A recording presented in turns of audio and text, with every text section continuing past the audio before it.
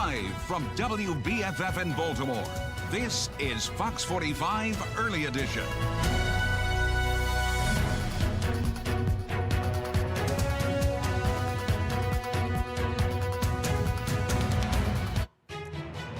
Good morning to you. This morning, we are weather alert around Baltimore as winter weather could impact your morning commute. We're tracking conditions with our Weather Tracker Authority HD radar. You can see that there on your left. And then in Western Maryland, people are waking up to what looks like a winter wonderland. You can see that right there on the top of your screen on the right. Just below that, a live look at the Inner Harbor this morning as we begin to start seeing those rains and flurries. This is the view right now from Manchester, Maryland, just after 4 o'clock this morning. One of the journalists in our morning view sent us this of his morning drive. So be mindful as you head out there today. Good morning. It's Monday, December 11th.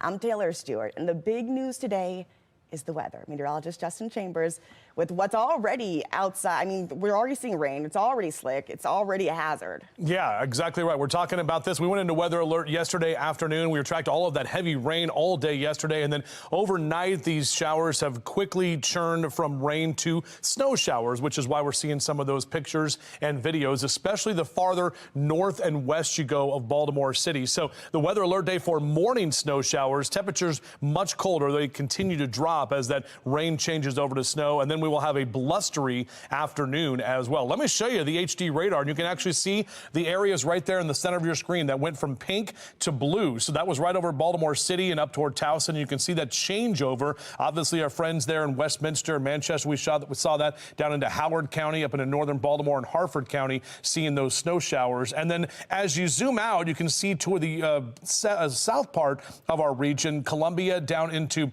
Laurel and Bowie. Eventually, that is going to be changing over there in parts of Annapolis. The wider picture shows more of the green on the eastern shore as those temperatures have not dropped yet, and it's still mainly that rain. A lot of wet weather. We had all of that rain yesterday, and now we're seeing some of that snow that is starting to stick, at least in some of our higher elevations. Check out our temperatures. Most of us are still above freezing, especially the eastern shore. You're in the upper 30s, but we've got those numbers to drop in Cockeysville and Hunt Valley down through Baltimore City into the low to mid 30s, and that's where we're seeing some of that accumulation. So on your morning drive, definitely a yellow light. Make sure to take it easy. The good news is most of this should be done within the next hour and a half as all of this rain and snow moves out of here. So the second half of the commute will be a little bit wet, possibly slushy, but we won't be talking about any more rain or snow. Back with your full forecast. We'll take you through what we can expect the rest of today and the week ahead as well. All right, well, stay tuned.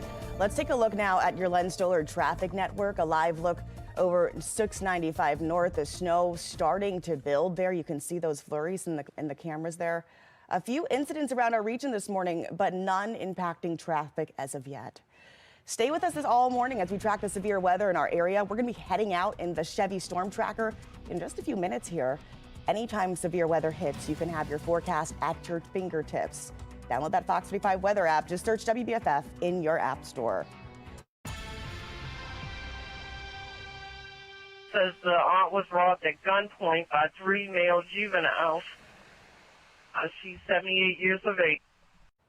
Developing this morning, police say a woman in her 70s was robbed at gunpoint in East Baltimore. She was just trying to get her groceries out of her car. She tells police 3 young people pulled a gun on her and ran off with those groceries Saturday night. This robbery is just the latest case of a violent crime committed by young people. Coming up later this morning, Olivia Dance will be live with new information on an armed carjacking and the troubling legal past of the teens allegedly involved. Fox 45 News found that DJS has about 14 members monitoring more than 100 young people on ankle monitors. This is about a 1-to-9 ratio.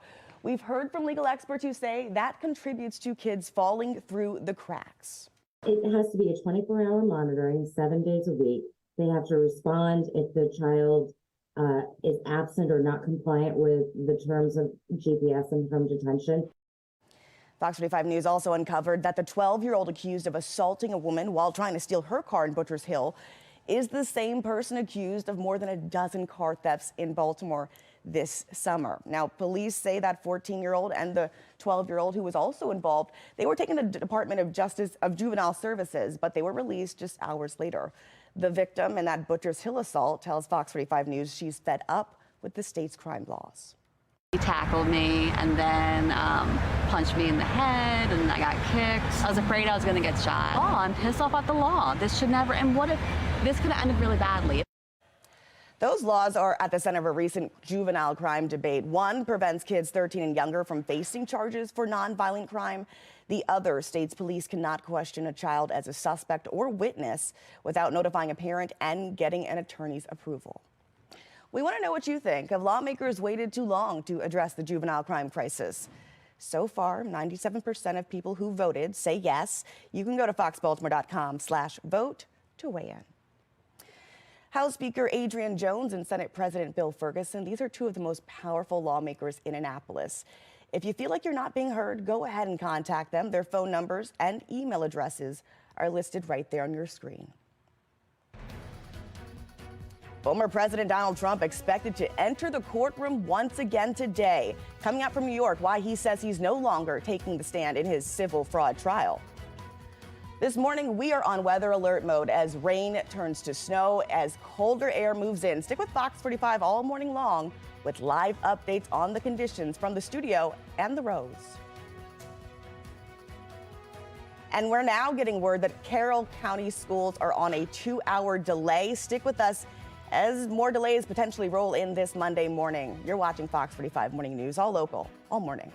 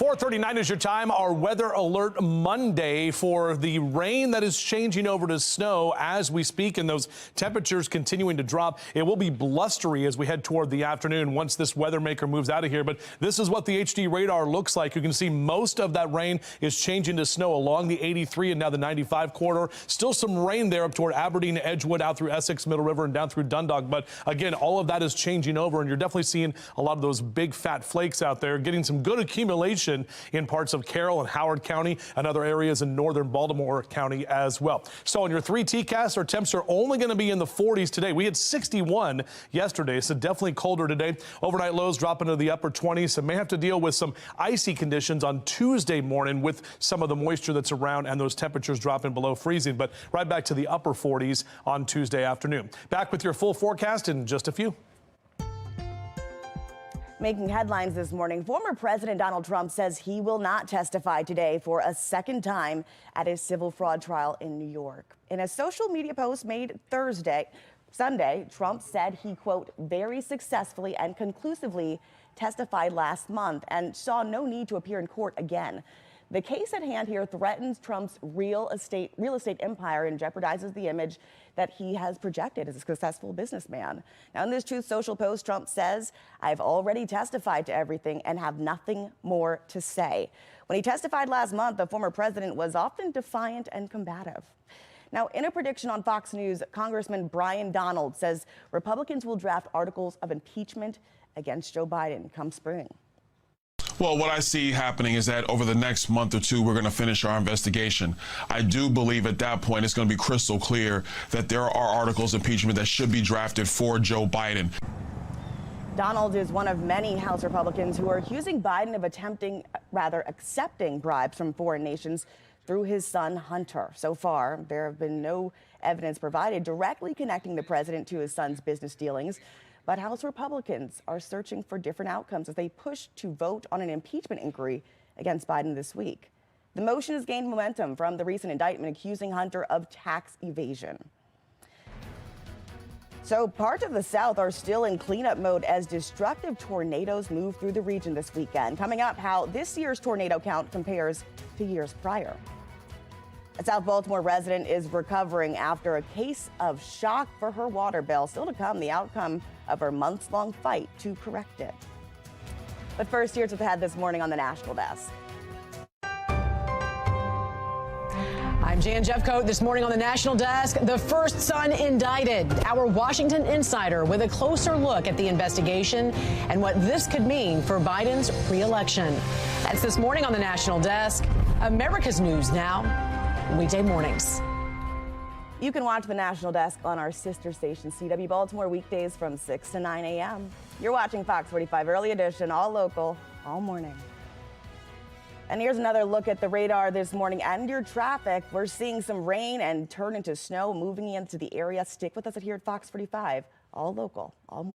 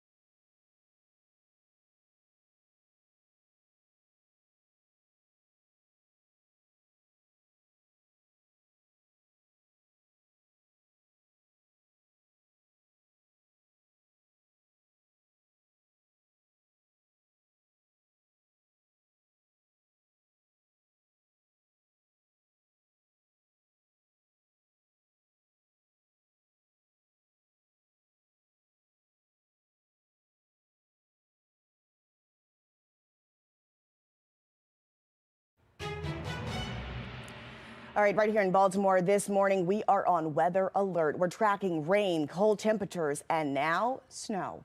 You're in for some slick roads this morning. We're taking you live to the Inner Harbor and Towson as we track this system with our Weather Authority HD radar. We're also getting word of some delays here. Take a look at your screen. Carroll County schools as well as Harford County schools are opening 2 hours late this morning. Now, this morning from the studio to the roads, we've got live team coverage bringing you the latest on those conditions. Taking you live right now to the roads where later this morning I'll be taking you around the region so you know exactly what to expect on your morning commute.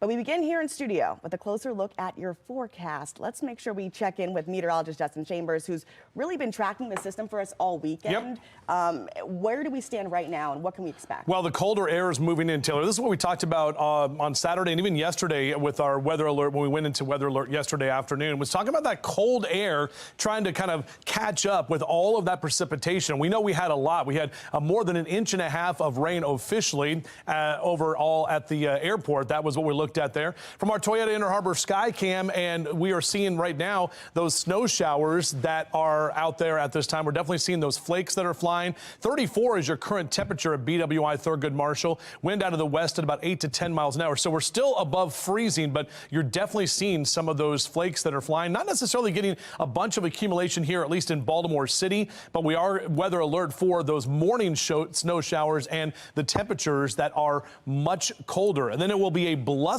afternoon. This system is quickly moving out of here, so within the next couple of hours, the precipitation will be done, and then what's left behind is what we have to deal with through the course of the afternoon. All right, so here's that HD radar, and you can really see that changeover. It started as rain just a couple of hours ago and then quickly turned to snow, especially for our friends in Carroll and northern Baltimore County. But look at this. I mean, the snow is cleared out of Westminster now, down into Owens Mills, into Pikesville. You're seeing a few more of those showers. When you look at the larger picture, Eastern Shore pretty much still all rain. Don't know if that cold air is going to mix in enough to change that over to snow at this time, but we definitely see more of that snow down south of Baltimore City down to the areas around D.C. And this is kind of the area where we're seeing this shower activity that continues to pull out of here. It's all that large cold front that brought all of the rain and those mild temperatures yesterday afternoon. We got to the lower 60s. Those are done for now, as we're going to be quite a bit colder behind that front. But there's the frontal boundary right there, that area of low pressure tracking up to the northeast. So up and down the 95 corridor, a little messy right now.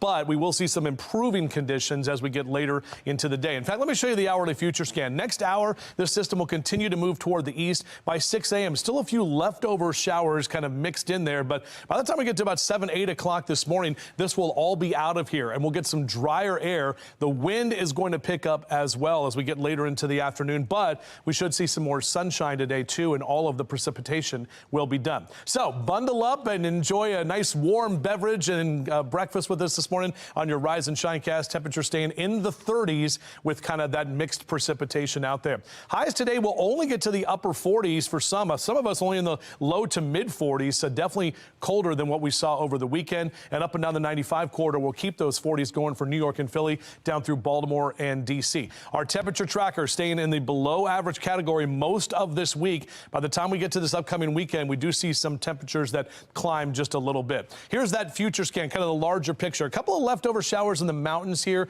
later this morning, but all of this is clearing out of here by Monday afternoon. And we have a pretty dry week ahead. In fact, very benign weather, not much happening, less wind tomorrow. Another weak cold front will come through Tuesday night into Wednesday morning, but it's a dry cold front, so we're not tracking any more wintry precipitation as well. As I mentioned, we're going to be able to drop this weather alert by, I'd say, mid-morning, so it's not going to be weather alert all day. And then when you look at that 7-day forecast, you can see the dry conditions all the way into the weekend, possibly a few showers rolling back in on Sunday. Taylor? All right, let's go ahead and check your Len Stoller traffic network, a look around the Beltway here. And you can see some of those flurries coming down on the cameras. Conditions are not great.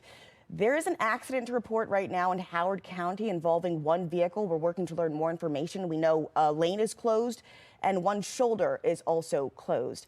Let's go ahead and check in on mass transit. Mark Jones with the MTA. Good morning to you, Mark. Well, good morning, Taylor. Good morning, everyone. Light rail link service is still temporarily suspended at all stops in order to perform emergency inspections.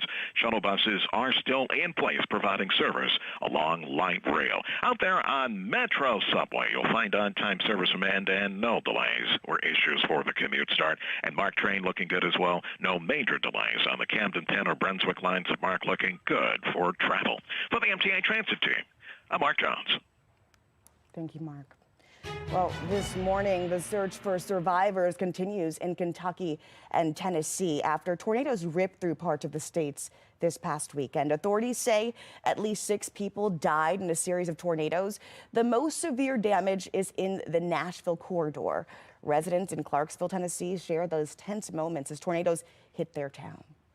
I could see a funnel starting to form, and when I saw the transformers blowing, that's when we're like, yeah, we got to go downstairs. Immediately, the whole house shook. I heard a clash. I heard glass breaking. It was a blowout, and I started crying and panicking and praying. Now, thousands of people remain without power this morning, and crews from neighboring states have been brought in to help get the lights back on. Now, as of right now, at least 26 deadly tornadoes have hit the U.S. in 2023. Mind you, that is the most in a single year since over a decade. Now, in 2011, 50 deadly tornadoes killed more than 550 people.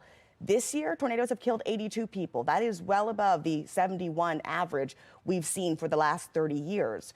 Tornadoes have killed people in 12 different states. Mississippi has seen the most fatalities with 24. Meanwhile, Tennessee follows that at 16, which includes the 6 who have been discovered dead on Saturday. Juvenile justice continues to soar as a woman in her 70s is robbed at gunpoint in East Baltimore. Coming up, how this factors into other recent armed carjackings. New fallout from Capitol Hill testimony regarding the safety of Jewish students on college campuses. I'm Christine Frizzell with the details straight ahead. And stay with Fox 45 all morning long as we track your forecast in our Weather Authority HD radar. We are weather alert this morning. You're watching Fox 45 Early Edition, all local, all morning.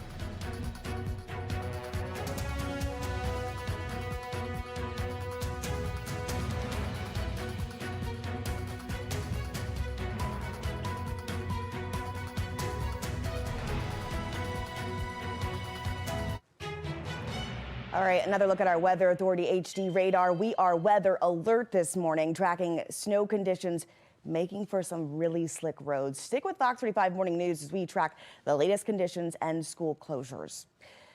Well, now taking you live to the Middle East, where refugees in Gaza are being ordered to evacuate.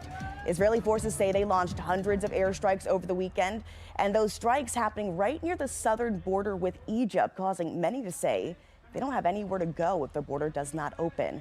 U.S. Secretary of State Anthony Blinken says Israel has the intentions of protecting civilians, but so far has not shown that on the ground.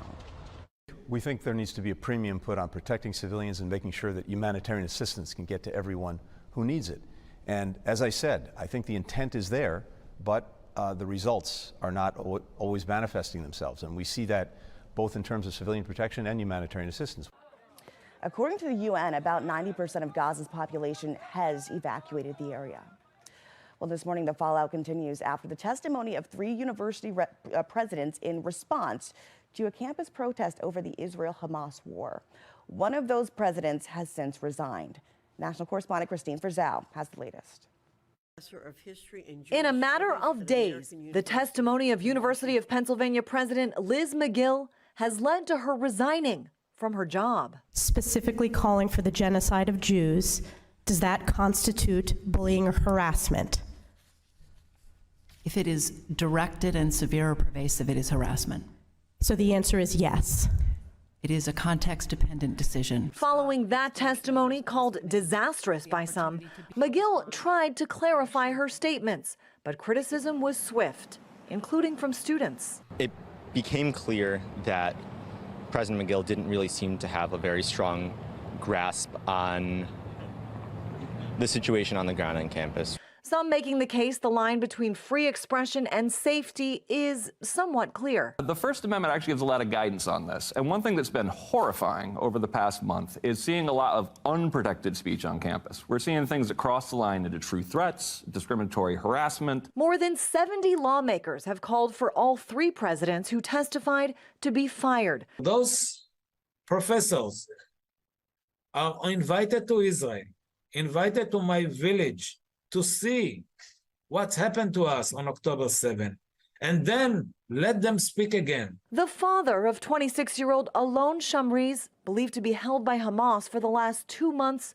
frustrated by rhetoric in the United States and by the actions of his own government. We're putting a pressure on our government to make a deal, put a deal on the table, release all the hostages, and then do whatever you want. Our government is not willing to listen to us. Frustration as well from leaders in the international community, sounding alarm bells about the toll of Israel's actions in Gaza. More than 17,000 people are reported to have died in Gaza, including 7,000 children. Back in Washington, the House Education Committee is launching a formal investigation into the, quote, learning environments at Harvard, MIT, and UPenn, with likely subpoenas and document requests into what lawmakers say is the targeting and harassment of Jewish students on campus. I'm Christine Frizzell reporting. Well, last week, Sinclair asked viewers across the country, do you think the presidents of Harvard, UPenn, and MIT should resign over their handling of anti-Semitic protests on their campuses? Now, more than 7,300 people answered this poll, 85% of them saying yes. We are weather alert this morning, tracking the wintry precipitation that is causing some issues on that morning commute. Live from WBFF in Baltimore, this is Fox 45 Early Edition.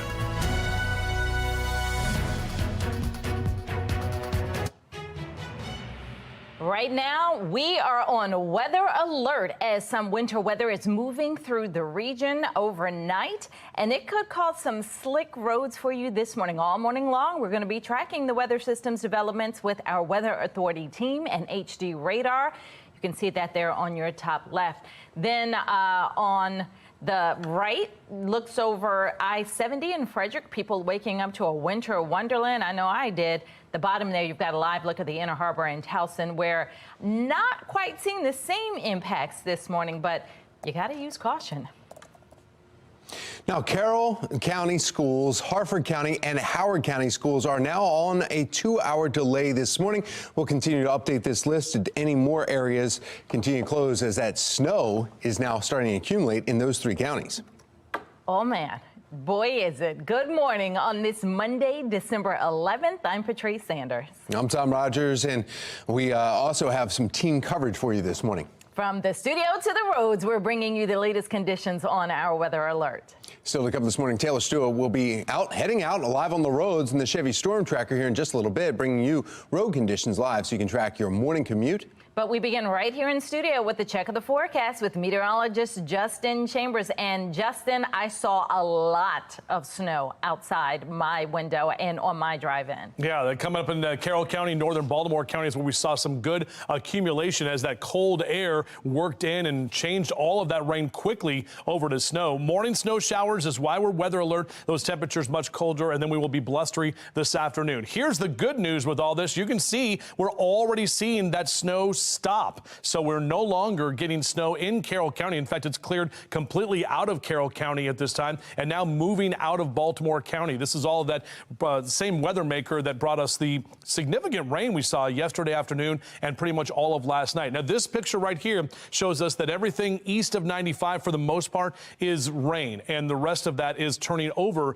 to snow from Cockeysville, 83 up to the north, down to the south on 95 and 97 down into Anne Arundel County. And this is all that larger system. When you really look back at the whole, you know, the big picture, essentially, it's still rain really up into Philly, New York, and Boston, but we're still sort of seeing that changeover happen along that line with that colder air. This is a live look here from our Towson camera. Definitely wet, and if you're not seeing snow accumulate as you step out, you're definitely seeing those cold temperatures, those roads getting slicker by the minute. And temperatures continue to drop too, so most of us are in the 20s and 30s. If we were just a little bit colder, we'd have a lot more snow accumulating in Baltimore County. But yeah, we definitely have those school delays, and they are warranted. On your morning drive, definitely a yellow light. Make sure to take it slow and just take it easy out there. Temperatures are going to stay in the 30s for the next couple of hours. We'll talk about what we can expect the rest of this week and if there's any more wintry precipitation in our future coming up in a few. All right, Tom, so any issues out there that we've heard of so far on the commute? Yeah, and one of the bigger ones right now is 32 northbound, right just near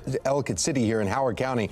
There's a vehicle involved, 32 north, right near Burntwoods Drive, and there's a collision. It's causing 2 lanes to be blocked. We also have a lot of slowdown delays, 83 southbound in the Hereford zone, all over Carroll County.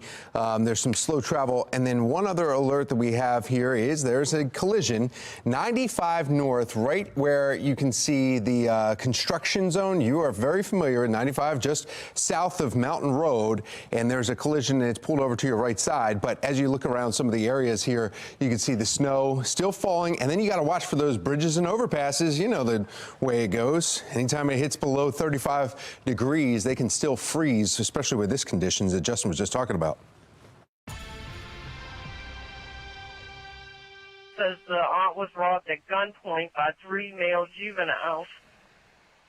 She's 78 years of age. Developing this morning, police say a woman in her 70s was robbed at gunpoint in East Baltimore while trying to get groceries out of her car. She told police 3 young people pulled a gun and stole her groceries before running off Saturday night. Well, Fox 45 continues to hear concerns about juvenile crime in the Baltimore area, as this robbery is just the latest of the violent crimes committed by young people. We're learning more about several teens arrested for carjacking that happened right outside of a Starbucks on North Charles Street in Towson December 2nd. 18-year-old Markev Wade and 2 15-year-olds and a 14-year-old were all arrested for that incident. Records showing one of the teens involved in the carjacking was in custody by the Department of Juvenile Services at the time. And court records documents show the 14-year-old is younger brother of a Baltimore City man convicted of shooting and killing 2 Harford County residents in 2019. That shooting happening on Bloomingdale Road in Baltimore just months after the then 17-year-old was placed on DJS monitoring for gun and drug charges. Family of one of the victims calling out the system. So how do you bury a child? I'm going to find out, but this is hell. This is pure hell. There's a problem in the city because all these criminals are being released for armed 2 days robbery. later, a week later, and they're going back on the streets And and they're they're not continuing, scared. and they're not afraid. They're shooting people every day, killing people. Why is that happening? Why? Well, one woman came face to face with one of the teens from Starbucks carjacking just hours before and tells Fox 45 News she was terrified. As we mentioned, we learned one of those teens was under DJS supervision at the time, which is just the latest example of juveniles committing violent crimes while under state custody. Now, according to police, when those teens were arrested for the carjacking outside the Starbucks, they found a gun with the serial number filed off and an extended magazine and several rounds of ammunition. A Fox 45 News investigation found DJS has about 14 staff members monitoring more than 100 young people on ankle monitors, about a 1-to-9 ratio. We've heard from legal experts who say that contributes to kids falling through the cracks. It has to be a 24-hour monitoring, 7 days a week. They have to respond if the child is absent or not compliant with the terms of GPS and from detention. Fox 45 News also uncovered a 12-year-old accused of assaulting a woman while trying to steal her car in Butchers Hill last month is the same person accused in more than a dozen car thefts across Baltimore area this summer. Police say that 12-year-old and a 14-year-old who was also involved were taken to the Juvenile Justice Center in Baltimore, but released hours later. The victim in that Butchers Hill assault telling Fox 45 News that she's just fed up with the state's crime laws. He tackled me and then punched me in the head, and I got kicked. I was afraid I was going to get shot. Oh, I'm pissed off at the law. This should never, and what if this could have ended really badly? Well, those laws are at the center of recent juvenile crime debates. One prevents kids 13 and younger from facing charges for nonviolent crime. The other states that police cannot question any child as a suspect or witness without notifying parents and getting approval from an attorney. Now, the laws have been in place since last summer, and some Democrats in Annapolis argue that isn't enough time to see whether the laws will be effective long term. Laws that we put in place are going to take a couple of years to fully see the fruit of the foundations that we've laid and the seeds that we've planted. I, for one, am not interested in rolling back the reforms that we put in place last year. We want to know what you think about this. If lawmakers waited too long to address the juvenile crime crisis, so far 97% of those who have voted responded yes. You can weigh in right now by going to foxbaltimore.com/vote. House Speaker Adrian Jones and Senate President Bill Ferguson are two of the most powerful lawmakers in Annapolis. If you feel like you're not being heard, you can contact them. Their phone numbers and email addresses are listed right there on your screen. South Baltimore resident recovering after a case of a water bill sticker shock, still to come. The changes the city is now making after her months-long fight to correct her bill. Our temperatures are dropping this morning, some of us right near that freezing mark as our weather alert day continues. We'll be tracking when this snow moves on out of here and how it's going to impact the rest of your Monday.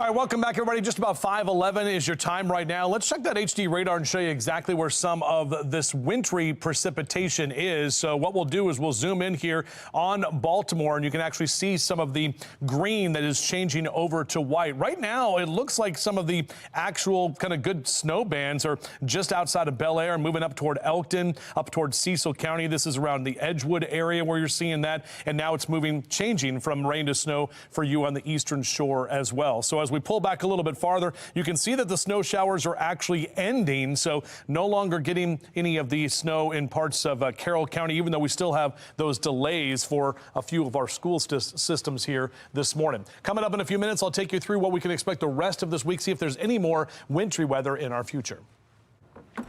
Well, the Ravens are waking up victorious this morning. The incredible play that gave the Ravens the big win in overtime.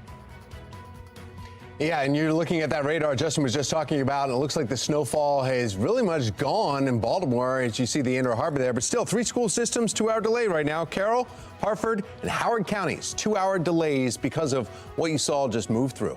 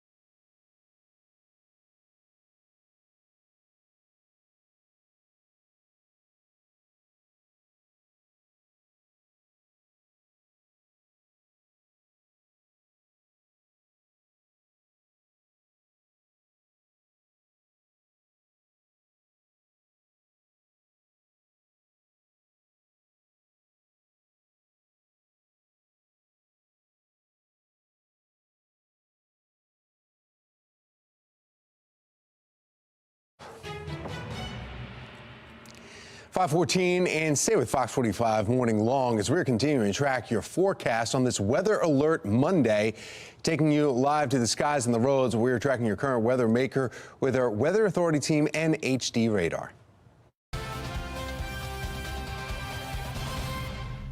62 points between the Rams and Ravens was not enough in regulation. Their Week 14 meeting under wet conditions needed overtime yesterday. And after both sides got the ball on offense and had to punt, an unlikely Ravens hero arrived on special teams. Tylan Wallace back to field the punt in overtime. A field goal at this point can win it for the Ravens, but why not walk it off yourself? Wallace, in at returner for the injured Devin Duvernay, broke at least 3 tackles and stayed on his feet down the sideline.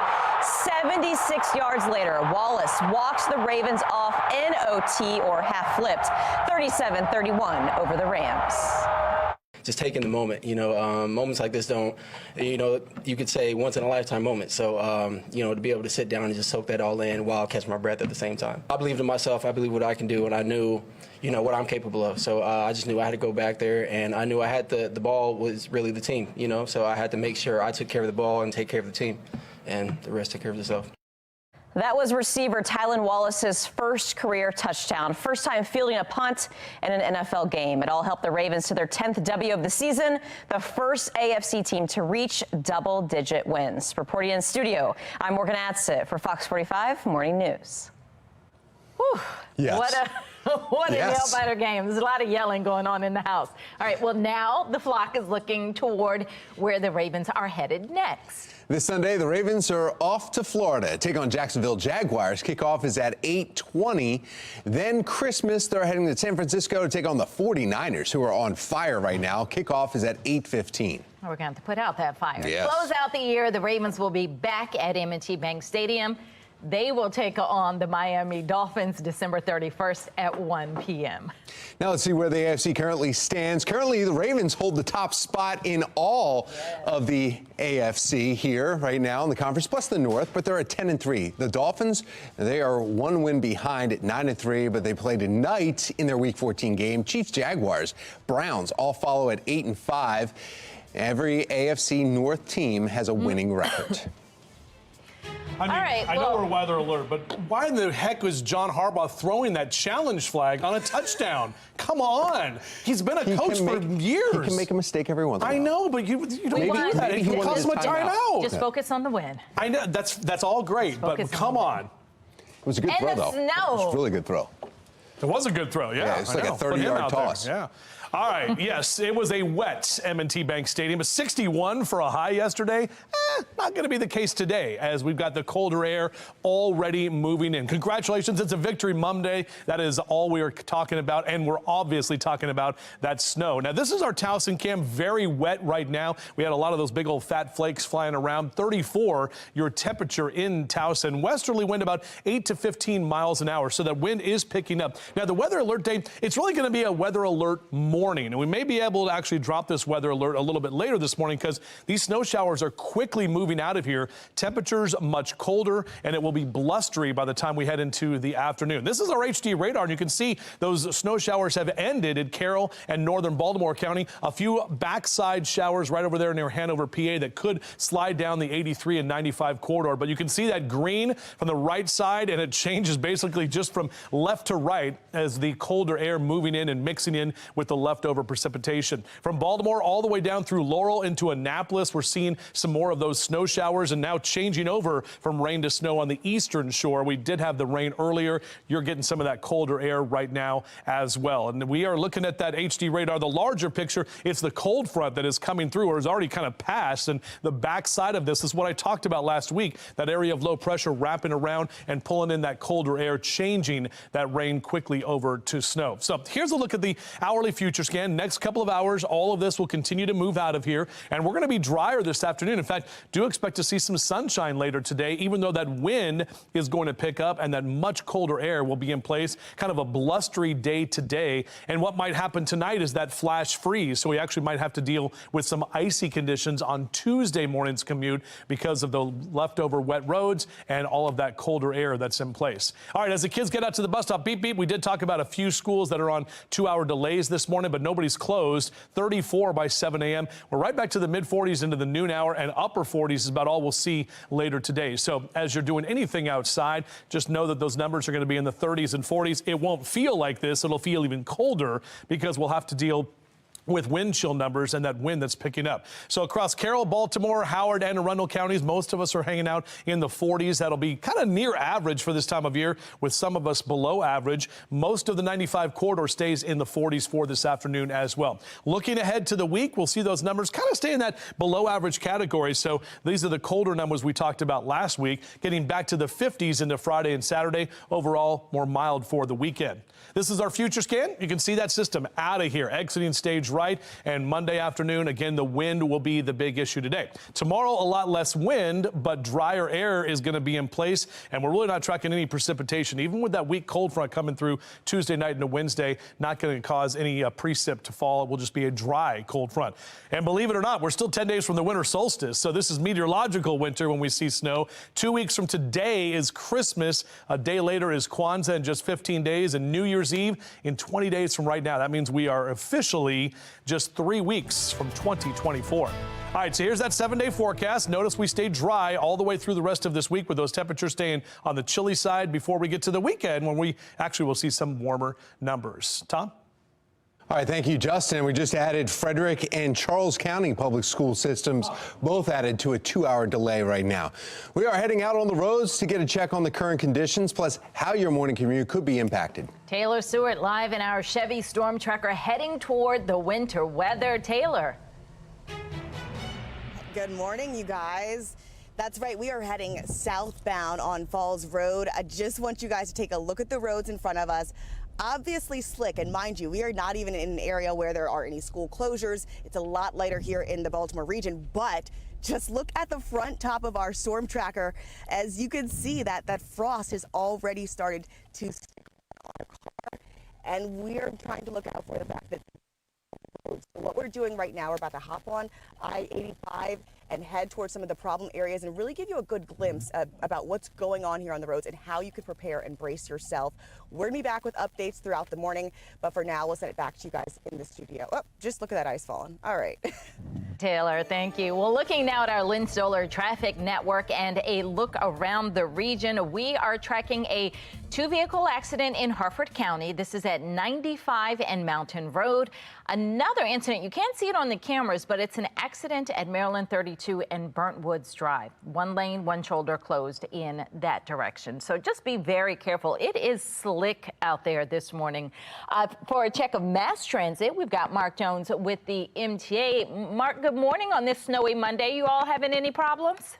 No, nothing out of the norm. Of course, the norm, unfortunately, now is light rail service is still temporarily suspended at all stops in order to perform emergency inspections. Shuttle buses do remain in place, providing service on light rail. Allow time for travel with those buses, as you'll need a little extra time to get there. Patrice, also out there right now, you'll find Metro subway on-time service in both directions between Owings Mills and Hopkins Station, and the MARC train system. With the delay, train 505 running 8 to 10 minutes late, and we've got train 841 on the Camden line with a 5-minute delay. Allow time for travel there, too. For the MTA Transit team, I'm Mark Jones. Thank you, Mark. I just got word Baltimore County is now 2 hours delay, colluding with Frederick and the other list that you will see on your bottom screen and your ticker there. This morning, we are weather alert. Because the rain has turned into snow as the colder air moved in. Some of you are back to seeing some rain, others still getting snow. Stay right here with Fox 45 Morning News all morning long as we give you live updates on the conditions from studios to the roads. 524, you're watching Fox 45's Early Edition, all local, all morning.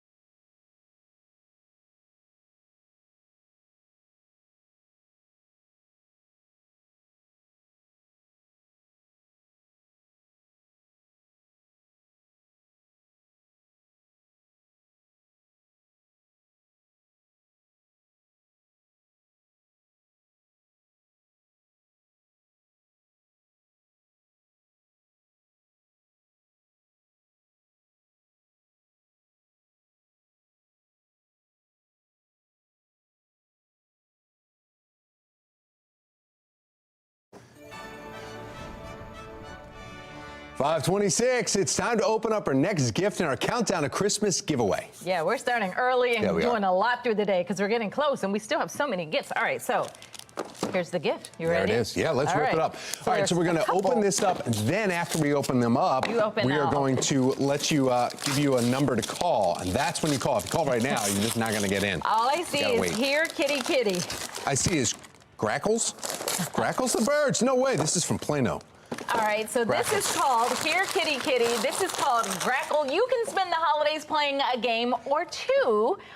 Again, Here Kitty Kitty. I've never heard of these, so these ought to be fun. New games to try. Cold weather outside makes it perfect for board games inside. If you come and pick this up today in the snow, right, you can have it. One of these birds, it went right through the sunroof one day. And my wife's like, you ought to close that. There's a lot of birds. I'm like, we'll be fine. There's no way. Oh.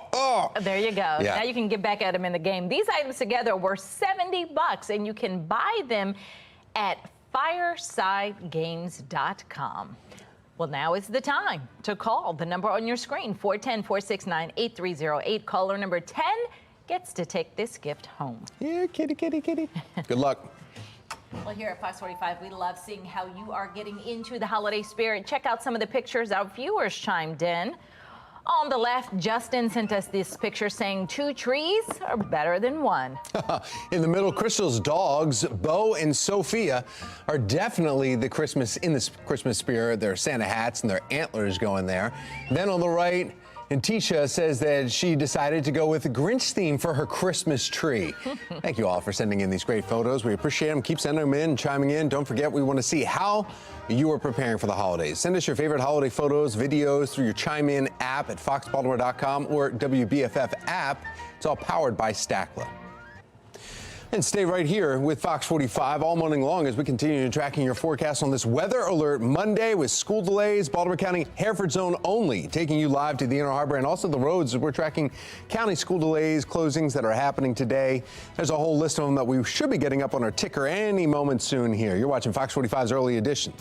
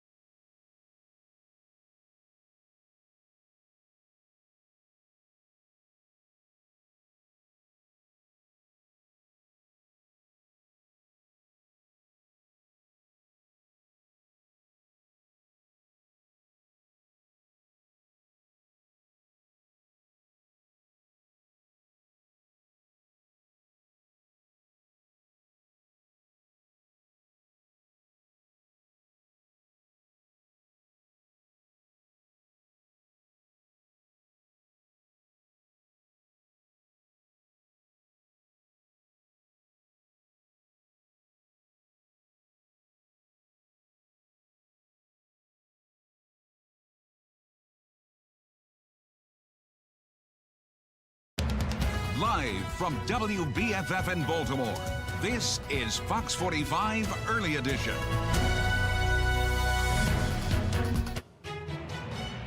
This morning, we are weather alert as we are waking up to winter weather. We're tracking the developments with our Weather Authority HD radar, which you can see on the left. In Frederick, Maryland, people waking up to a winter wonderland. My phone is ringing because I'm getting the call from the schools about delays. Yes.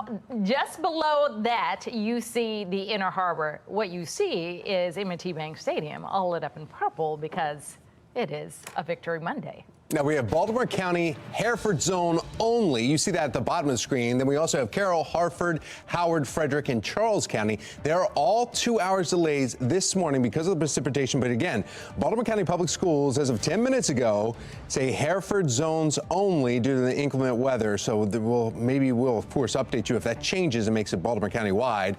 I know my wife has her fingers crossed. She's praying right now. She's hoping Justin will say, make it all Baltimore County. I'm like, you can't do that.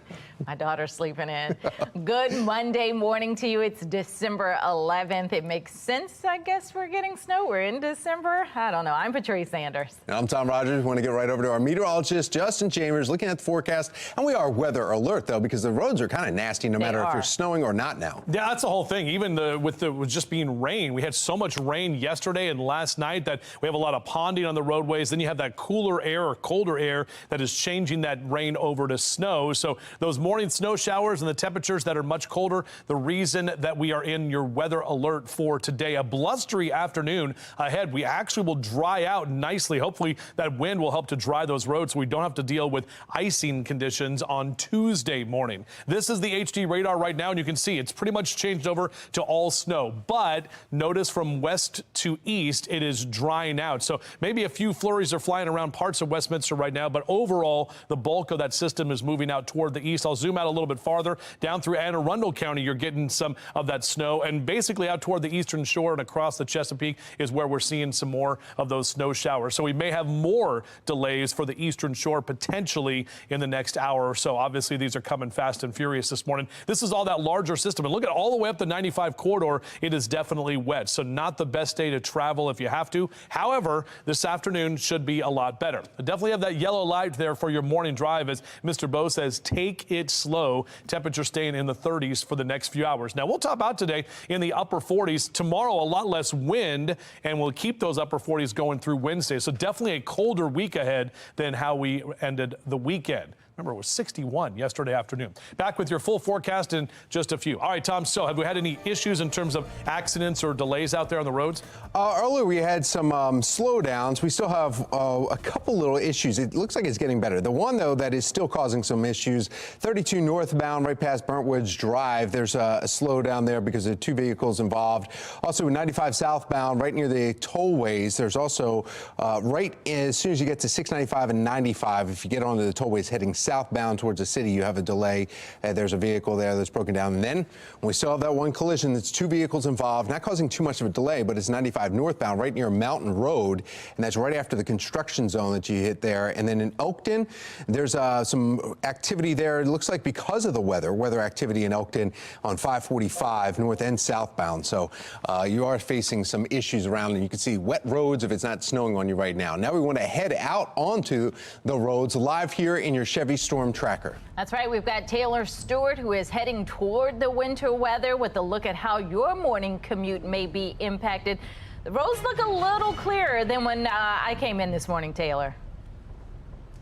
I gotta tell you, I-83 northbound right now, heading towards Timonium. Not even a lot of cars out. Maybe they've heard the word here that roads are slick. We're driving with a little bit of extra caution right now. But as you can see, right here on I-83, looking pretty calm when you compare it to some of our other areas in not only the east, but also Baltimore County. And we're heading there right now. We're going to try to find those problem areas so you're aware of what exactly you're working with this morning as you head out for your commute. But I got to tell you, I-83 northbound right now, not a lot of cars out. And while it's a little slick, we're adding some caution. We're driving a little slower, and we are doing all right. So that is the update from where we are now. But as we said, we're traveling throughout the region this morning, making sure you're fully aware of what to expect on the roads here. We'll send it back to you guys in studio for now. Taylor Stewart, Fox 45 News. Thank you, Taylor. We're also tracking the snowfall, Baltimore County. Olivia Dance joining us live this morning from Towson. And Olivia, what are you seeing out there? We hear it coming down. Yeah, well, it's, Tom and Patrice, it's kind of more of a wintry mix now. It feels more like rain. You can see the water on my jacket, but just a few minutes ago it was snowing, and we are seeing some accumulation, some of this icy type snow on these leaves here, a little bit of accumulation on the ground. We'll pan over this way so you can see, but definitely not as much accumulation as I've seen in other areas. I actually took it, of course, very slow when I was out driving this morning, but I drove through a good portion of both Howard and Baltimore counties, and a lot of the roads were covered with snow. Once I got into Baltimore County here, the precipitation turned more into a wintry mix. In some areas it was snowing, in other areas it felt more like rain. But I definitely saw a lot of emergency vehicles out on the road, especially in Howard County. The snow there was really that like snow globe, fluffy, powdery type snow. Also, as I was driving, the temperature was in some areas just below freezing. In other areas, it was just above freezing. So it was really hard to tell on the roads if the shine on the roads was just water because of all that rain that we got last night, or if it was ice. I saw signs warning of ice and telling people just to drive slow. Like I said, I was driving slow. Most of the people that I saw out on the roads were also taking it slow. So, of course, if you're out and about this morning, you want to make sure that you give yourself plenty of time to get where you're going. Back to you. All right, thank you, Olivia. Juvenile violence continues to soar as a woman in her 70s is robbed at gunpoint in East Baltimore. Coming up, how this factors into other recent armed carjackings. And from the studio to the roads, we are tracking your latest winter weather maker on this weather alert day. Stay with Fox 45 all morning long for our live team coverage on the current conditions around the region. 5:38, you're watching Fox 45 Early Edition.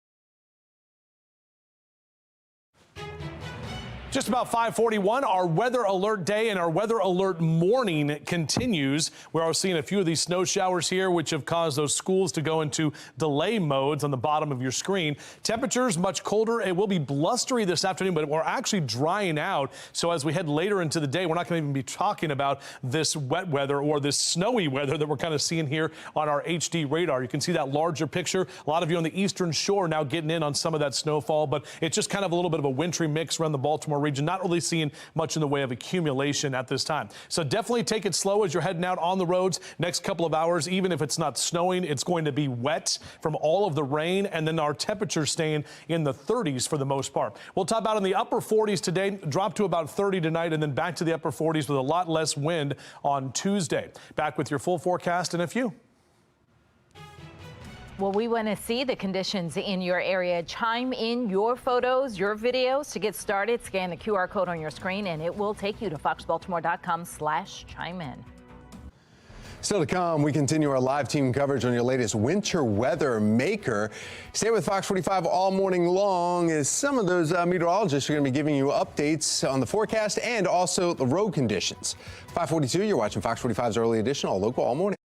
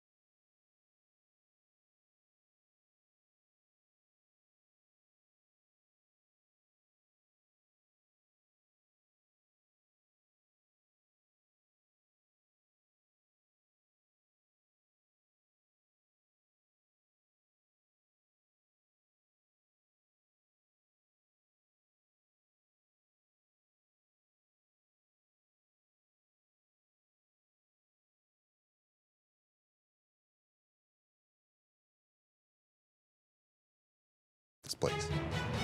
5:44 this morning, we are weather alert as the rain that we have been tracking combined with the cold temperatures making roads slick this morning, and there was a lot of snow coming down in certain areas. I could not even see the lanes as I drove in. It was stuck to the streets. Taking you live to the Inner Harbor in Towson as we are tracking the system with our Weather Authority HD radar.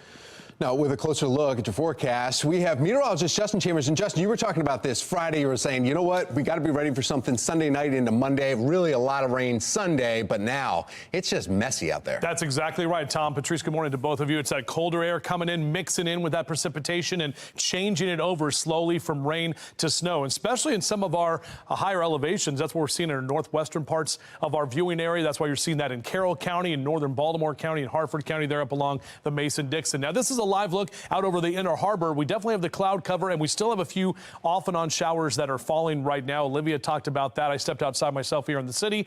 It looks like you see a few flakes, but nothing sticking to the ground because our ground temperatures are still above freezing. We had 61 yesterday, and this is what Jasmine and I were talking about in the forecast center yesterday afternoon about how those road temperatures are staying kind of in that above freezing category. So yes, it's very wet out there. You're definitely seeing some of the slushiness and some some of that snow developing, but you got to get to the higher elevations where it's actual snowfall. Temperatures much colder.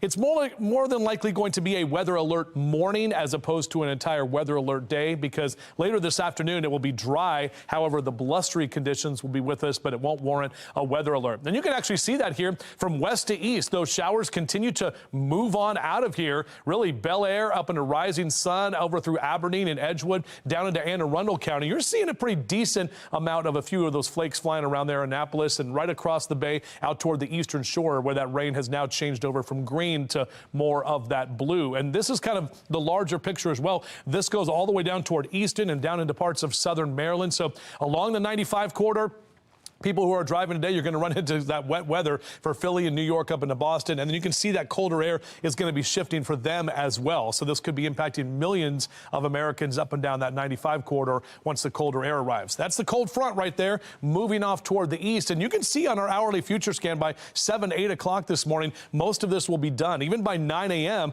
we should see that sun pop out, and then that wind is going to pick up on the backside of that cold front. So in the wake of the cold front, that westerly and northwesterly wind will help to dry us out nicely. Now, this will help because the more wind and the drier conditions we get at the surface means those roads dry out before that freeze tonight, or those temps below freezing, which could cause some serious issues by the time we get into your Tuesday morning. But we're hoping to see that drier air continue to move through, and that's what we're looking at for today. We do have a few school delays that are on the bottom of your screen. 34 for your temperatures at the bus stop forecast. Make sure those kids are ready to go with the winter and kind of rain gear, but then mid-40s by noon, and you won't need that stuff this afternoon, even though our temperatures are only going to get to the upper 40s. 49 is typically where we are for December 11th. Most of us in the low to mid-40s across central Maryland and up and down the 95 corridor, keeping those 40s going for you for today. So here's the future scan as we take you into the week. There's the system, that area of low pressure, and our weather maker moving on out of here. We've got the drier air in place today and tomorrow as well. A lot less wind on Tuesday, plenty of sunshine, a little on the chilly side, but not much to get in our way. You see that weak cold front come through. It's a dry cold front, so we're not tracking more precipitation later this week. In fact, we're going to stay dry pretty much all the way through about Saturday into this upcoming weekend. Notice on Sunday, we do have a few showers that are expected to move in. It's not looking like much, but notice our temperatures are only going to be in the 50s, or are going to be to the 50s. So we'll see more of a milder air as we head toward the end of the week and into this weekend. Tom? Yeah, we just got in Cecil County, Justin. They're 2 hours delay. And then the other side of the state, Garrett County, they're going to virtual learning day because of the weather here. So a lot going on. We have St. Mary's County, Montgomery County. They're all 2 hour delay. Hereford Zone and Baltimore County. That list keeps getting updated on the bottom ticker there. So keep watching that for your school delays because of this weather. And taking a look at your Len Stoller Traffic Network and a look around the Beltway, some of the roads here. It looks like it's just rain, which is some good news. But watch out for those secondary roads as volume is picking up. Roads are becoming slick. There's even just a lot of large puddles because of all the rain that we've had since the day before. So watch for hydroplane. Now we want to go to your mass transit. We have Mark Jones in the MTA. Good morning, Mark. Well, good morning, Tom. Good morning, everyone. Light rail service is still temporarily suspended at all stops in order to perform emergency inspection. Shuttle buses remain in place, providing service, so certainly allow time for travel as you'll need it with your bus connections out there. You'll find on Metro Subway on-time service at present in both directions between Owings Mills and Hopkins Station. And on the BART train system, we've got train 841 on the Camden line running 5 minutes late. The other trains of Mark look good for the start. For the MTA Transit team, I'm Mark Jones. Thank you, Mark. The countdown to Iowa is on. So what are the prospects for the two presidential frontrunners? I'm Christine Frizal with a look at some mounting challenges for both candidates. And stay with Fox 45 all morning long as we continue to track your forecast this Weather Alert Monday. A lot of school delays on your ticker at the bottom of your screen. You're watching Fox 45's Early Edition. We are all local all morning.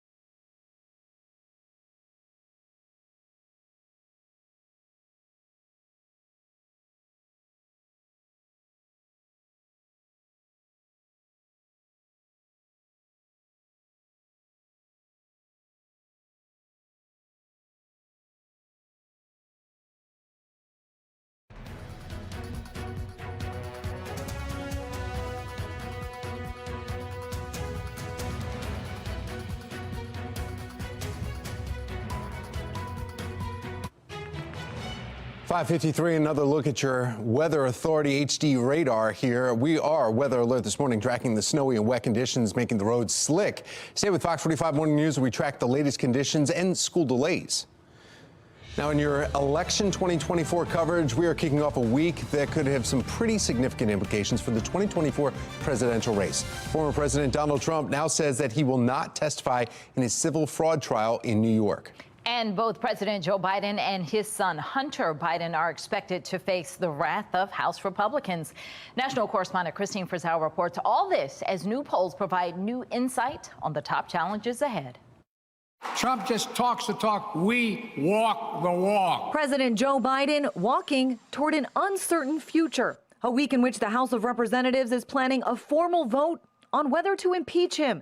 And his son Hunter Biden just indicted on 9 new tax charges set to be grilled by the House Oversight Committee. Joe Biden knew what his son was doing. He knew what his brother was doing. He met with all the people, even though he said he never met with them. This is a concern. We fear this president is compromised. Donald Trump's fraud case will also be playing out in court, though he just announced in a post online he will not be testifying. Meanwhile, a Wall Street Journal poll finds former President Trump leading President Biden on nearly every issue other than abortion. In a head-to-head matchup, Biden trailing Trump by 4 points.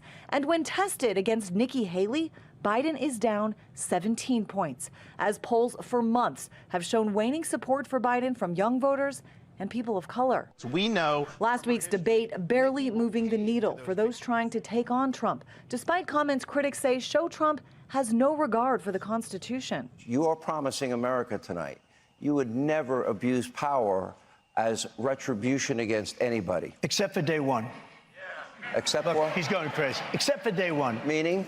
I want to close the border and I want to drill. Many supporters, though, not budging. He was an effective, successful president. I think he will be an effective, successful president again. That's why I've endorsed him. Still, polls have shown the majority of Americans want neither frontrunner in the race. You have a setting where you have someone who's too old and someone else who's a little too nutty.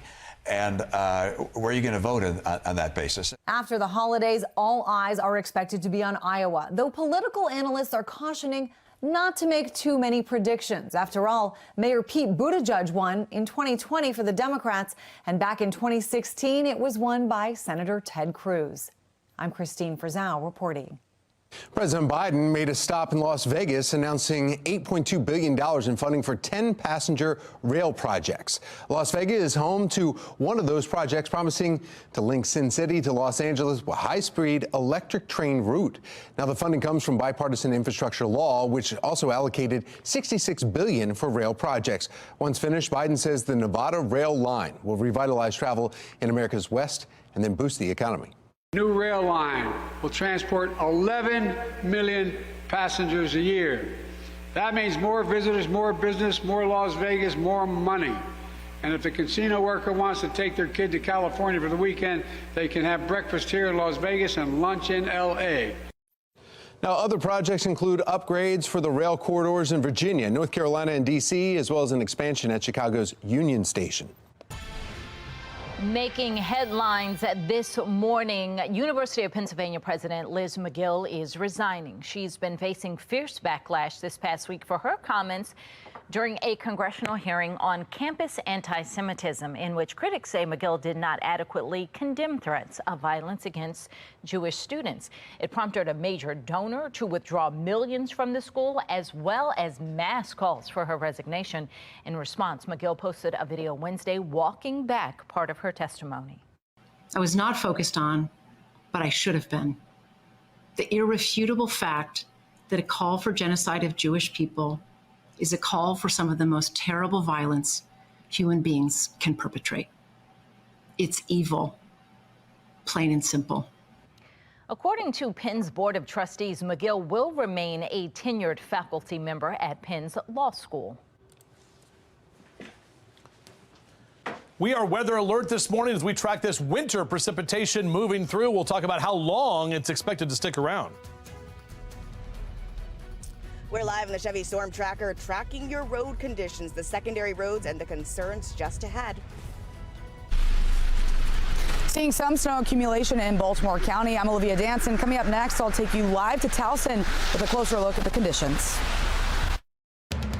Live from WBFF in Baltimore, this is Fox 45 Morning News.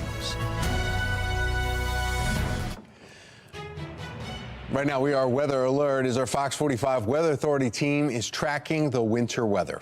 We have a look at our Weather Authority HD radar, which you can see there on the top left of your screen. Yeah, then elsewhere around the region, we're taking live looks at Western Maryland, where they are waking up to signs of snow. Western Maryland, Garrett County, you're working from home today, kids. And we're seeing snow falling across our area as well, which is causing some of you to sleep in. So take a look at this video. This was my driveway. So I didn't park in the garage. I was there, and then this was my drive in. This was actually good. You can see a lane there. Some of my ride, you couldn't even make out the lanes this morning. It was a lot. There is a lot, yeah, and that's why there's a lot of delays this morning. Carroll County Schools. Harford County Schools, Howard County Schools, they all have a 2-hour delay. So here's the full list. Harford, Carroll, Howard, Baltimore County, Hereford Zone, Frederick County, and Charles County, all 2 hours late. Cecil County also now joining that list. Montgomery County Schools joining the list. St. Mary's County, and then Garrett County, they're not going in at all. They're doing virtual learning today. Just 2 minutes ago, Calvert just added to that 2-hour delay, too. Well, there you go. Good morning on this snowy Monday, December 11th. I'm Patrice Sanders. Snowy Monday morning. Yes, Monday morning, and hopefully that snow will end soon. We have live team coverage on it and this severe weather. Taylor Stewart is live out on the roads in the Chevy Storm Tracker. She's going to be bringing you the road conditions so that you can track your morning commute. And just ahead, we'll also be going live to Olivia Dance. She's back out in Baltimore County with what she's seeing there. But first, let's get over to meteorologist Justin Chambers. He's got the latest on dangerous conditions that we're dealing with this morning. Yesterday, Justin, I had things to do. I drove through pouring rain all day yesterday, and this morning drove in through, I mean, really downpour of snow. Yep, this is what we talked about last week, that colder air coming in along with all of that precipitation. And that's why Monday morning we were expecting this. We went to Weather Alert yesterday to let you know about what was going to be taking place last night and this morning as well. This is a live look here as we take you outside from our Toyota Inner Harbor Sky Cam. Just a little bit of a light mixed precipitation falling over downtown Baltimore right now. Nothing that's accumulating here. We are seeing some of these morning snow showers and those temperatures that will be much colder today, and they are this morning, but a blustery afternoon ahead. And looking at our HD radar, most of this is moving out toward the east. It's now kind of east of 83 and 95 out toward Harford and Cecil counties, even down to the south for you in Anne Arundel County. We're seeing that as well. And then right across the Chesapeake out into the eastern shore, which is why some of those counties are now going into that 2-hour delay. So we do expect more of that to be taking place over the next hour or two. But this larger system can really see from west to east, drier air is quickly moving in. We've got some heavy rain that's continuing up the 95 corridor toward Philly and New York, and then they're going to get in on some snow as well. Definitely a yellow light. Mr. Bo says take it slow on your morning drive with temperatures in the 30s here. We'll get to the upper 40s this afternoon, and actually going to be a breezy to windy day, but we will not need the weather alert all day as this is only going to be a morning event. In fact, within the next, I'd say, hour and a half or so, most of this precip will completely clear the area. Back with your full forecast in just a few minutes from right now. Tom? Thank you, Justin. Let's take a look at your Lynn Solar Traffic Network here. And you can see some of the cameras around the area. And looks like people are taking it slow on your morning commute, which is some good news. Not really getting too much of an issue. Still dealing with one area of 32 right just south of Ellicott City there. Also, 97 northbound, there's an incident right in Anne Arundel County, right near 100 northbound lanes. And there's 2 vehicles off to the shoulder there causing some delays. 295 southbound in Hanover is just slow if you're heading down towards D.C. just because of the volume and maybe because of the rain, but no accidents to report there. Now we're heading out to the roads to get a check on the current conditions, plus how your morning commute could be impacted. Taylor Stewart is live in our Chevy Storm Tracker, and she is seeing the winter weather. Taylor, where are you and what's the conditions there?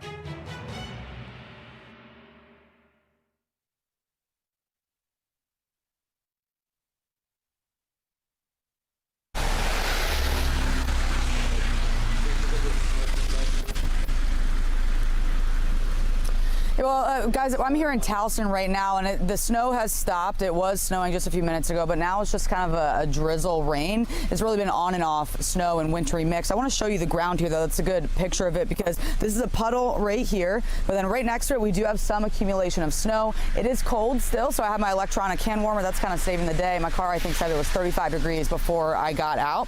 If we show you the road here, though, really not much accumulation on the road, which is a very different picture than what I saw in Howard and Baltimore counties this morning. I drove through a good portion of both of those counties, and there was a lot of snow on the roads. I saw a lot of emergency vehicles out. In Howard County especially, it was really that like snow globe, powdery type snow that was just covering the roads. As we know, several schools are also starting 2 hours late this morning, so you just want to make sure that you're taking it slow. As I was saying, it's hard to tell if the roads, like, you know, this right here, it's shining, so it's hard to tell if this is water, ice, a combination of both. So when you're out and about, you just want to make sure that you're driving as slow as possible and giving yourself plenty of time to get where you're going. Back to you. All right, Olivia, thank you. Well, developing this morning, police say a woman in her 70s was robbed at gunpoint in East Baltimore while trying to get groceries out of her car. She told police that 3 young people pulled a gun and stole her groceries before then running off Saturday night. Fox 45 News continues to hear concerns about juvenile crime in the Baltimore area as this robbery is just the latest. A violent crime committed by young people. Now, we're learning more about several teens arrested for carjacking that happened right outside of a Starbucks on North Charles Street in Towson, December 2nd. 18-year-old Markev Wade, 2 15-year-olds and a 14-year-old were all arrested for that incident. Records show one of the teens who were involved in the carjacking was in custody by the Department of Juvenile Services or under their supervision at the time. Court documents show the 14-year-old is a younger brother of a Baltimore City man convicted of shooting and killing 2 Harford County residents in 2019. The shooting happened on Bloomingdale Road in Baltimore just months after then 17-year-old was placed on DJS monitoring for gun and drug charges. Family of one of the victims calling out the system. So how do you bury a child? I'm going to find out, but this is hell. This is pure hell. There's a problem in the city because all these criminals are being released For armed 2 days robbery. later, a week later, and they're going back on the streets And and they're they're not continuing, scared. and they're not afraid. They're shooting people every day, killing people. Why is that happening? Why? One woman came face to face with one of the teens from Starbucks carjacking just hours before and telling Fox 45 News she was terrified. As we mentioned, we learned one of those teens was under DJS supervision at the time, which is just the latest example of juveniles committing violent crimes while under state custody. According to police, when those teens were arrested for the carjacking outside the Starbucks, they found a gun with the serial number filed off, an extended magazine, and several rounds of ammunition. We want to know what you think. Have lawmakers waited too long to address the juvenile crime crisis? So far, 97% of those who voted say yes. Head to foxbaltimore.com/vote to weigh in. Still ahead, concerns surrounding the future of the Inner Harbor Hilton, while one expert says city leaders should direct funding to other places. Continuing our weather alert day this morning, at least for the morning time, as the winter weather continues to move on out of here. We'll take a closer look at what we can expect for the rest of the day ahead coming up.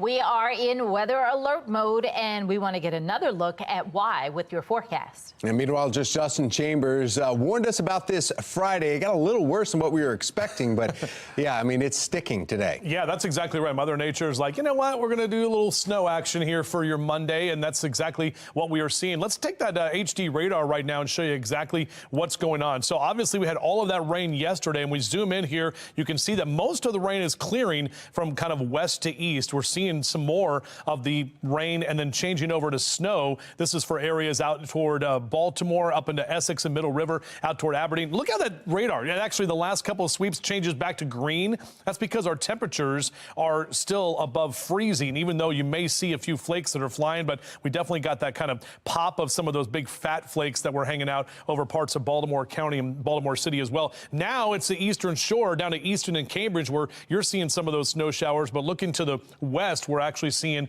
not as much in the way of rain. Now, in terms of our accumulation, this is the 24-hour rainfall. Look at some of these totals here, and these yellow areas down here toward Annapolis and around Baltimore City, I mean, 2 inches, 1.8 inches, 2.1 inches there in southern Carroll County. So we definitely had a lot of rain from yesterday, officially 1.52 at BWI. Either way, those wet conditions are moving out of here, at least the precip is moving on out. We'll take a closer look at what we can expect the rest of this week and how it's going to feel later today as well. That's coming up.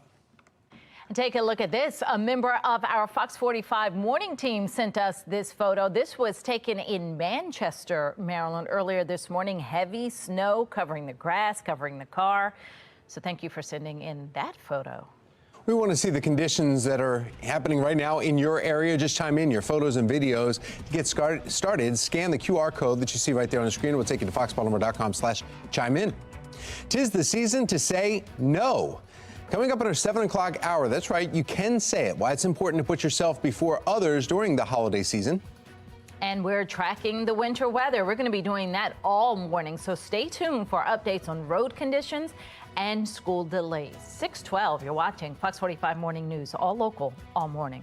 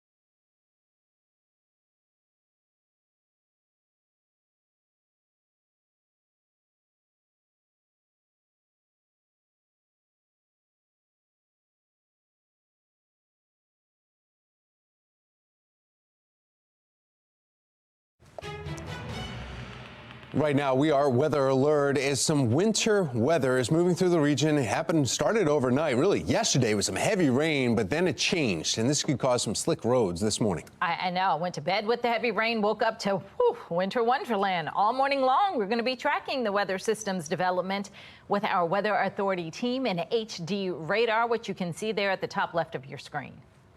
Then elsewhere around the region, we're taking a live look at Western Maryland, where they're waking up to signs of snow.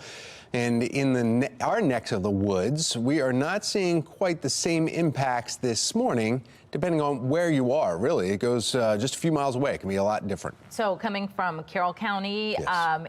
Horrible. Right. And as I got closer to the city, slick and wet, but much better. Meteorologist Justin Chambers, and I guess that's going to be the situation. Wherever you're going, you may have a different story. Yeah, that's the whole thing. Even if we didn't have to deal with the winter weather, guys, we'd be talking about the wet roadways, the ponding on the roadways. I mean, some areas got more than 2 inches of rain from yesterday through early this morning. Now, when I was driving in the 3 o'clock hour, big old flakes were coming right at me. That made the drive very dangerous for sure. But things are a lot calmer, at least around Baltimore City right now. This is our live look from our downtown Baltimore camera. Toyota Inner Harbor Skycam just about an hour away before that sun actually comes up. 36 is your temperature right now at BWI. We did get 1.5 inches officially of rain yesterday and more rain that fell overnight. But the weather alert is for the morning snow showers and those temperatures that are much colder. That colder air kind of racing in behind that system. There was enough precipitation and it kind of mixed in and dropped those temperatures quickly. But the blustery conditions will be with us for the afternoon as we dry out. This is the HD radar. I just showed this a moment ago.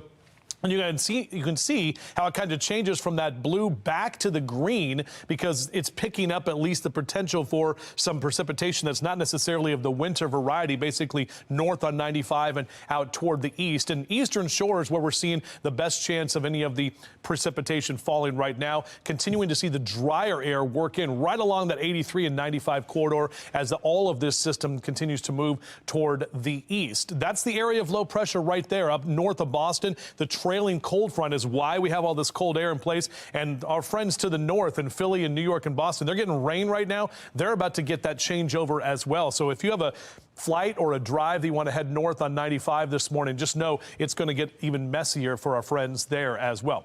As for us, we continue to see the drier air. So by 8 a.m., we're going to see a lot of this pretty much done. Should see that sun pop out, and then the wind is going to pick up later this afternoon. That's going to really help to dry things out. And that is what we need, because if we have any of these wet roads overnight, we're going to be talking about ice sheets tomorrow morning, and we do not want to mess with that. So hopefully that wind will continue to dry us out with that sun as well. As the kids head out to the bus stop, beep, beep, boy, we've got a whole bunch of delays right now. Most kids are not dealing with a snow day. Garrett County, yeah, they get a snow day, but overall, the rest of us are all getting off to school, even if it's a little bit later than normal. Mid-40s by noontime, into the upper 40s in that 2 and 3 o'clock hour. And that wind is going to make it feel like we're in the 30s. So even though our high temps will be in the 40s today, which is much cooler than we've been over the weekend, and we saw over the weekend, it's going to feel more like 30s with that wind chill. Up and down the 95 corridor, temps staying in the 40s this afternoon, 30s in Cumberland and Western Maryland. And you can see on our temperature tracker, we're actually going to kind of hang right below or near that average line for most of this week. Those numbers jump back to the 50s on Friday and Saturday, and into this upcoming weekend, it's actually not looking too bad. So milder conditions as we get deeper into the holiday season. So here's that 7-day forecast. Again, we should be allowed to let that weather alert day expire sometime a little bit later this morning. We'll be dry through the rest of this week, and really next chance for precip at all doesn't even really come until late Sunday afternoon. And that will just be rain because we'll be milder. Back to you. All right, let's take a look now at our Lynn Stoller traffic network. And as we take a look around the Beltway in the Baltimore region, it looks like a lot of the snow has melted, but still be careful on the roads because it's cold and it's slick, and you just need to use caution on a morning like today. Let's get another check of the road conditions now. We have Taylor Stewart, who is live in our Chevy Storm Tracker in the Hampstead area, and you can see the snow accumulation there in Carroll County. Good morning, Taylor. Good morning to you. Yeah, we decided to hop out of the storm tracker to give you guys a better idea of what the roads look like. The snow is pretty compact, and you can see that we've already got some icicles this morning. So that cold weather is certainly making a cause for concern. I want to show you guys the road behind us here. We're just off of 88 here as we head towards Manchester, and you can see it's soggy, it is slick. Drivers are using a little bit of extra caution, but we're going to be back here in the next 10 minutes with more updates on those road conditions, and we're going to head back in our storm tracker and show you throughout the region this morning. We'll keep you updated. Back to you in the studio. All right, Taylor, thank you. Let's check in now with Mark Jones of the MTA. Good morning, Mark. Well, good morning, Patrice. Good morning, everyone. Light rail service is still temporarily suspended at all stops in order to perform emergency inspections. Shuttle buses remain in place providing service. Do allow a little extra time out there on light rail. You'll find Metro Subway operating with a 10-minute delay in both directions between Owings Mills and Hopkins Station. Allow time for travel there, too. Out there on the MARC system, train 842 on the Canada Line and 843, both canceled. Allow time for travel out there on the Canada Line this morning due to CSX freight train congestion, which may cause delays in your travel. For the MTA Transit team, I'm Mark Jones. Thank you, Mark. Let's take a look at some of the events that are happening today across the region. Howard County Executive Calvin Ball will be holding his first residents budget hearing for the fiscal year 2025 cycle. That starts tonight at 6. According to Ball, quote, "This hearing provides a wonderful opportunity for our residents to offer input and make their voices heard as we work to develop the county's fiscal year 2025 budget."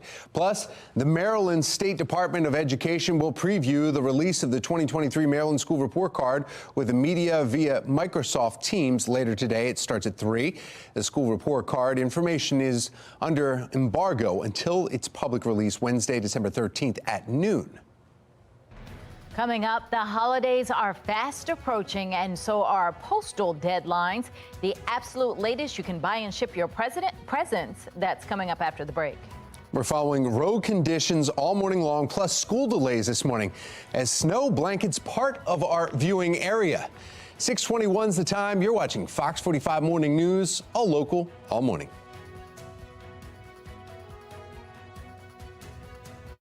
Fox 45 News, winner of 16 2022 Regional Emmy Awards, more than all other Baltimore news stations combined.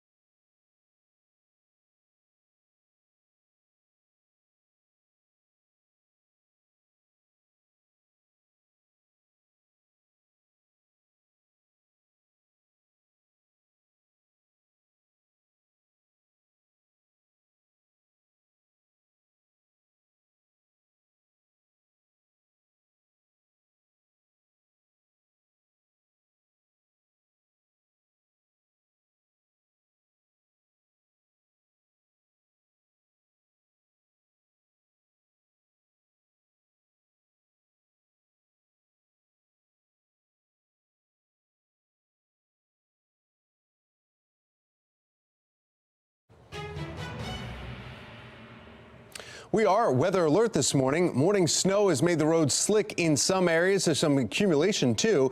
Stay right here with Fox 45 Morning News for the latest conditions and how it could impact you. Well, topping your holiday headlines, feeling like Dasher, Dancer, Prancer, and Vixen with Christmas deliveries? Well, the U.S. Postal Service has some reminders for you. The Postal Service says if you're doing 5-day shipping with USPS Ground Advantage and First Class Mail, Friday, that's this Friday, December 16th, that's your cutoff day. But if you use 4-day shipping, you can mail until December 18th.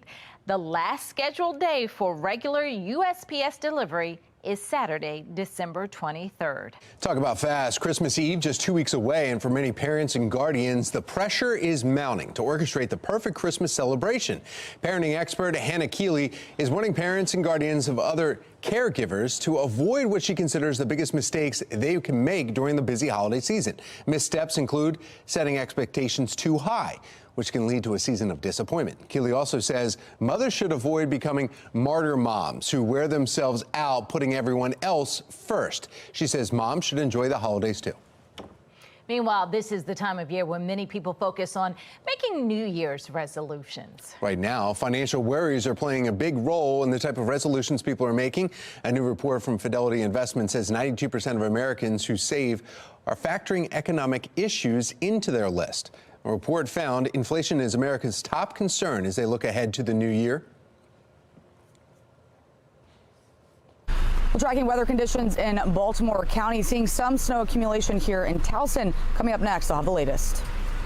Well, from the roads to right here in our studio, we're tracking your latest winter weather maker. Stay with Fox 45 all morning long for our live team coverage of the current conditions around our region.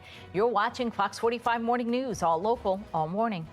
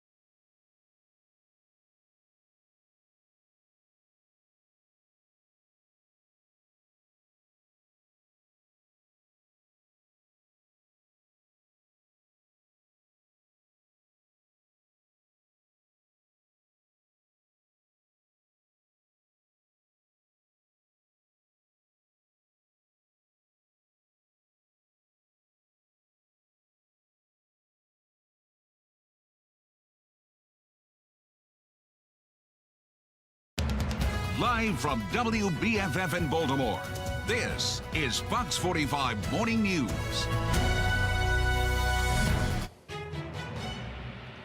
Snow and rain moving through Maryland this morning. We're taking another look at the Fox 45 Weather Authority radar. We're also taking a look at some of the cameras across the Baltimore region, and some schools are delayed. You'll want to be careful this morning progressing through because the temperatures are going to drop and the roads are going to become even more slick before the sun comes up. Speaking of those school delays, we have Carroll, Harford, Howard. They are just some of them. Also, Baltimore County, Hereford Zone, Frederick, Charles counties. They're all 2 hours delay this morning. In fact, that list is Calvert, Charles, Montgomery, Frederick, Howard, Harford, Carroll, Cecil, and St. Mary's 2 hours. Garrett is at home today because of that. So you're working from home on the western side of the station, the state, but on the east coast, we have 11 schools that are 2 hour delays.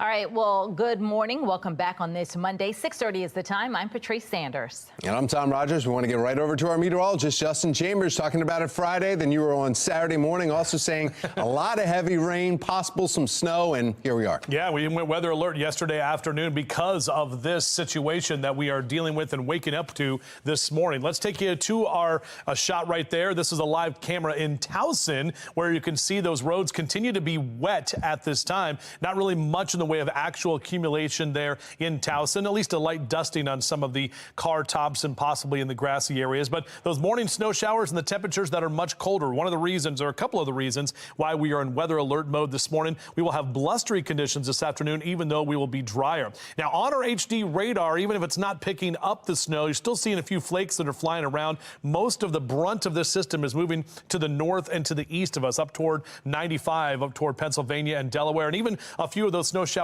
lingering over Easton down through Cambridge at this time. But most of us are seeing the clearing from west to east, and you can really see that in this picture with all of that precipitation that just continues to track up to the north and the east of us. And we're still not done. We could have a few more showers moving through and moving from the north to the south, down from southern PA into our region over the next couple of hours, especially with those temperatures dropping. That's what we have to watch for. So Mr. Bo says take it slow. I have a yellow light there on your morning drive because we are seeing some of those slick roads and the wet roads as well with all of that rain we had yesterday. Temperatures in the mid to upper 30s over the next couple of hours.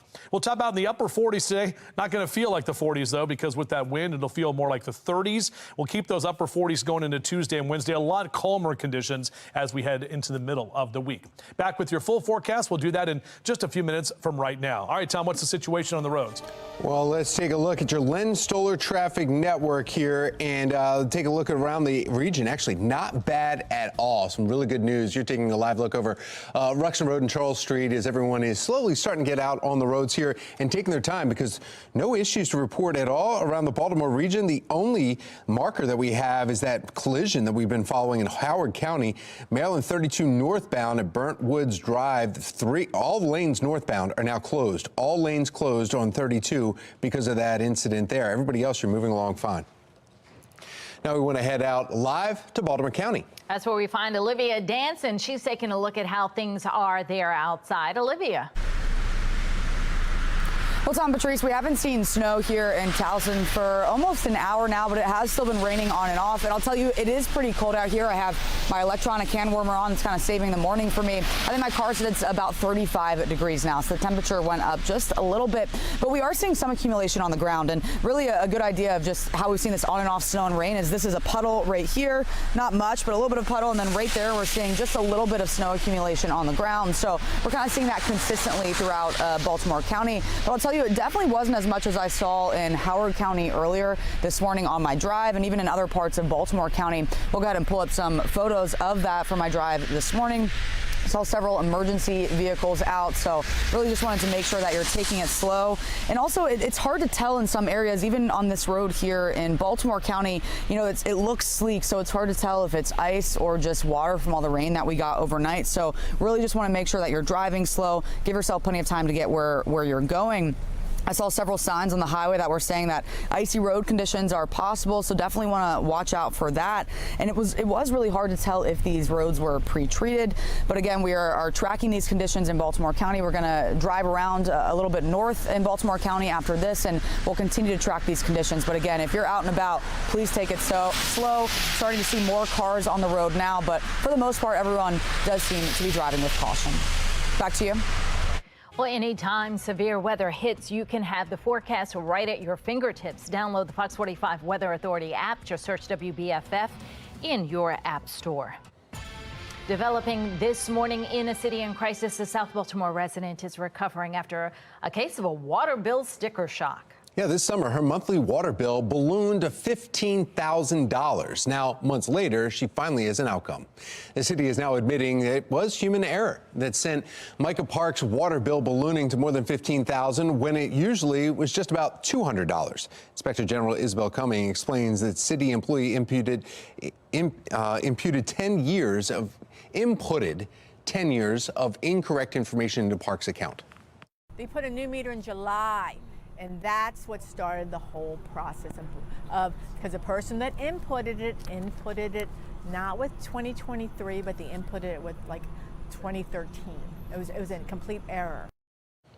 Well, Park had hired a private plumber whose inspector report showed no leaks, no problems, but when city demanded payment, she turned up the volume. Filing a complaint to the city inspector general who launched that investigation, John Sachs, who helped battle the bill, says it took hours to convince public work officials of the mistake. At first, he says DPW, well, they were afraid to reduce the $15,000 water bill to $8,000, then down to $5,000, then eventually down to $3,000. But now Park's water bill amounts to $79.01.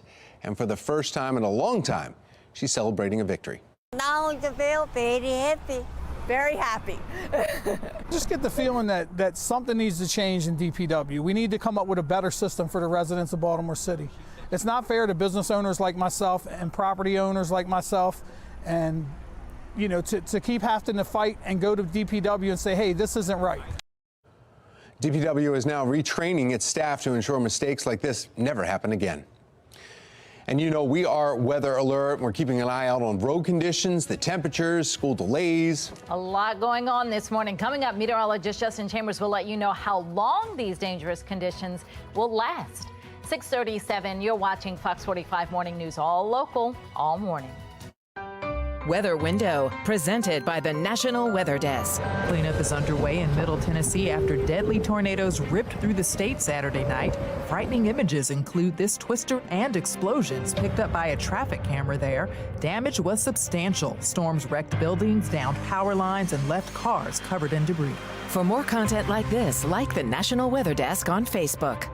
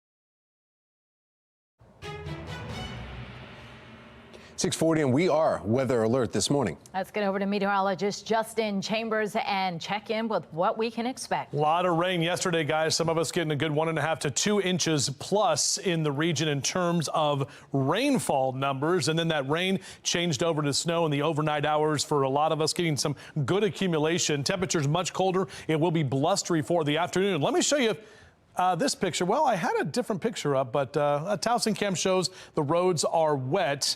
Anyway, the Inner Harbor Sky Cam showing that we're actually seeing some clearing conditions right now. This is a look at our HD radar, and you can see that system continues to track to the north and to the east of it. So it is moving out of here. Still a few leftover flurries that could be falling, and those roads continue to be wet and potentially slick as well. So if you are going to go out for a run or a jog, maybe some indoor exercise this morning, by the afternoon, our temperatures will only get to the 40s. But it'll feel like the 30s throughout the later part of the day. Back with your full forecast in a few. We are also tracking severe weather in other parts of the country. Search and rescue efforts, they're underway in Tennessee after those tornadoes ripped through the state Saturday, killing at least 6 people, one an infant, and injuring dozens more. The next thing I know, all you hear is stuff started flying, glass was breaking. And it seemed like it lasted forever, but it was probably maybe 30 seconds.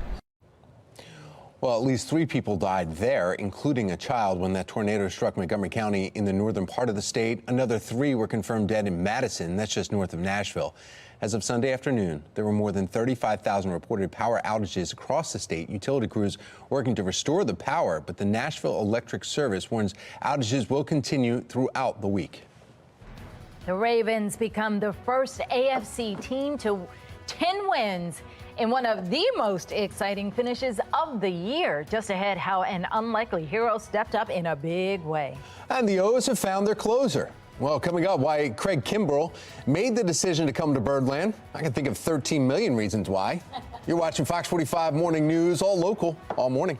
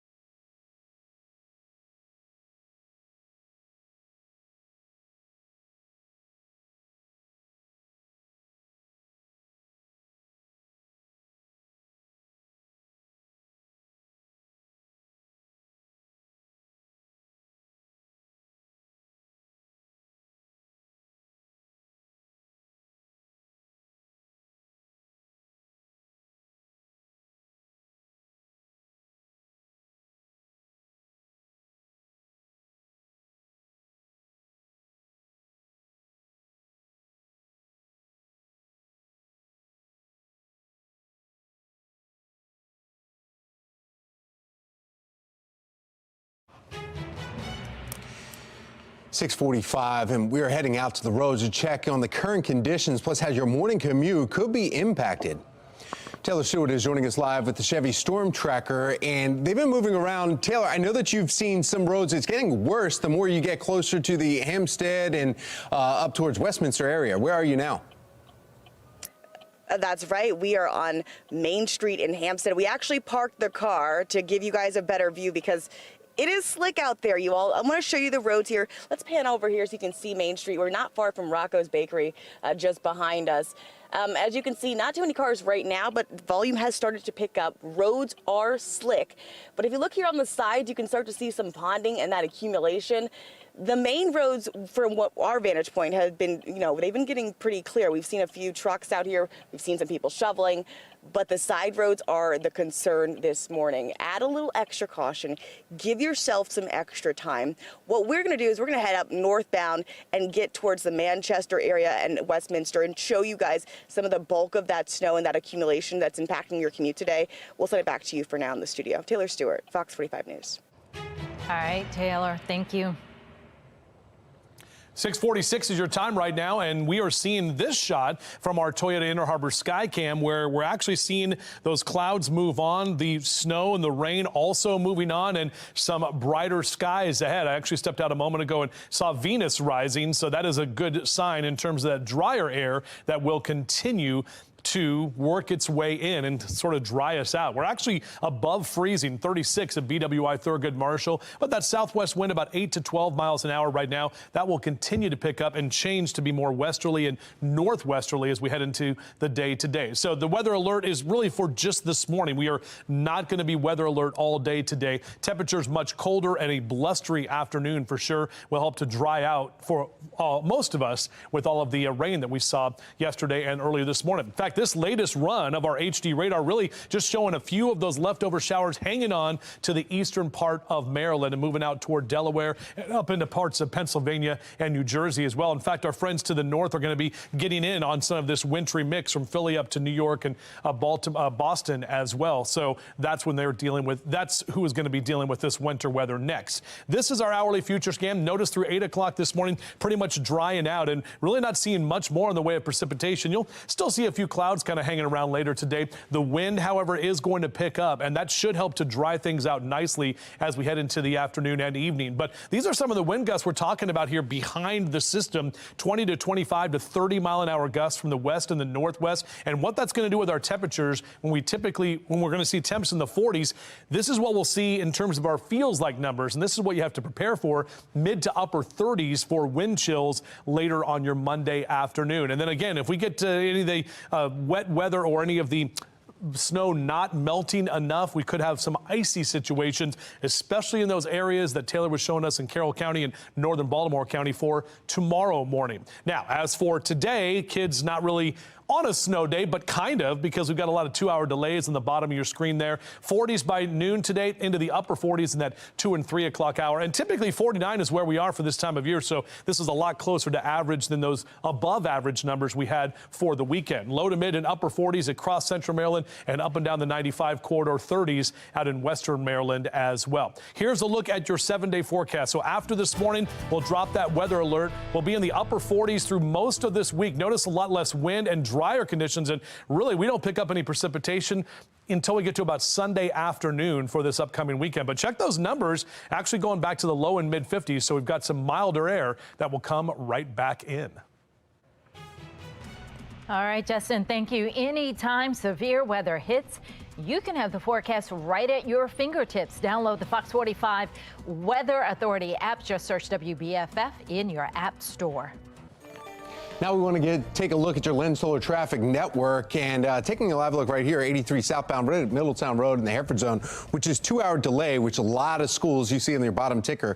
We have 11 different schools that are 2-hour delay. Garrett County schools, you're working virtual today because of the snowfall there.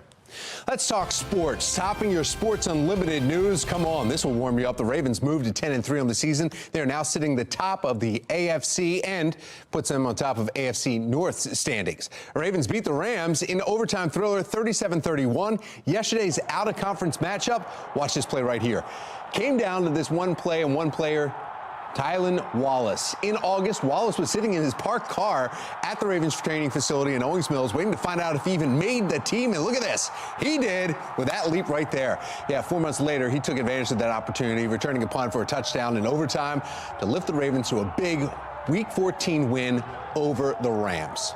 You know, we had the return set up, and I was like, this is, a perfect opportunity to put the game away, and shout out to the guys blocking for me, man.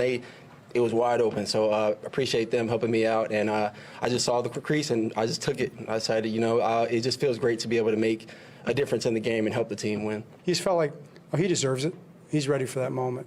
Now, did you think he's going to take it back to the house? No, but I thought he'd catch it, maybe make a guy miss, and you could see how tough it was to catch those punts out there, so another amazing event. Well, don't forget, we want to see how you're cheering on the Flock all season long. Send us your favorite photos and videos of you showing off your purple pride through the Chime In app at foxbaltimore.com or the WBFF app. It's all powered by Stackla. All right, moving on now to the O's. The team has had two major goals this offseason as they aim to make a deeper postseason run in 2024. They got one of those done in signing closer Craig Kimbrell. Kimbrell came to the Orioles last week on a one-year deal for $13 million with an option for 2025 after he spent the last season with the Phillies. This is the largest contract handed out thus far by the Orioles under manager Mike Elias.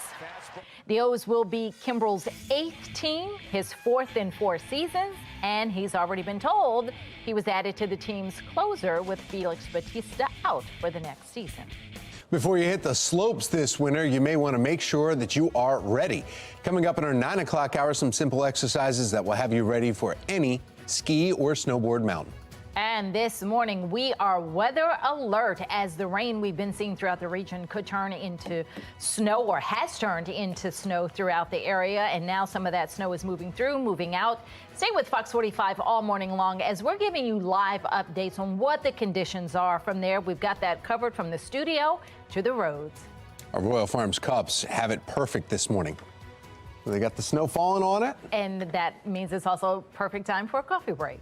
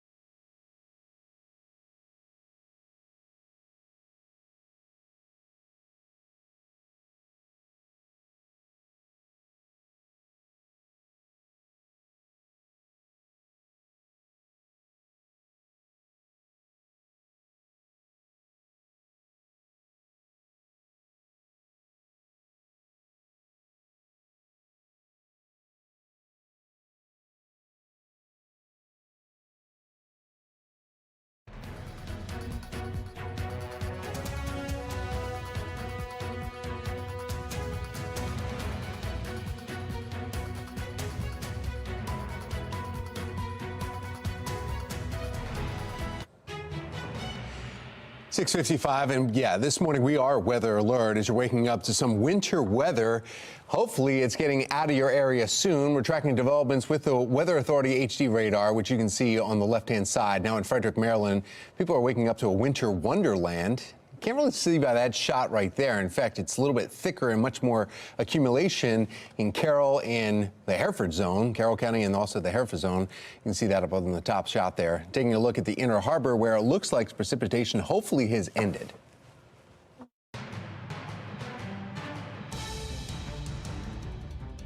I was really dismayed and I couldn't believe it. I wasn't clear about it. I was like, okay, here's a resolution, dealing with the senseless violence of Hamas.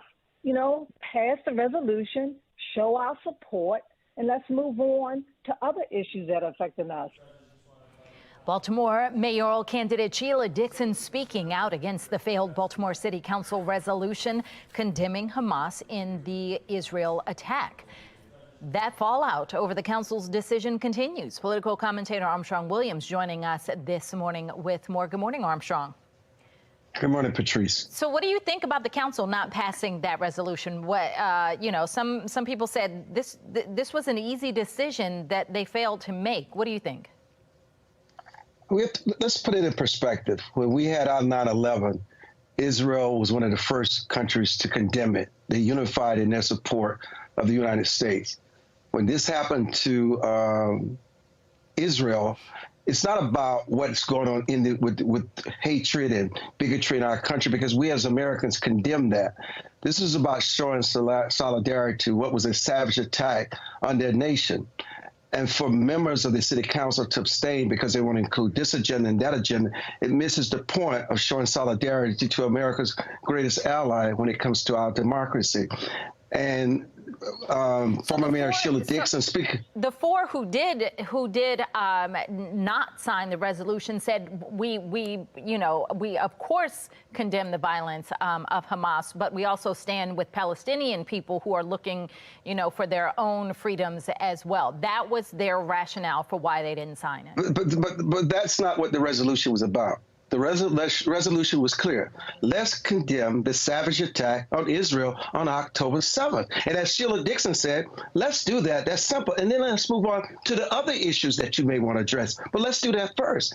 But you get so caught up in your own agenda and your own emotions and your own feelings that you lose the big picture. So I think former Mayor Dixon is absolutely correct. And that is why so many Jews feel so insecure and feel as though the Holocaust can happen again. You look at what happened with the 3 Ivy League presidents, one eventually resigned. Mm-hmm. You look at what happens to the protest that says genocides to Jews in Israel. I mean, imagine, look at what if that was happening to blacks and what blacks have gone through in this country. And Jews have always stood by American blacks during those very tough moments in our history. I mean, when we remember Cheney and the 3 that were killed, they stood by us. So we lose perspective because we feel we have to cater to so many agendas, and all you have to do is show leadership that we're in solidarity in condemning the vicious attacks on October 7th. So mayoral candidate Sheila Dixon speaking out about it. Is that a good move for her campaign? She's painting the difference, the picture of the difference between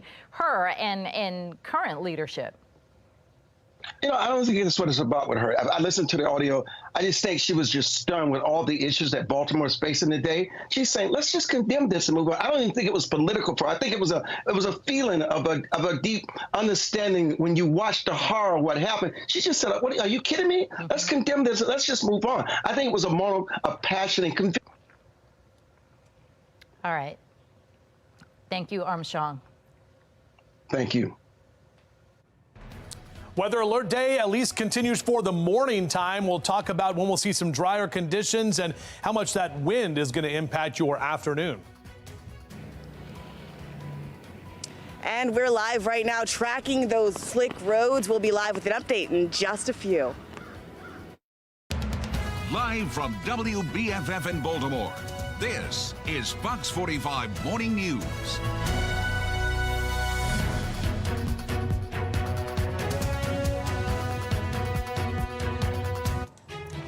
This morning, we are weather alert as some winter weather moved through the region overnight, and a little bit happening right now, causing some slick roads for you this morning. Taking a live look from across the region as we monitor updates on these weather conditions with our HD radar. And we have school delays because of the conditions out there. We've got Harford, Carroll, Howard County schools, Baltimore County, just the Hereford zone, Frederick County schools, Charles County schools, all on a 2-hour delay, along with, we have another screen there. We've got Frederick County schools, we've got Montgomery County schools, Cecil County schools, St. Mary's County schools, also on a 2-hour delay. Then we've got Garrett County schools. They're just virtual for the day. Kids are staying home. They're doing school virtually because of all the snow that they're getting out there. Good morning to all of you on this snowy Monday, December 11th. I'm Patrice Sanders. I'm Tom Rogers. While you were speaking, PG County also just did a 2-hour delay. And you know, I had to drive down to PG County yesterday, so I drove there in all that rain pouring down, and then this morning got up to drive into work in all that snow. Yeah, yes. So lots of weather happening in the last couple of days. Yeah, from the studio to the roads, we want to go right over to our meteorologist, Justin Chambers, talking about how this is going to happen and have an impact on everyone out there. So, Justin. Yeah, good morning, guys. Taking a look at what's going on with our forecast, and we'll head outside right now, show you our Towson cam, actually seeing some drier conditions there. In fact, the rain and snow is pretty much done for now, as we're seeing the sun come up just about 15 minutes or so from right now. Morning snow showers. The temperature's much colder, but a blustery afternoon ahead, and we're just weather alert at least for another hour or so. You can really see this continues to move out of here, so not really seeing much in the way of actual snow falling in the state anymore. There are a few showers developing just to the east of Pittsburgh, and that could make its way down toward parts of Carroll County. But overall, it's the drying process that now begins. And our temperatures are hanging out kind of near and just slightly above freezing. 34 in Cockeysville, 35 in Baltimore City. So on your morning drive, still a yellow light, as Mr. Bo says, take it slow. Even without the snow, we've got the wet roads that we had from all of the rain yesterday and even through early this morning. Back with your full forecast. We'll take you through what we can expect today and the rest of this week ahead in just a few. Tom? Thank you, Justin. Let's take a look now at your Lynn Solar Traffic Network and some of the roadways and the issues that are happening around the Baltimore region. Not bad at all when you're looking at these cameras here. You sure see there's some slick roads, some, water on the roads here after all the rain that we've had over the last 2 days. You can just imagine that. There are some issues to report. There's 95 South right at Benfield Boulevard. There's a collision. Left side of the median is now closed. It's causing a slight delay. If you're heading northbound 95 right near Eastern Avenue, there's also a vehicle there. The right shoulder is delayed there. And then at 83 South, right in the city, JFX and Guilford Avenue, disabled vehicles causing some slowdowns too. So there's some issues that are out there around Baltimore, but it's not as bad as what's going on around D.C. My goodness. Now the snow has stopped, but the slick weather conditions remain. Taylor Stewart is outside. She's in our Chevy Storm Tracker right now in Hempstead. Taylor, what are you seeing? Well, guys, speaking of that slowdown, we are certainly moving a lot slower than we anticipated today because the roads, let's just pan down, just look at how soggy and soppy they are. These are the conditions you're really looking at when it comes to secondary roads this morning. Like as Justin said, the snow has stopped, but that wind chill definitely makes it feel even colder. If you're parked outside overnight, you're going to see some accumulation or some frost on your car potentially. So we're going to keep going towards the Manchester area. We've been trying to get there all morning, I got to tell you, but look, it is cold, it is slick, and it definitely is a cause for concern and caution on the roads today. We're going to keep you updated, bring you the latest developments, and check out some of those problem areas for you Monday morning. Send it back to you guys in the studio for now. I'm Taylor Stewart, Fox 45 News. All right, thank you, Taylor. Take a look at some of these chime-in pictures sent from Kathy from Westminster. You can see the collection there. Our driveway was covered in snow. Thank you for sharing with us there, Kathy. Some of the roads that are starting to melt. We want to see the conditions that are happening in your area. Chime in your photos and videos. If you'd like to get started, just scan the QR code right there on your screen. It will take you to foxbaltimore.com/chime-in. Says the aunt was robbed at gunpoint by 3 male juveniles. She's 78 years of age. Developing this morning, police say a woman in her 70s was robbed at gunpoint in East Baltimore while trying to get her groceries out of her car. She told police 3 young people pulled a gun, stole her groceries before running off Saturday night. Fox 45 News continues to hear concerns about juvenile crime in the Baltimore area, as this robbery is just the latest case of violent crime committed by young people. We're learning more about several teens arrested for a carjacking that happened outside of a Starbucks on North Charles Street in Towson back on December 2nd. 18-year-old Markev Wade, two 15-year-olds, and a 14-year-old were all arrested for that incident. Records show one of the teens involved in the carjacking was in custody of the Department of Juvenile Services at the time. And court documents show the 14-year-old is the younger brother of a Baltimore City man who was convicted of shooting and killing two Harford County residents back in 2019. That shooting happened on Bloomingdale Road in Baltimore just months after the then 17-year-old was placed on DJS monitoring for gun and drug charges. The family of one of those victims calling out the system. So how do you bury a child? I'm going to find out, but this is hell. This is pure hell. There's a problem in the city because all these criminals are being released For armed 2 days robbery. later, a week later, and they're going back on the streets And and they're they're not continuing, scared. and they're not afraid. They're shooting people every day, killing people. Why is that happening? Why? One woman came face to face with one of the teens from the Starbucks carjacking just hours before and tells Fox 45 News she was terrified. Now, as we mentioned, we learned that one of the teens was under DJS supervision at the time, which is just the latest example of juveniles committing violent crimes while under state custody. According to police, when those teens were arrested for the carjacking outside the Starbucks, they found a gun with the serial number filed off, an extended magazine, and several rounds of ammunition. Fox 45 News investigation found DJS has about 14 staff members monitoring more than 100 young people on ankle monitors. That's about a 1-to-9 ratio. We've heard from legal experts who say that contributes to kids falling through the cracks. It has to be a 24-hour monitoring, 7 days a week. They have to respond if the child is absent or not compliant with the terms of GPS and from detention.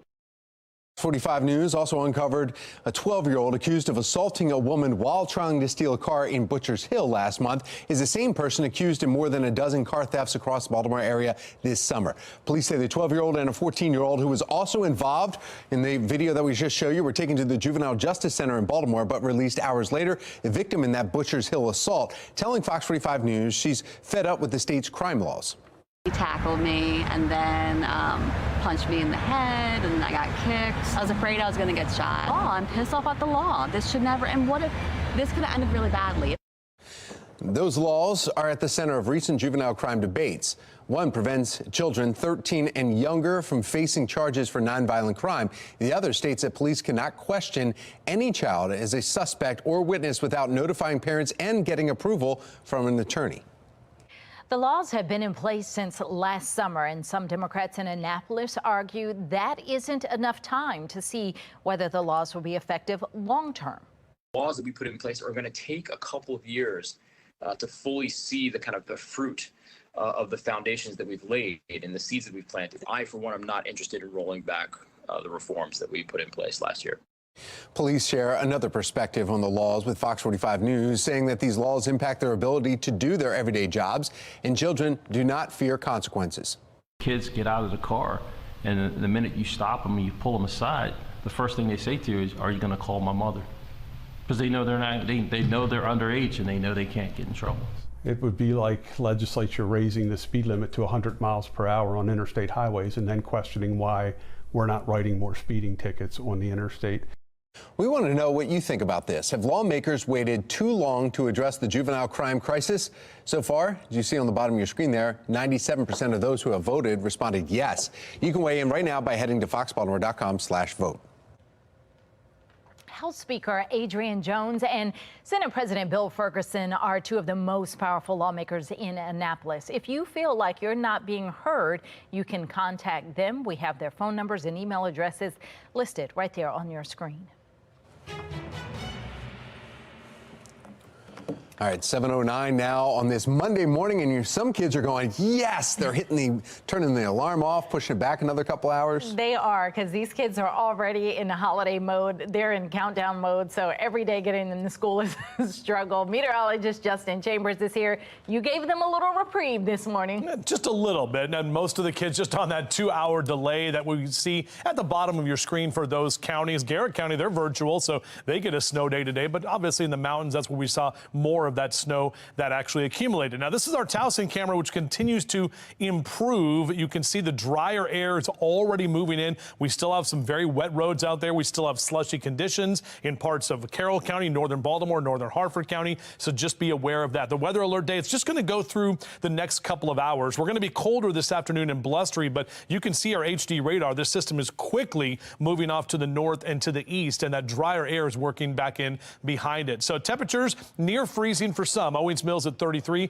34 in Woodlawn, 35 in Brooklyn Park in Baltimore City. If you are out for a run or a jog, it's going to be wet and slushy, so you may want to do that run a little bit later today when things are a bit drier. However, it's going to stay cold, especially with that wind and the wind chill numbers that will stay in the 30s through the afternoon. Back with your full forecast coming up in just a few minutes from right now. Let's take a look at your Lynn Stoller traffic network, as we do have a lot of issues around the region here. Taking a look at our traffic map, where you can see different areas across the region. Some still have the snow on the roadways, others maybe just rain here. Look at the top of your screen. We've got 83, that's top right, southbound still still clear of the snow. So as the temperatures are expected to decrease, the roads may become even more slick as the sun is just coming up, and you got to watch out for bridges and overpasses. A lot of issues south of the city. We have some issues, especially 95 South, right at Benfield Boulevard. There's a vehicle there, and it's causing some delays. And then also 270 is really backed up. There's 3 different delays if you're going from Frederick to D.C. Well, here's a look at the stories making headlines this hour. Even though it is attached to the convention center, post-pandemic it has sort of struggled to regain traction. Baltimore City leaders struggling to keep the Inner Harbor Hilton afloat after several years of financial losses, while some argue that money could be used somewhere else. Navigate the festive season, trying to do it stress-free. How you can enjoy the holidays without compromising your health and happiness. 7:12, you're watching Fox 45 Morning News. We're all local all morning.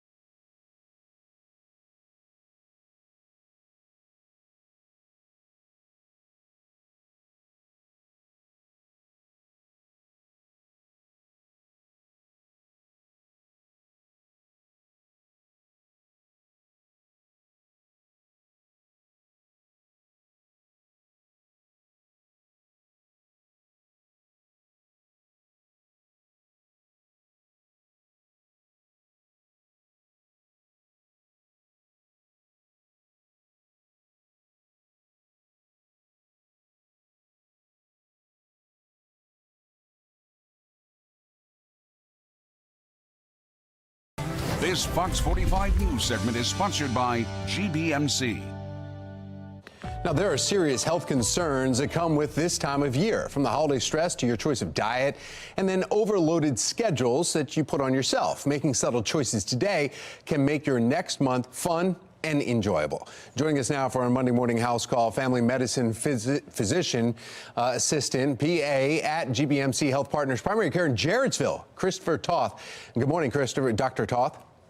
Good morning, and feel free, you can call me Chris. That's perfect. Chris, all right. Well, Chris, thank you so much. So tell us a little bit about this. No is one of your first recommendations. It is a complete sentence. Explain that. Absolutely. So we all have immense schedules this time of year.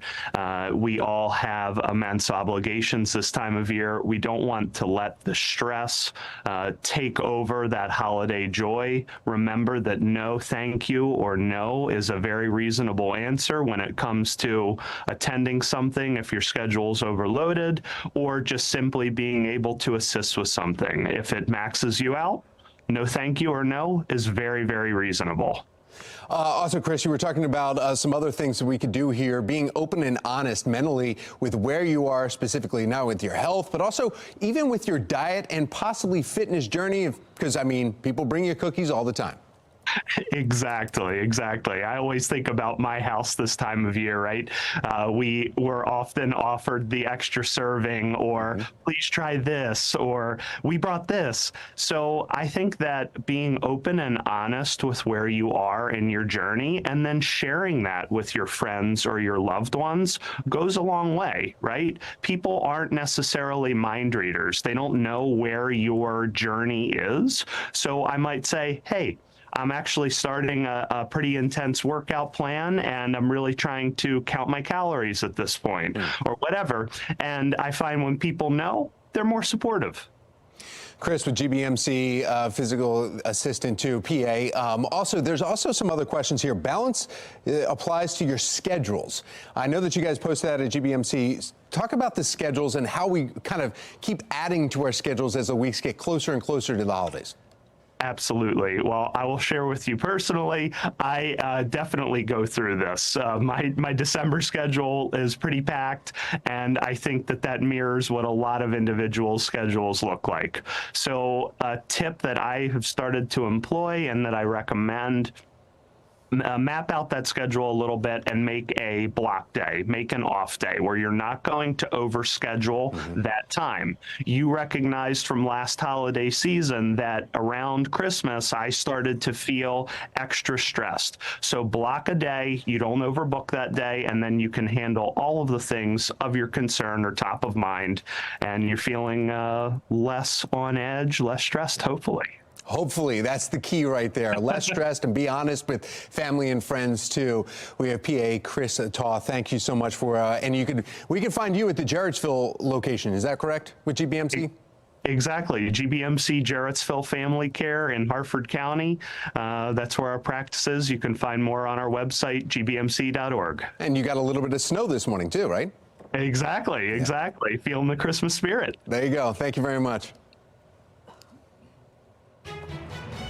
All right, well, it's 7:19, and we want to get back over to meteorologist Justin Chambers to see how long the Christmas spirit is sticking around. Yeah, well, we've got the cold temperatures. It's going to be a blustery afternoon today, guys, and this is what it looks like right now, our downtown Baltimore camera, as the snow has moved on and the sun is coming up in moments from right now. Definitely seeing those more clear skies than how we were most of the day yesterday and into early this morning as well. 35 your temperature right now at BWI Thurgood Marshall. For the most part, our temperatures have hovered just above the freezing mark, so that's why any of that snow that fell earlier in parts of Baltimore City and County really didn't stick too much. But the reason that we're weather alert is for some of those morning snow showers and those temperatures that will be much colder later today. The blustery conditions on the way for the afternoon. This is a look at our HD radar. Really, what's left over from this system is over through Wilmington, Delaware, and up into Salem, heading toward Philadelphia north there on 95. And you can, excuse me, kind of see the larger picture here with a few more of those showers down through Salisbury, Maryland, out through Dover, Delaware as well. We're pretty much drying out along the 95 corridor for us here at home. Different story if you're heading north up to Philly, New York, and Boston, where they're getting in on now this kind of messy situation for their morning commute there. This is our hourly future scan, and by next hour, it's going to be all out of here. More sun is on the way through the day today. You'll still see a few clouds hanging around for this afternoon, but that wind is going to pick up and really help to dry things out, and we want that to happen because we don't have to deal with kind of that refreeze late tonight into early tomorrow morning. Here's a look at some of the peak wind gusts we're expecting this afternoon, kind of a westerly component and a northwesterly component as we get into that 20 to 25 and 30 mile an hour range for the wind. And what that's going to do to temperatures is make it feel cold. So we'll have a very blustery day today. We're talking about feels like temperatures in the mid to upper 30s. So this is what you have to prepare for the afternoon. Even though we started off with the snow, now we'll have to deal with the wind and overall the conditions where it feels colder. So as the kids get out to the bus stop, beep, beep, yes, kind of a half snow day for some, at least the delays that we've been seeing here through the morning. But mid to upper 40s as we take you into the afternoon, cold conditions on the way. And high temperatures, 30s for some in the Hereford zone where you still have some snow left over. Even Westminster only getting to about 40 today with the snow that's on the ground there. But mid 40s in Towson, low to mid 40s for Perry Hall and White Marsh down to Dundalk at 48 this afternoon. Howard and Anne Arundel counties, a lot of low to mid 40s as well for Columbia and Elkridge down through Glen Burnie and Pasadena. But those numbers will feel colder today. Overall this week, we kind of hover right near that average line and even drop a little bit below average by Thursday. But we're actually seeing some milder conditions on the way for Friday and Saturday as we'll get right back to the low and mid 50s. This is the future scan updated now for you. That system is out of here. Tomorrow, a lot less wind, even though we wake up cold. And by tomorrow afternoon, that sun will be here and feeling pretty good. In fact, most of the week is going to stay dry. It takes till about Sunday before we even have any rain in our future. We're 10 days out from the winter solstice, so winter officially still not here. We are meteorological winter. That's where we're at. 2 weeks from today is Christmas, Kwanzaa a day later, and we're just 20 days until New Year's Eve as we ring in 2024. All right, so here's that 7-day forecast for you. We'll keep those 40s going through Thursday, low to mid 50s into Friday and Saturday. Next chance for rain comes on Sunday afternoon. Patrice? All right, let's take a look at our Lynn Stoller traffic network now. And as we look at the roadways throughout the region, for the most part, you're moving along, but you need to give yourself some time because the roads are slick. As you take a look at 70 right there, 695 at 70, you're going a little slower, but that's volume. No incidents to report. Same thing at 695 at Bel Air Road. Inching along there on that one lane, but just the volume, we don't have an incident to tell you about. We've got Taylor Stewart, who is out on those roadways. She's in our Chevy Storm Tracker, and she is seeing the winter weather. Taylor, what do you see? That's right. Those roads, courtesy of the Chevy Storm Tracker here. We're driving throughout the Baltimore regional area. Ooh, it is cold, y'all. Let's look at the ground here because it's soggy and soppy, and as Justin says, it will be blistery. When that wind hits you, you really do start to feel that cold. Gloves are required, hats are required, so is the scarf. But thankfully, as some students really get a reprieve this morning, we're going to be monitoring the road conditions for those who are not getting that reprieve. And I will tell you, monitoring them so far, it's got to go with a lot of caution as you head out there. We're going to keep moving. We're moving slow, but we'll keep you updated. Back to you in the studio.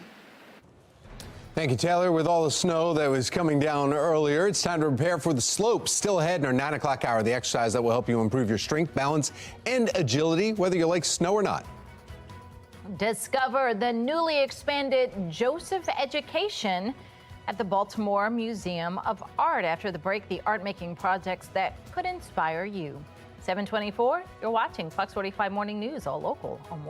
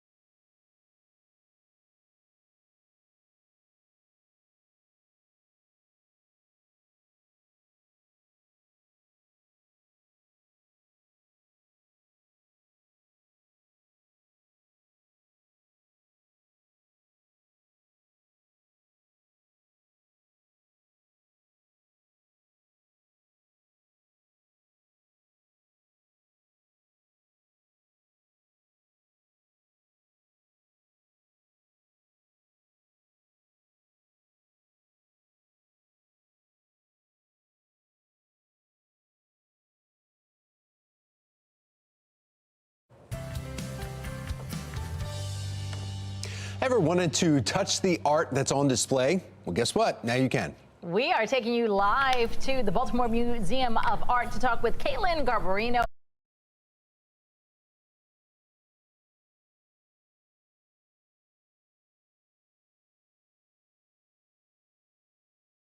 And Tracy Bill with more on how they're changing the game for the museum. Very interesting. What do you all have going on there, ladies?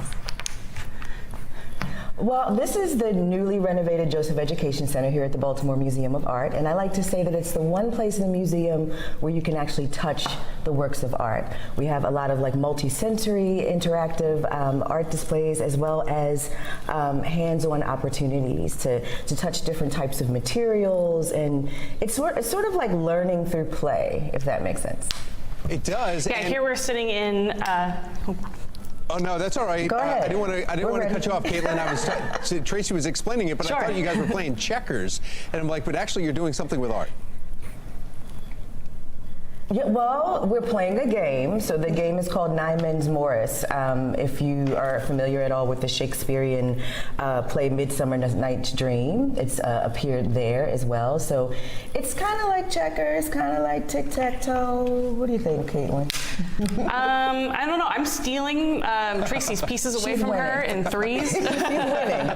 Yeah, this game kind of reveals your character. Are you competitive? Do you have strategy? Do you feel bad for winning? You know, like I do sometimes. Yeah. So you know what? When we think about when we think about games, we think about kids. But this looks like something that's just as fun for the adults to do. Definitely. Yes, it's for everyone. Yeah. Joseph Education Center is for everyone.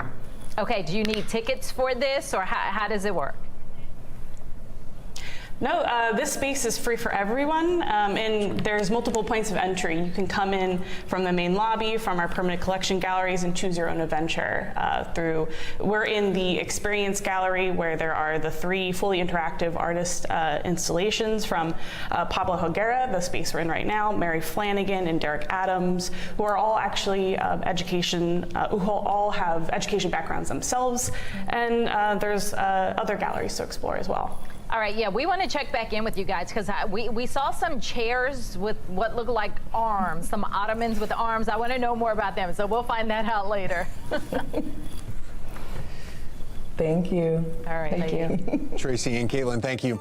If you'd like some more information about how you can go to the Joseph Education Center, well, just go to our website, foxbaltimore.com/newslinks. We are weather alert this morning as the heavy rain and snow mix from overnight could impact your morning commute. Just ahead, when we can expect to see some sunshine return. Meteorologist Justin Chambers is tracking all what you need to know. 7:29 is the time.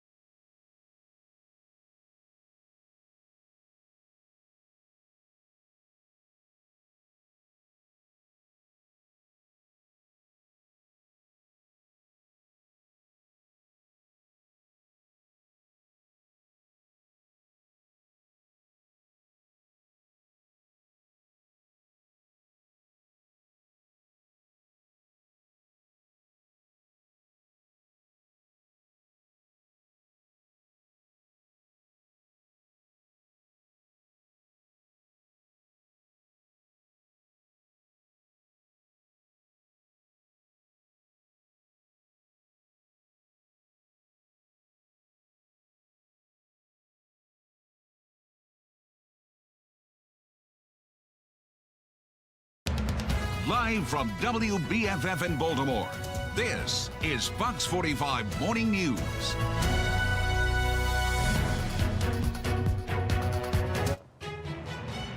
This morning, we are weather alert as some winter weather is moving through the region. It came through overnight and it's causing slick roads this morning. You're taking a live look all across the region, lots of different areas as we are monitoring updates on the weather conditions with our Weather Authority team and HD radar. Well, now we have a long list of schools that are 2-hour delays, and I'll read them off for you. St. Mary's, Calvert, Charles, Montgomery, Baltimore County, Hereford zone only, Frederick, Howard, Harford, Carroll, Cecil, and Prince George's counties. They are all 2-hour delays. Garrett counties, you are off today, but guess what, kids? You're working from home.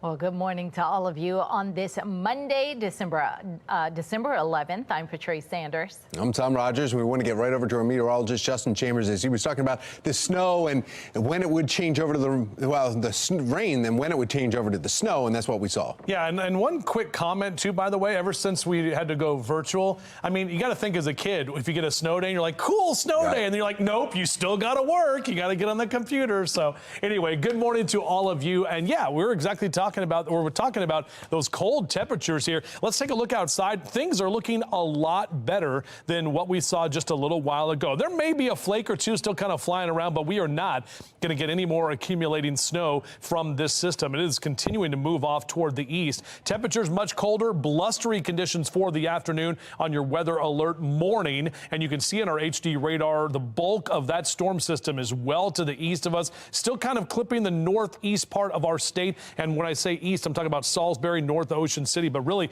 most of that is moving up toward Philly and New York. And back behind that, may get a few more of those showers trying to make a run at us from Pittsburgh down into parts of Carroll County again into the next few hours, but really not really tracking much more in the way of precipitation. Temperatures in the mid-30s for Baltimore down through Annapolis right now, 34 in Bel Air, 33 in Laurel. Those temps basically stayed right above freezing, but still have that yellow light. Mr. Bowe says take it slow. We know those roads are wet and it could be potentially slick out there.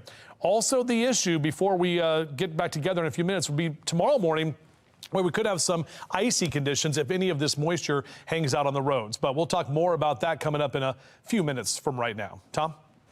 All right, thank you, Justin. Let's take a look now at your Lynn Solar Traffic Network and taking a look at some of the roads around the area. We have a lot of issues to report. This first one, Rockville. This is 270 northbound between Falls Road, exit 5, and Maryland 28. That's at exit 6. The left 3 lanes are blocked. Volume is picking up quickly, as you can see there, and that is happening. Also, there's another incident that we're seeing eastbound 100 at 97. There's a collision there. That's in Anne Arundel County, and that's causing some slowdowns when you're traveling. And we also have 97 southbound of Benfield Boulevard, which has been ongoing for a few hours now. That's causing some delays. The left median there. There's one more that we need to talk to you, too, about. Baltimore's Harbor Tunnel northbound on 895. One of the tubes is closed because of an incident that's happening there. Now it's a disabled vehicle, they're saying. So a lot of issues, mainly south of Baltimore City into Anne Arundel counties is what we're seeing. Thankfully, the roads northbound where the snow is accumulated up towards Westminster and over to Harford County, no issues. Now we want to head out live onto the roads, and we have our Chevy Storm Tracker. Taylor Stewart is live out there in the winter weather. Taylor, what are you guys seeing as you drive? You look like you're up to speed and not so much on the roads. Oh, yeah. We're on right now 30 northbound Hanover Road in Carroll County. And look, you guys, it really looks like a winter wonderland on the sides of our car. But on the road, as you can see, things are clearing up. It's a lot less slick than it was earlier this morning. Doesn't mean you proceed without caution, because we've certainly seen some slick roads. We've seen some snow trucks come by and start to clear some of these primary roads. Secondary roads are kind of the concern where we are. We're heading deeper, more so into the mist of this storm, rather the snow. And as it starts to warm up a little bit, we're hoping to see more of it melt off, but we have seen some ponding on the sides of the roads. Not too much where we are right now, just use some caution. We're live right now, heading on Hanover Pike in Carroll County. We'll keep you updated from our Chevy Storm Tracker throughout the morning. I'll send it back to you guys for now. All right, thank you, Taylor. We'll take a look at this video. This was taken just about 3 in the morning. This was a rough way to try to get into work. The snow was coming down. You see it covering the hood of the car and the streets and the sidewalks. This was my video. This is what it looked like when I was trying to get into work this morning. And needless to say, I was running a little late because I wasn't expecting that. Yeah, scraping off the windshields and everything. Do all of that. Slow driving. Yeah, yep. That's good. Take your time. We want to see the conditions that are going on in your area, whether it be this morning or even right now. Chime in your photos and your videos to get started. Scan the QR code that you see on the screen, and we'll take you to foxbaltimore.com where you can go to chime in. Just make sure you put your name and your location for us. Well, 7:38 now in a city in crisis. City leaders are struggling to keep the Inner Harbor Hilton afloat after several years of financial losses. Now, just to keep the lights on, Wednesday, the City Board of Estimates approved another $1 million injection from the city's reserves of the American Rescue Plan funds. Well, now one economic expert argues that money could be better used somewhere else. Are those resources that are going to the hotel, should they be going to other parts of the city's budget, such as the blueprint for Maryland or other things? A financial statement given to bondholders in 2021 shows the city is slated to pay over $470 million in principal and interest payments on the hotel by 2026. For the full story, including why selling the hotel could cost taxpayers, head to our website, foxbaltimore.com. The Ravens are waking up victorious this morning after defeating the Rams in a nail-biter. After the break, the moments and standout plays that secured the big win. Oh, we continue to have our live team coverage this morning with Olivia Taylor and, of course, Justin. And taking you live this morning from some of the areas here, we are weather alert all morning long. You're watching Fox 45 Morning News. We're all local all morning.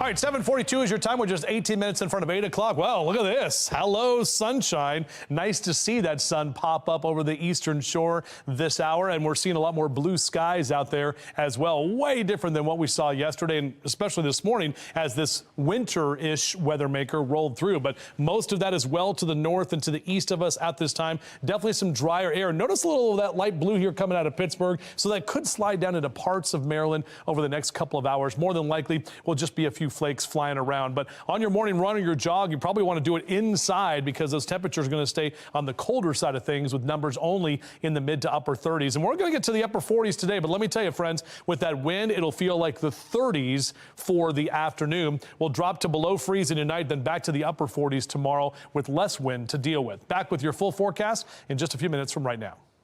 Thank you, Justin. Governor Wes Moore delivering an address on Maryland's budget. Still ahead in our 8 o'clock hour. How this could impact Maryland's future and your wallet. Speed limits changing on 695's construction zones after the break. How slow you should be going anytime highway workers are present, or if they're not present. You're watching Fox 45 Morning News, all local, all morning.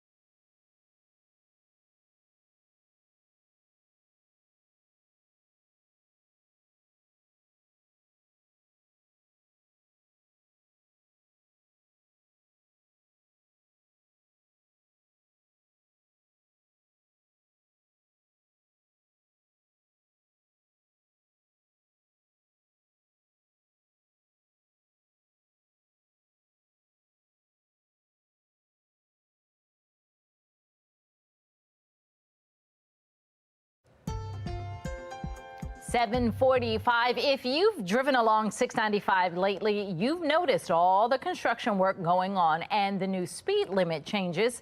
With more on what is going on through that region and what you need to know, Terry Seuss, the State Highway Administration's Deputy Administrator and Chief Engineer of Operations, is joining us this morning. Good morning, Terry. Good morning. Thanks for having me. So what is the construction that's happening? What are you guys doing?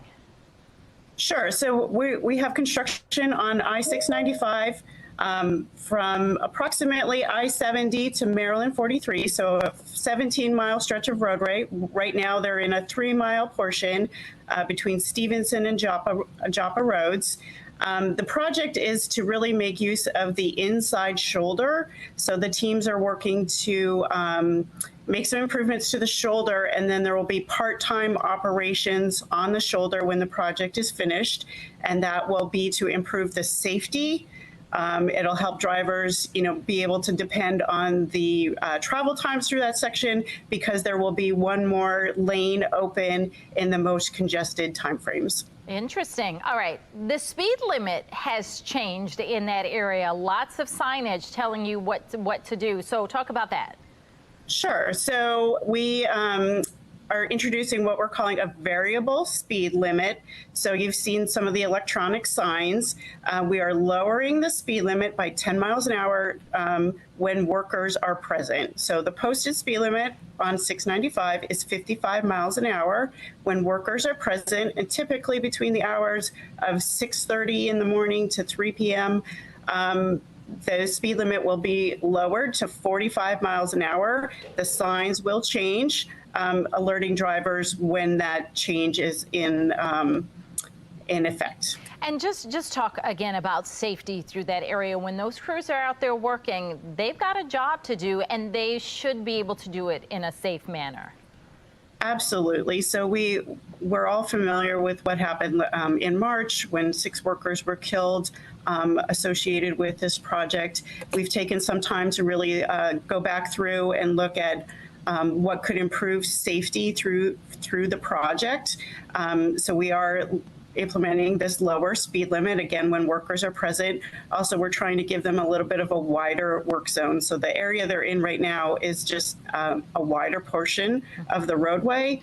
And we are taking the lane adjacent to their work between 9 a.m. and 3 p.m. just to, again, provide a little bit more buffer for worker safety. That makes sense. And drivers out there, just slow down. You'll get a ticket if you don't, but just because we know we want to keep those folks out there safe, we should all slow down. Terry, thank you so much. We appreciate you. Thank you.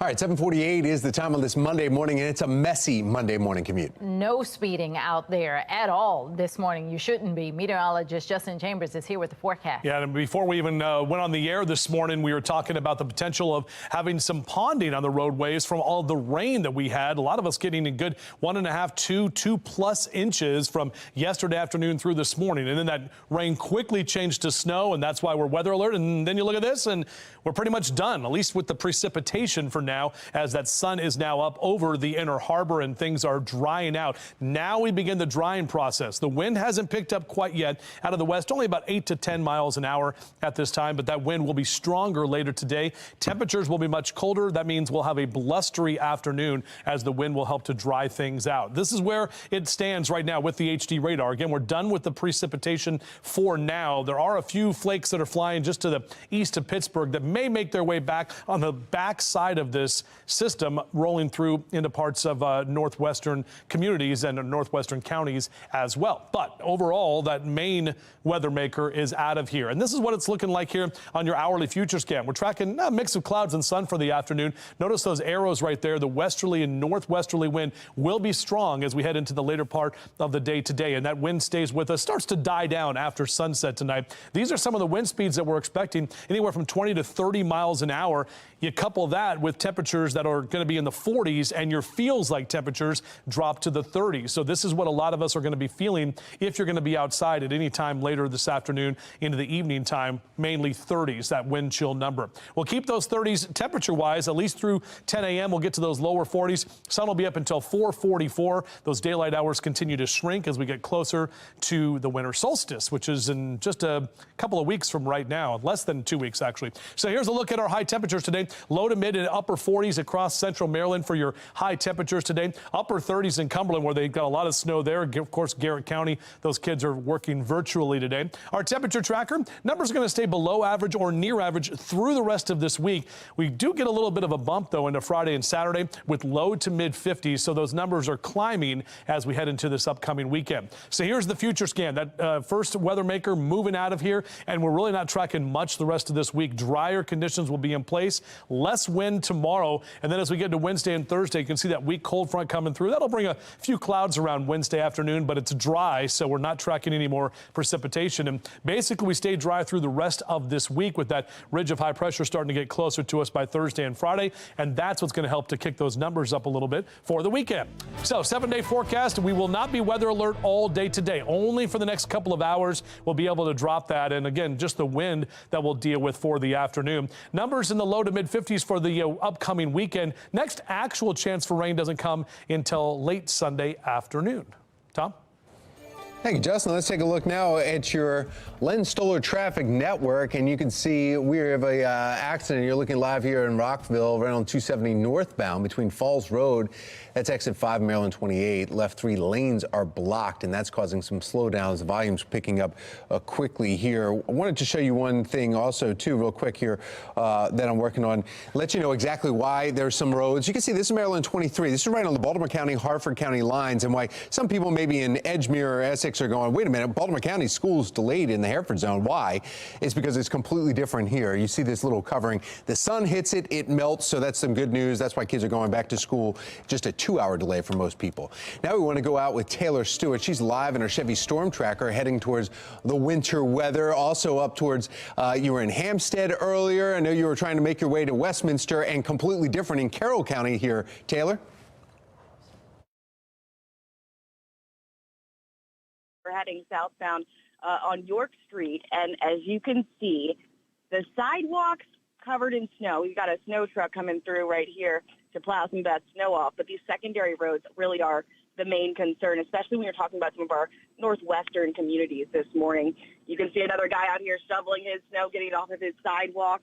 And that's what folks are going to have to do today. We know that lots of students have a 2-hour delay, but as you can see right here, the snow has not started to really melt in this area. Temperatures are very cold. But thankfully, we haven't seen any incidents this morning. That is the good news to report. We're going to continue tracking all of your roadway conditions here in our Chevy Storm Tracker here at Fox 45. Stay with us. We'll give you the latest updates. Back to you, Tom. Thank you, Taylor. Protect your skin this holiday season. Still ahead in our 9 o'clock hour, the right moisturizers that will help your skin during the winter. And we are continuing our countdown to Christmas giveaway this morning. We already gave away one, but still up for grabs today. Tickets to see Crabs for Christmas live, a lottery tree, even a Guinness Brewery gift pack. Make sure you stick around for your cue to call in. Good luck. Christmas presents, Right. snowy morning. You just want to sit back. You need a little bit of like that seasonal creamer to go in the coffee. Oh, I do that all the time. Cinnamon, vanilla. Perfect time for a coffee break.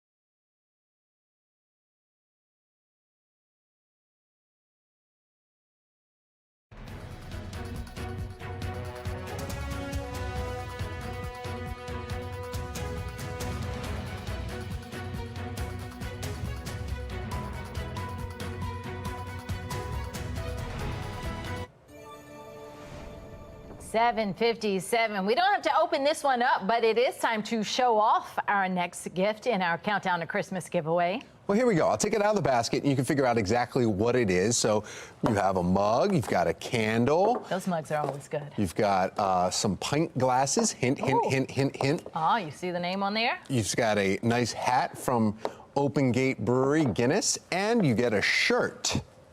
And this shirt. Oh, that's a very XL. festive holiday Guinness shirt. There you go. So it is a Guinness Brewery gift pack that includes all of those things that you just saw. Well, maybe the shirt doesn't come with it anymore. I don't think the shirt comes with it anymore. Well, all of that together, $135. All right. That's a nice gift. Well, and I can tell you why. This mug right here, I was playing with it while we were in commercial break, and I saw the price tag that's on it. So you're like, this is a major part of that too, right here. Not cheap, and it's a really cool mug. Very it's got, nice. you know, like if you're a Yeti fan, Yes. this is not a Yeti. This is something else, but they've got a really good top on it, which is slow. It doesn't like Those are slam good. shut or anything, or let it drip. Yeah, this is And nice. you can only get these things at Guinness Open Gate Brewery, so you know Tempercraft. it's a very nice gift. And so now is the time to call before it ends up at Tom's house. The number on your screen, 410-469-8308. Caller 10 gets to take this gift home. Maybe.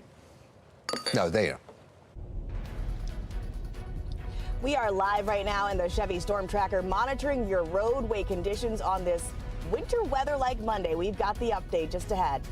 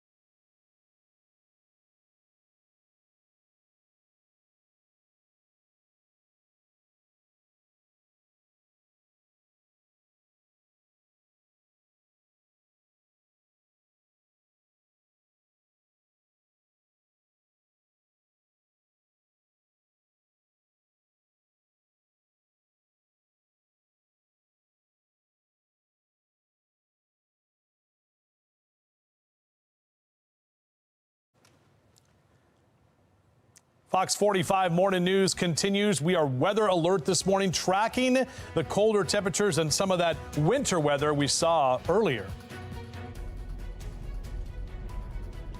And we are live on Harvey Gumbel Road as we continue monitoring your road conditions.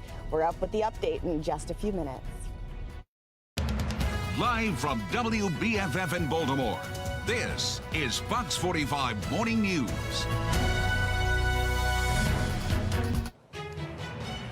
We are weather alert due to conditions that we saw, especially earlier this morning. Now, the snow has stopped falling. It's moved out, but we're still dealing with the aftermath, the slick conditions on the roads. Now, here's 83 right near Staples Church Road. That's in the Parkton area, and you can see the accumulation there from Carroll County all the way across even into Harford County, right near the PA line where you saw the most accumulation this morning. And because of that, there's a list of schools that are delayed this morning, and you can see all of the delays on our website, foxbaltimore.com. But we're talking about 11 schools delayed in Garrett County. On the other side, you're virtual today.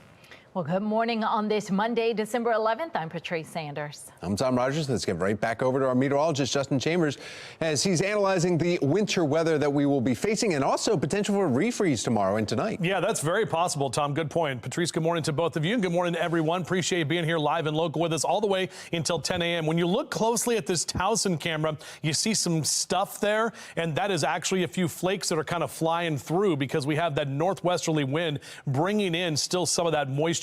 We're not talking about more accumulation here as that sun is now up, but with the blustery conditions we're expecting today, don't be surprised if you see a few of those flakes flying. This is kind of our HD radar, which is really showing most of this weather maker moving well up the I-95 corridor. So Philly, New York, Boston, they're getting all of this that we saw earlier this morning. And we all saw rain up and down the East Coast yesterday afternoon and evening. On the left side of your screen out of Pittsburgh, we are seeing a few of those little blue spots right there. So we could still see a few more flakes flying around for the next couple of hours. Temperatures have been hovering kind of right near or just above freezing. 36 in Baltimore City, 34 in Cockeysville and Bel Air, 33 in Columbia. And on your out and about cast, those numbers, well, they'll keep climbing, but they won't do much today. We hit the lower 60s yesterday. We're talking mid to upper 40s for this afternoon. We'll talk about the potential wind and the wind chill numbers that we'll have to expect as we get later into the day. Tom, checking traffic. I know the State Highway Administration said they did not pre-treat last night because they knew all of the heavy rain was just going to wash it away, so they didn't need to do that for what we saw this morning. Yeah, it's exactly what we saw. There's a little bit of crews out now, but really it's kind of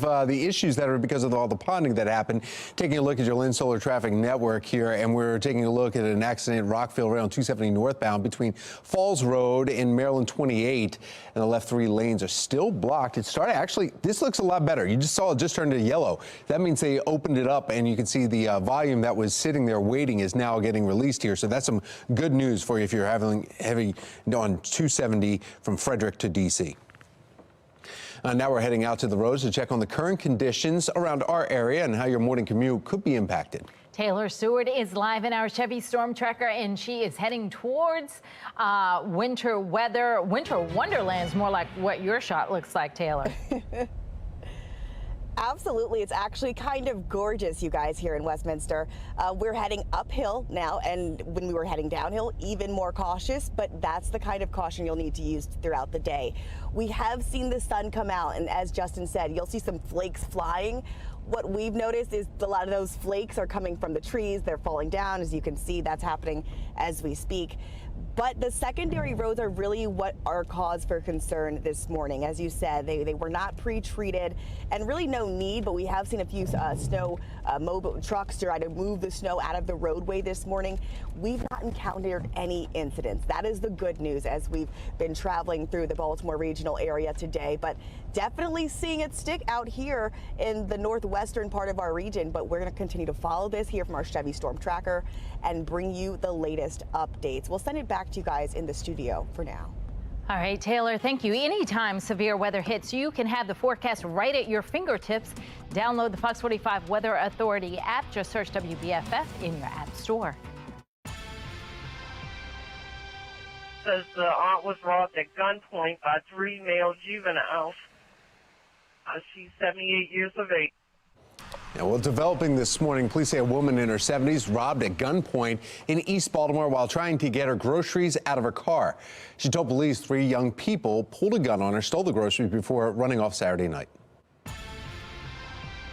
Fox 45 News continues to hear concerns about juvenile crime in the Baltimore area as this robbery just the latest case of violent juvenile crime. We're also learning more about several teens who were arrested for a carjacking that happened outside of a Starbucks on North Charles Street. That was in Towson back on December 2nd. 18-year-old Markev Wade, 2 15-year-olds and a 14-year-old were all arrested for that incident. Records show that one of the teens involved in the carjacking was in custody of the Department of Juvenile Services at the time. And court documents showed that the 14-year-old is the younger brother of a Baltimore City man who was convicted of shooting and killing two Harford County residents back in 2019. That shooting happened on Bloomingdale Road in Baltimore, and it happened just months after the then 17-year-old who did it was placed on DJS monitoring for gun and drug charges. The family of one of the victims calling out the system. So how do you bury a child?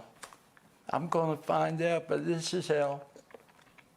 This is pure hell. There's a problem in the city because all these criminals are being released For armed 2 days robbery. later, a week later, and they're going back on the streets And and they're they're not continuing, scared. and they're not afraid. They're shooting people every day, killing people. Why is that happening? Why? One woman came face to face with one of the teens from the Starbucks carjacking just hours before and tells Fox 45 News she was terrified. Now, as we mentioned, we learned one of the teens was under DJS supervision at the time, which is just the latest example of juveniles committing violent crimes while under state custody. According to police, when those teens were arrested for their carjacking outside Starbucks, they found a gun with the serial number filed off, an extended magazine, and several rounds of ammunition. So this brings us to a question of the day. What do you think about this? Have lawmakers waited too long to address the juvenile crime crisis? So far, as you see on the bottom there, 97% of those who have voted responded yes. You can weigh in right now by going to foxbaltimore.com/vote. Coming up, we are taking a look at the state's shrinking budget surplus, what concerns some are raising and what Governor Moore is advising. That's straight ahead. Well, it's nice to see the sun, considering we didn't see much of it, at least on Sunday, and all that rain that was around, plus the winter weather that is left behind. We'll be talking about what we can expect with your full Weather Authority forecast coming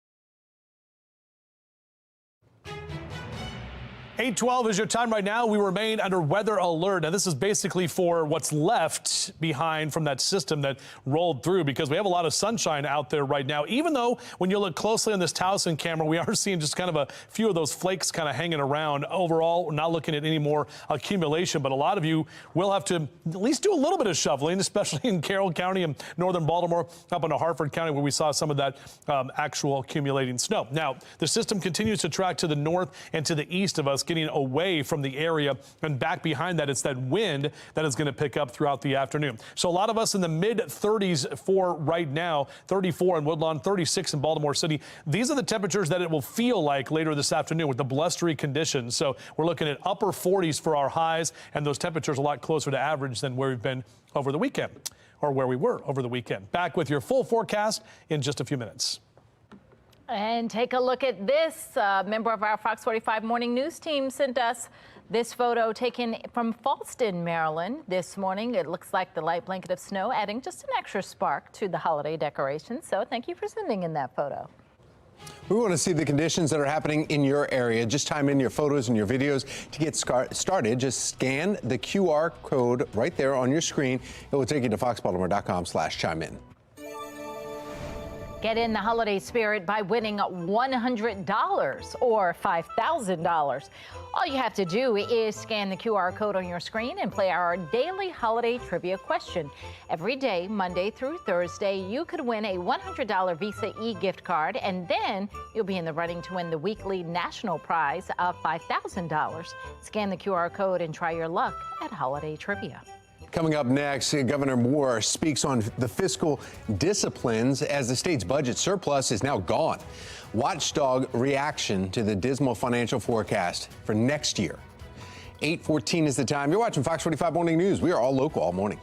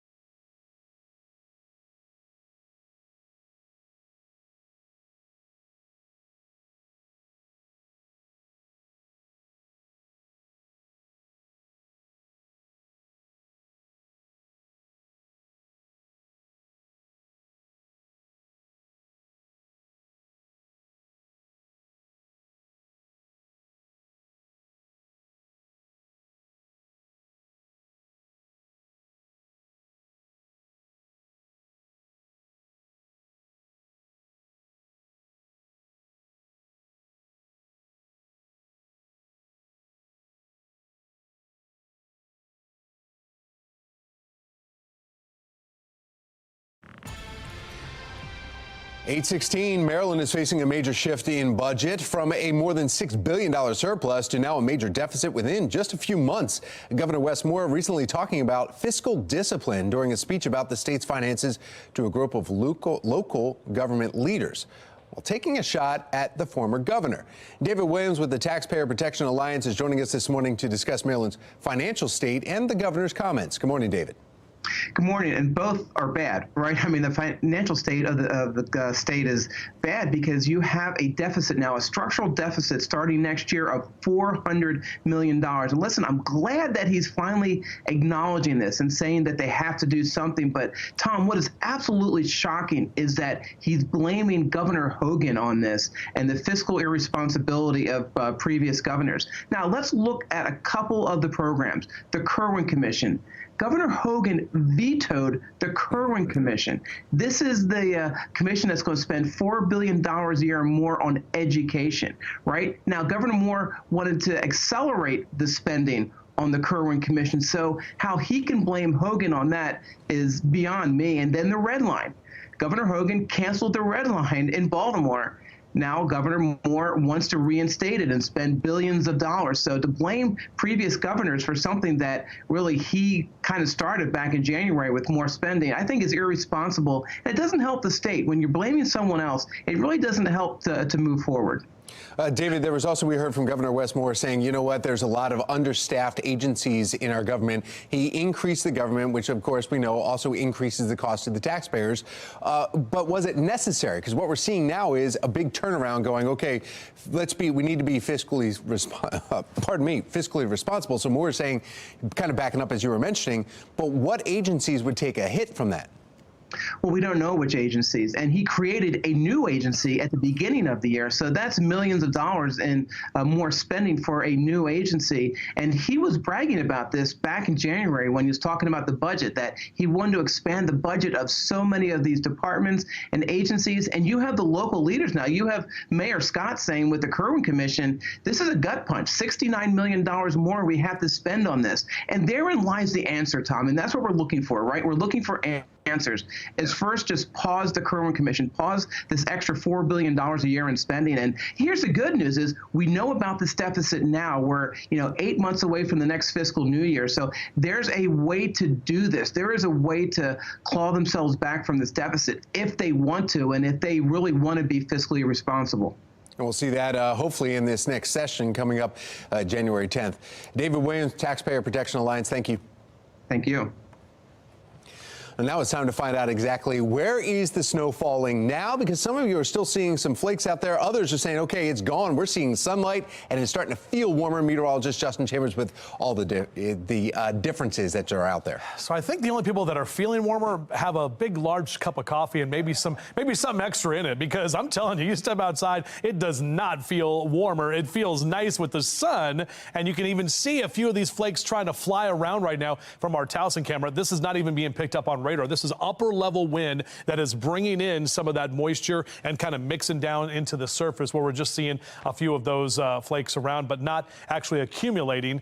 36 in Towson. We're not looking at any more snow to accumulate, even in those areas where we saw some decent snowfall totals. So the reason we're weather alert this morning for those morning snow showers, the temperatures today much colder and definitely a blustery afternoon. That wind is going to be with us through most of the day today. Look at our HD radar. It's pretty much quiet right now, and I was looking to see if any of this stuff coming out of Pittsburgh and over southern Pennsylvania will sneak down into Maryland. It doesn't look likely at this time because we've got so much more of that drier air mass in place. That's basically because that large cold front that moved through the region and had all of that warm air out ahead of it and all the mild conditions for the rain yesterday. Now the colder air is moving off toward Boston, and there's that area of low pressure. Most of the 95 corridor, it's just rain right now, but once you get north of Philly, up into New York and Boston, we could see a little bit of a changeover. So just be aware of that if you are traveling. This is a look at our hourly future scan, and yeah, we'll have a few clouds kind of hanging around this afternoon. That west and northwesterly wind will really start to kick up.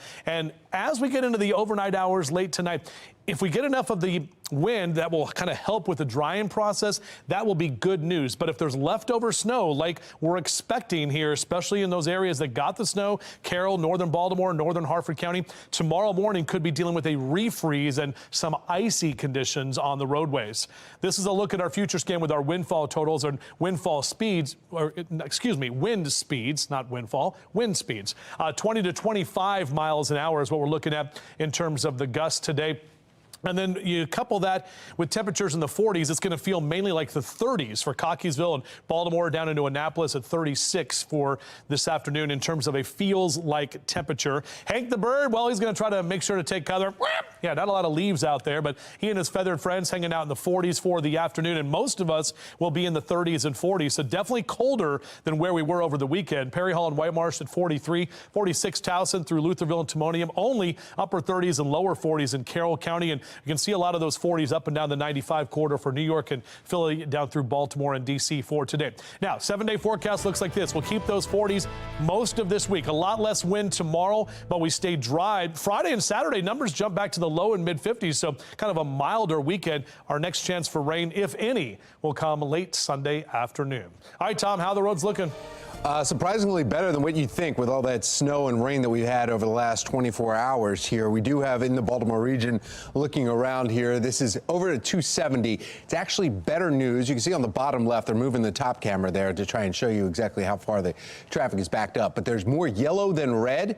And this is what happened on 270 right between Maryland 28 and there was also an exit 5 too. The 3 lanes were blocked and the volume was really backed up. But now it looks like it's opening back up. So some good news there. Also around the Baltimore region, a little bit closer to home, we still have that issue 32 northbound right at Burnt Woods Drive. There was an incident there in Howard County, still causing delays there. And we just got an alert also, a disabled vehicle right at right near the tunnels here, and it looks like it's on 95 South is where we're seeing a disabled vehicle, but it's not showing any delay there in Baltimore.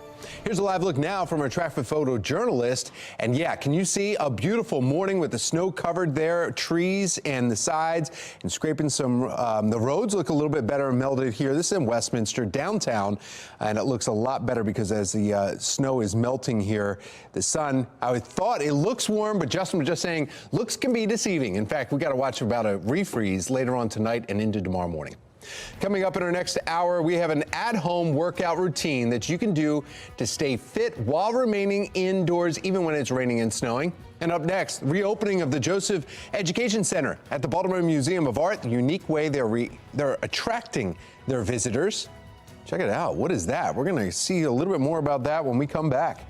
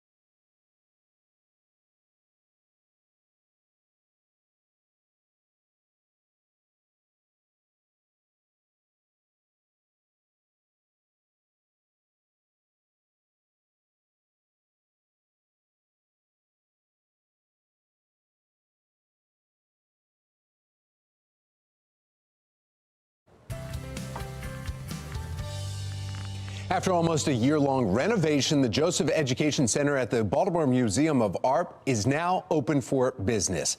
In fact, we're going to be taking you live and talking with the Director of Interpretation at the BMA, Caitlin Garbarino.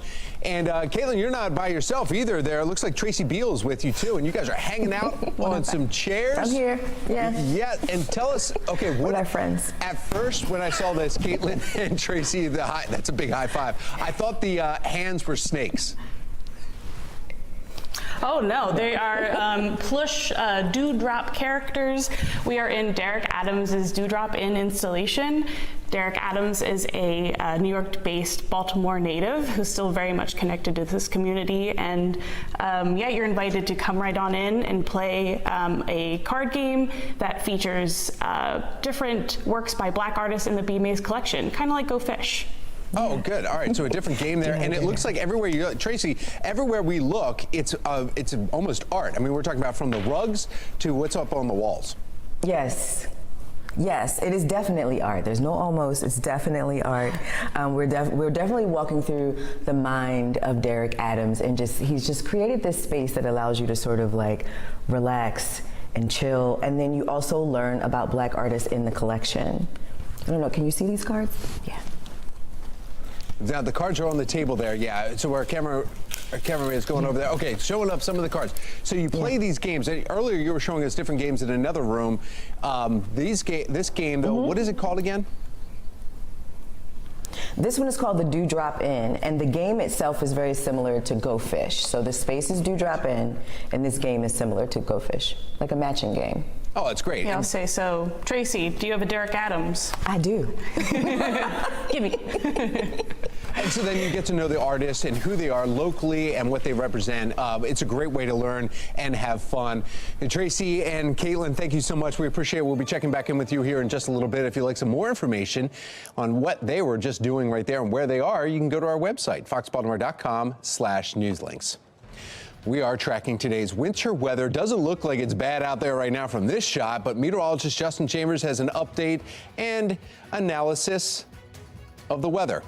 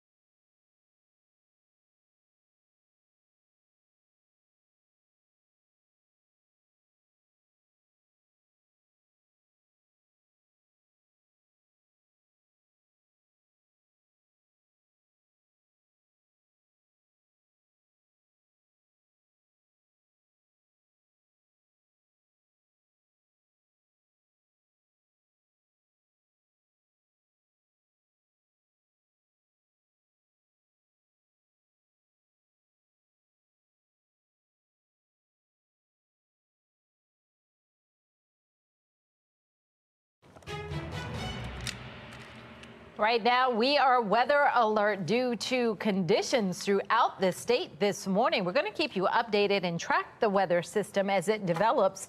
We've got our Weather Authority team and HD radar, what you see right there on your screen. In fact, over on the left, this is a live look from 83 in Parkton area, just south of the PA line.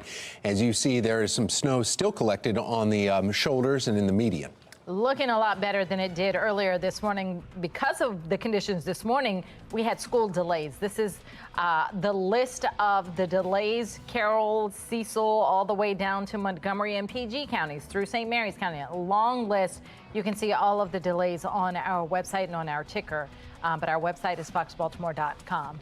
Also, take a look at this video. Jennifer sent us this video of Jace walking in the morning snow before going to daycare. Looks like his first time walking through it, maybe. Nice boots he's got there. I like he's lifting the legs up high. Live from WBFF in Baltimore, this is Fox 45 Morning News. Well, good morning again and welcome back on this Monday morning, 8:33. Now on this Weather Alert Day, I'm Patrice Sanders. I'm Tom Rogers. Yeah, meteorologist Justin Chambers has a look at the forecast. You warned us that it could possibly turn to snow, and it did. It came down pretty well, especially for the northern regions. Yeah, exactly right, guys. That's what we're waking up to, the kind of winter wonderland, which makes us feel more on the holiday spirit for some. But here's the wind. This is a great shot that my buddy Shane in the back zoomed in on. You can see the top of the buildings there in downtown Baltimore. That wind whipping around. The drier air is in place, so the snow machine done for now. In fact, on our HD radar, you can see all of that moisture moving well to the north and to the east of us, clearing the region back behind us. May see a few flakes trying to fly in from southern Pennsylvania in the next couple of hours, but really not tracking anymore in the way of actual accumulation. So 20s and 30s statewide right now. The issue tomorrow could be that freeze or the icy conditions, because our temps are not really going to climb too much today. Upper 30s and lower 40s. If you do want to get out for a run or a jog, please be careful, especially if you're in those areas that have that snow. And upper 40s both today and tomorrow, even into Wednesday, close to 50 degrees. A lot calmer tomorrow. But as I mentioned, tomorrow morning, we're going to be waking up near and below freezing. So any of that moisture that we have, or the snow that we had from today, is going to refreeze tonight. So we may have to deal with some school delays tomorrow morning as well. Tom? All right, thank you, Justin. Now we want to head out to the roads and go live there with the Chevy Storm Tracker. Taylor Stewart is out in the winter weather. How are the roads looking, Taylor? Where are you?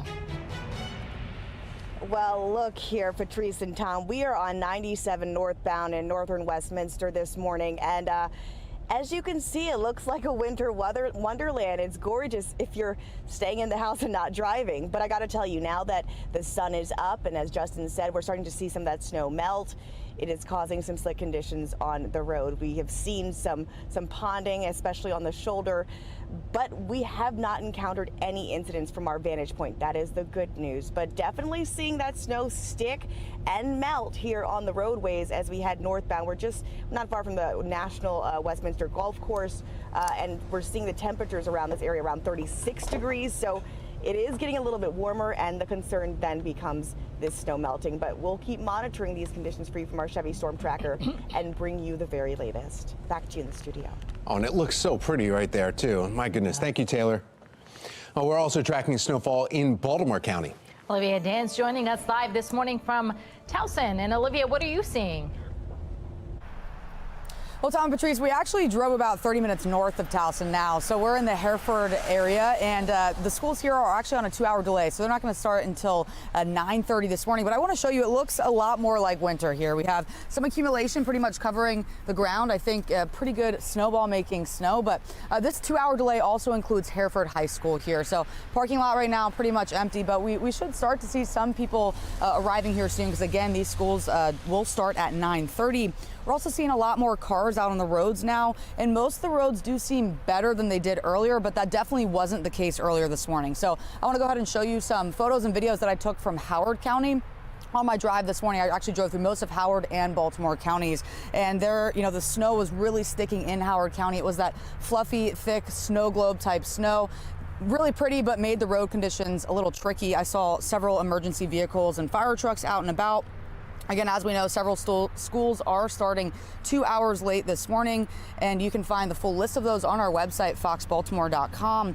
Also, of course, the sun is out now, and even though the rain and the snow stopped, it is still really cold out. I think my car said it's about just above freezing. So I have my electronic hand warmer here.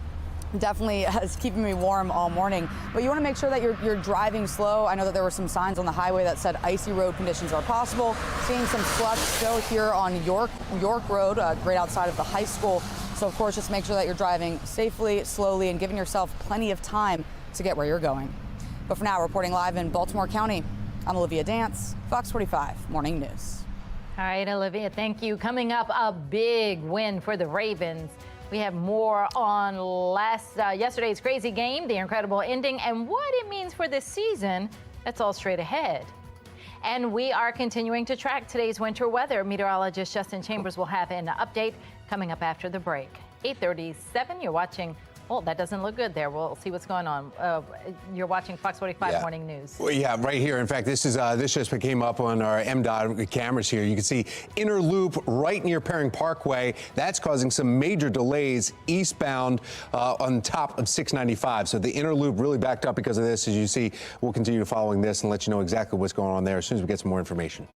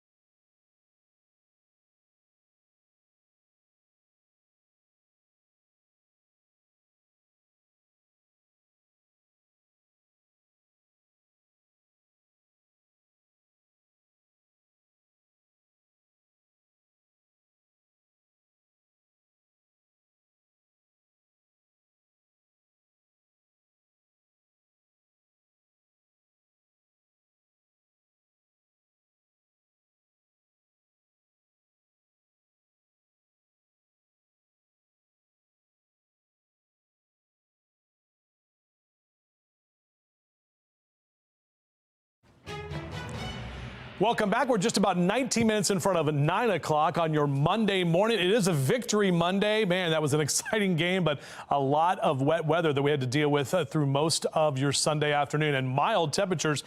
Not the case today. It's colder, and that's why we saw the snow that we were showing you all morning long. Our Towson camera right now, mainly dry, lots of sunshine out there, maybe a few flakes trying to blow around in the breeze. Mix of clouds and sun on the way for us today, a blustery afternoon, and those temperatures definitely staying colder. So even though we'll see highs in the mid to upper 40s, it will feel like the 30s for most of the day. We'll drop down below freezing for us tonight and then back to the upper 40s tomorrow. So tomorrow morning, you may have to deal with some icy spots, especially where we had some of that wintry precipitation accumulate. Back with your full forecast in just a few minutes from right now. All right, Justin, thank you. We are showing off pictures and videos that You guys are chiming in this morning. DJ Harris from Cockeysville sent us this picture of his backyard, and it is covered in snow. Coming up in our next half hour, a new winter weather workout. We're going to have an at-home routine that you can do to stay fit while you stay indoors and maybe watch the Ravens game like we all did yesterday. And with the winter weather comes cold temperatures and dry skin. Up next, we're going to tell you what you can do to protect your skin during the holiday season. 8:42, you're watching Fox 45 Morning News, all local, all morning.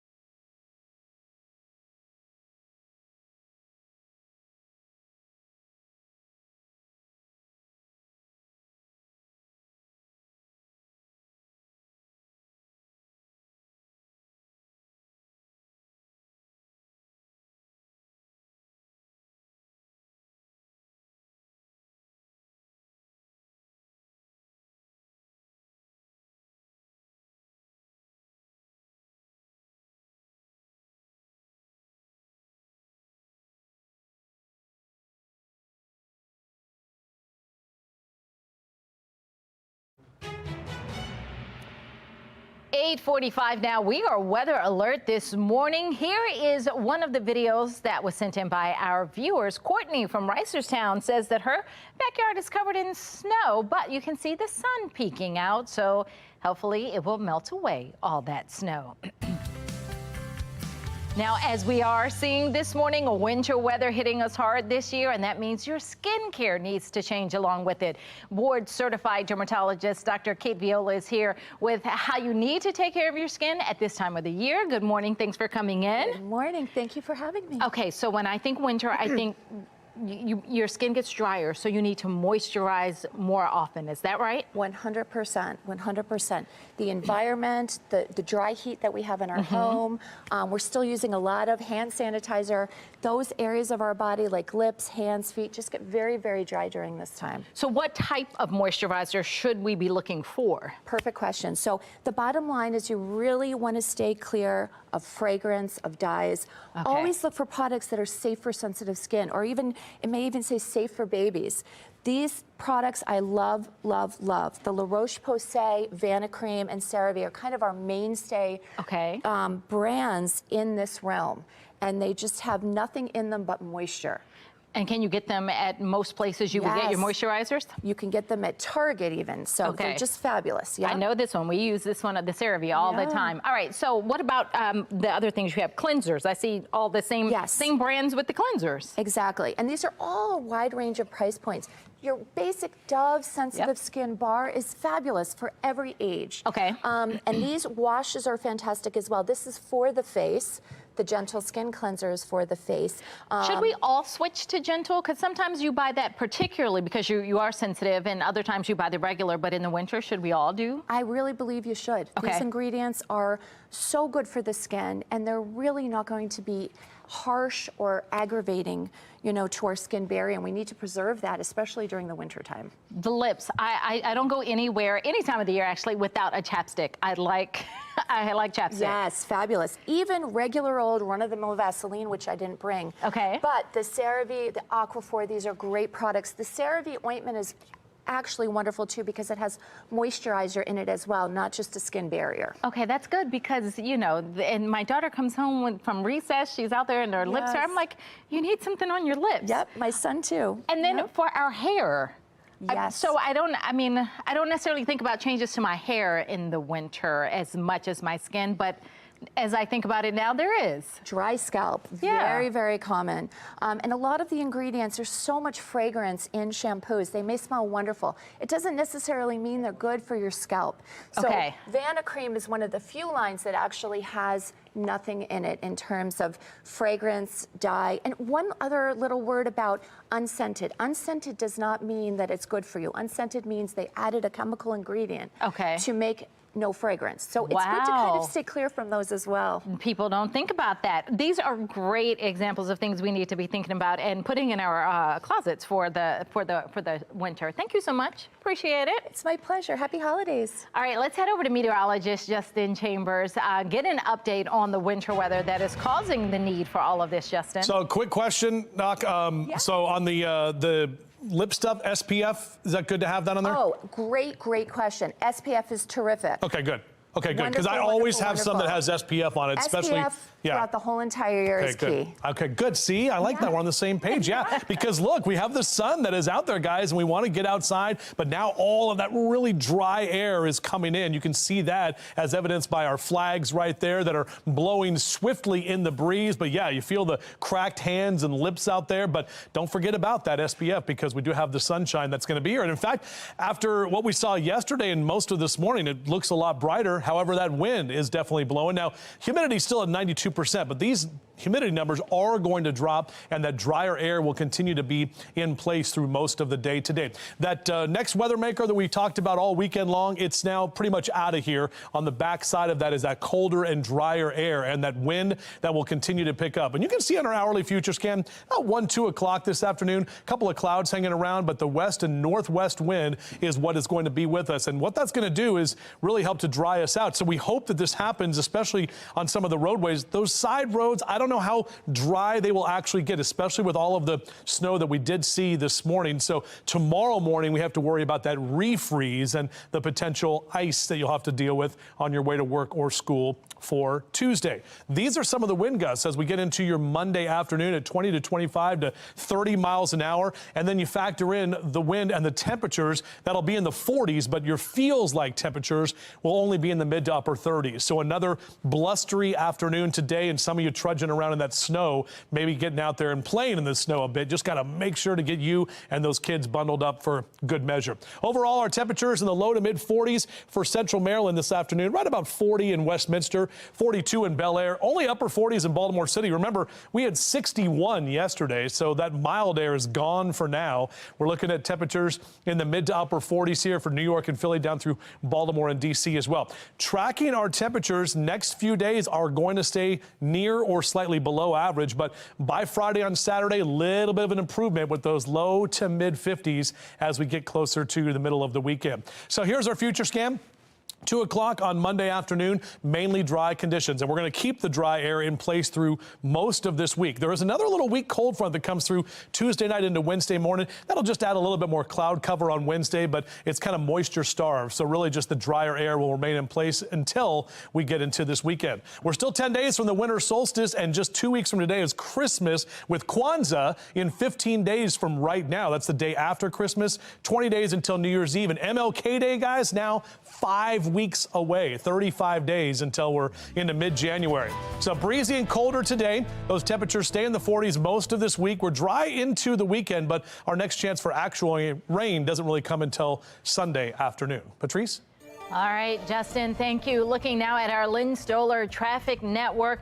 There is an accident on 695, the inner loop. It's right at Perring Parkway. You see it there. The two left lanes there are blocked, as you see that the cars are still there in traffic, as you would imagine, starting to back up. It's backing up all the way to the Harrisburg Expressway. But as we can tell from this shot, it looks like just the two vehicles involved. So if you're heading in that direction, be sure to give yourself plenty of time if that is your route. Taking a live look now from our traffic photojournalist out in Westminster, where road conditions are improving. You can actually see the roads as opposed to this morning. They still look wet and slick, but not snow covered as they were in the overnight hours. We're going to keep you updated on the conditions throughout the day. A big win for the Ravens in the books after an incredible Sunday victory against the Los Angeles Rams. But now the flock already looking toward the next one. This Sunday, the Ravens are off to Florida to take on the Jacksonville Jaguars. Kickoff is at 8:20 p.m. And then on Christmas, they are heading to San Francisco to take on the 49ers. That kickoff is at 8:15 p.m. Then to close out the year, the Ravens will be back at M&T Bank Stadium. They will take on the Miami Dolphins December 31st at 1 p.m. Coming up, prices are falling heading into the holiday season. What goods consumers can expect to get a discount on? We'll have that after the break. And Macy's may have a buyer. Who is looking to buy the retail giant and how much they might fork over? And of course, what this all means for Macy's. And it's time for us now, in the middle of all this snow, to just settle in for a coffee break if you can.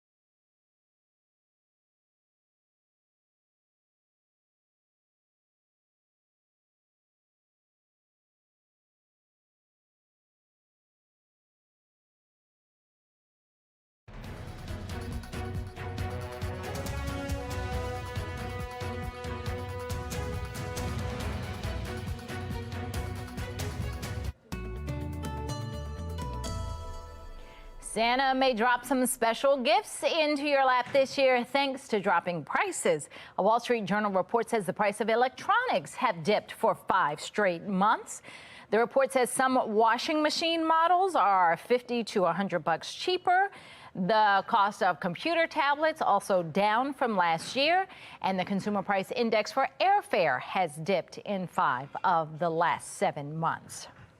Reports are telling us that one investment group has made a multi-billion-dollar offer to buy out Macy's. Investors from Ark House Management and Brigade Capital Management have offered $5.8 billion to make Macy's private. Data finds that Macy's stocks have been down by 20% in the last year. Cuts to customer spending due to inflation could be to blame. Macy's has yet to make a public statement about the bid. A report says Cigna Healthcare has backed out of possibly purchasing Humana. The report says Cigna and Humana were in negotiations, but the two sides just couldn't agree on a purchase price. A possible merged value of the two companies could have surpassed $140 billion. The sale of Humana to Cigna could have triggered antitrust scrutiny. Meanwhile, Cigna says it plans to buy back an additional $10 billion of its own shares. Cigna could also sell off its Medicare Advantage business, which provides services for those 65 and older. And now it is time for America's Steals and Deals. The following segment is sponsored by Naki. I am here with my friend Leshem, the founder of Getsay, and these are the most amazing kitchen products. My husband, he's a snob in the kitchen. These are sleek and chic. Tell me about them. Look at this, Julie. 2 different pillars, mandolin inside. The first pillar have double blades, so we can peel everything up and down, Julie. Oh you don't need to move the end from the carrot. Feel the quality, Julie? It's just beautiful. Up and down. Up and down. That's it. Now look at this, Julie. Not just this. Also tomato. No. Soft tomato you can peel. No. Now look at this. Coleslaw salad, cabbage salad. Very, very, very easy.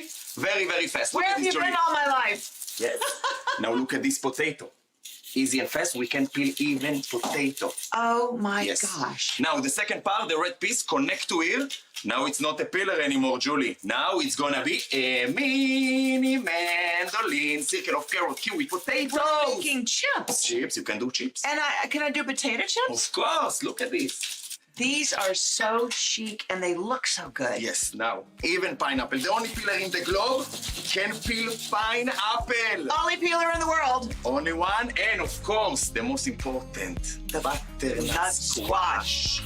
We are rolling. Yes. All right, I want to tell you that these are amazing, the best tools I've ever seen. Right now, we're offering 66% off Getsay. Head to asadeals.com for this exclusive offer. Welcome back. We're talking about temperatures that are going to be cold. The snow that moved through here causing our weather alert day. We'll talk about it coming up. We're seeing some snow accumulation this morning. I'm Olivia Danson. Coming up next, I'll take you live to northern Baltimore County with a look at the latest weather conditions. Live from WBFF in Baltimore, this is Fox 45 Good Day Baltimore. Yeah, this morning we are still weather alert as some winter weather moved through the region overnight. You may not see it, but we have a lot of proof out there. It's now causing some slick roads this morning. In fact, you're taking a live look here from across the region in our radar. And as we are monitoring the updates on this weather conditions with the HD radar. Well, let's talk about the school delays this morning. At this point, you already know it. You may be actually getting up and ready for school, but the delays are on our website, foxbaltimore.com. A lot of 2-hour delays. Well, welcome back on this Monday, December 11th. I'm Patrice Sanders. I'm Tom Rogers, and from the studio to the roads, we have live team coverage bringing you the latest conditions on this weather alert day. In just a few minutes, Olivia Dance will join us live from Baltimore County. She's giving us an update on the conditions she's seeing out there. But before that, Taylor Stewart's going to be live on the roads. She's in our Chevy Storm Tracker, bringing you the road conditions. Last time we checked, she was in Carroll County. First, we want to go to our meteorologist, Justin Chambers, talk about all the numbers here. Yeah, good morning. The snow has stopped, but we are seeing the sun that is out there and the blustery conditions going forward as we take a look outside right now. This is our Towson camera with plenty of sunshine as that snow has moved on. Definitely fun to kind of get up and see that this morning, but it was not fun to drive, at least about 3:30 this morning when things were definitely moving in quickly. And that storm is now moving out of here quickly. So folks in New York and Boston are dealing with all of that. The 95 corridor continues to clear out. 30s and 40s for Cumberland and Baltimore down through Salisbury this hour. And our temperatures, well, they're not going to do much today. They're going to hang out in the mid to upper 40s with a blustery afternoon. Those temps staying on the colder side will feel even colder than the 40s that we'll see later this afternoon as well. So on your out and about cast, numbers steadily climbing to the mid to upper 40s over the next few hours. Coming up in a few minutes, we'll talk about how strong that wind is going to be and when we'll start to see some drier air and less windy conditions as well. Take a look now at your Lens Solar Traffic Network, and there's an accident right on the 695's inner loop right at Perring Parkway that we've been watching. They had almost all the lanes blocked earlier, so this is some good news. Just 2 lanes blocked the median, as you can see where some of those vehicles are still remaining in the flashing lights in that 1 lane. So you're just merging over, and it looks like at least 2 vehicles were involved with this. Just make sure you give yourself some extra time. It's still backed all the way up to basically 83, and that will get you all the way to Perring Parkway. Just slow go. Now we want to head out on the roads to check the current conditions and how your morning commute could be impacted by this snow. Taylor Stewart is in our Chevy Storm Tracker, and she is out and about, and it looks like you're moving along without any issues. Taylor, where are you? That is the case, Patrice. We're on I-40 eastbound. We're heading right back onto 795 to head closer towards the Baltimore City area. But let me tell you, the sun is now up, and that is really changing things on the road. I mean, we've seen a lot of that ponding evaporate. We're not seeing as slick of roads as we have been seeing throughout the morning. That snow is definitely still sticking to those sidewalks, and we still see snow on the shoulder. But things are really picking up from our vantage point as we continue to monitor the roads for you. We were in Westminster for the bulk of the morning, as well as Hampden, looking like a winter wonderland. So, you know, a lot of students, they had that 2-hour delay, but boy, this would have been a great day for a snow day.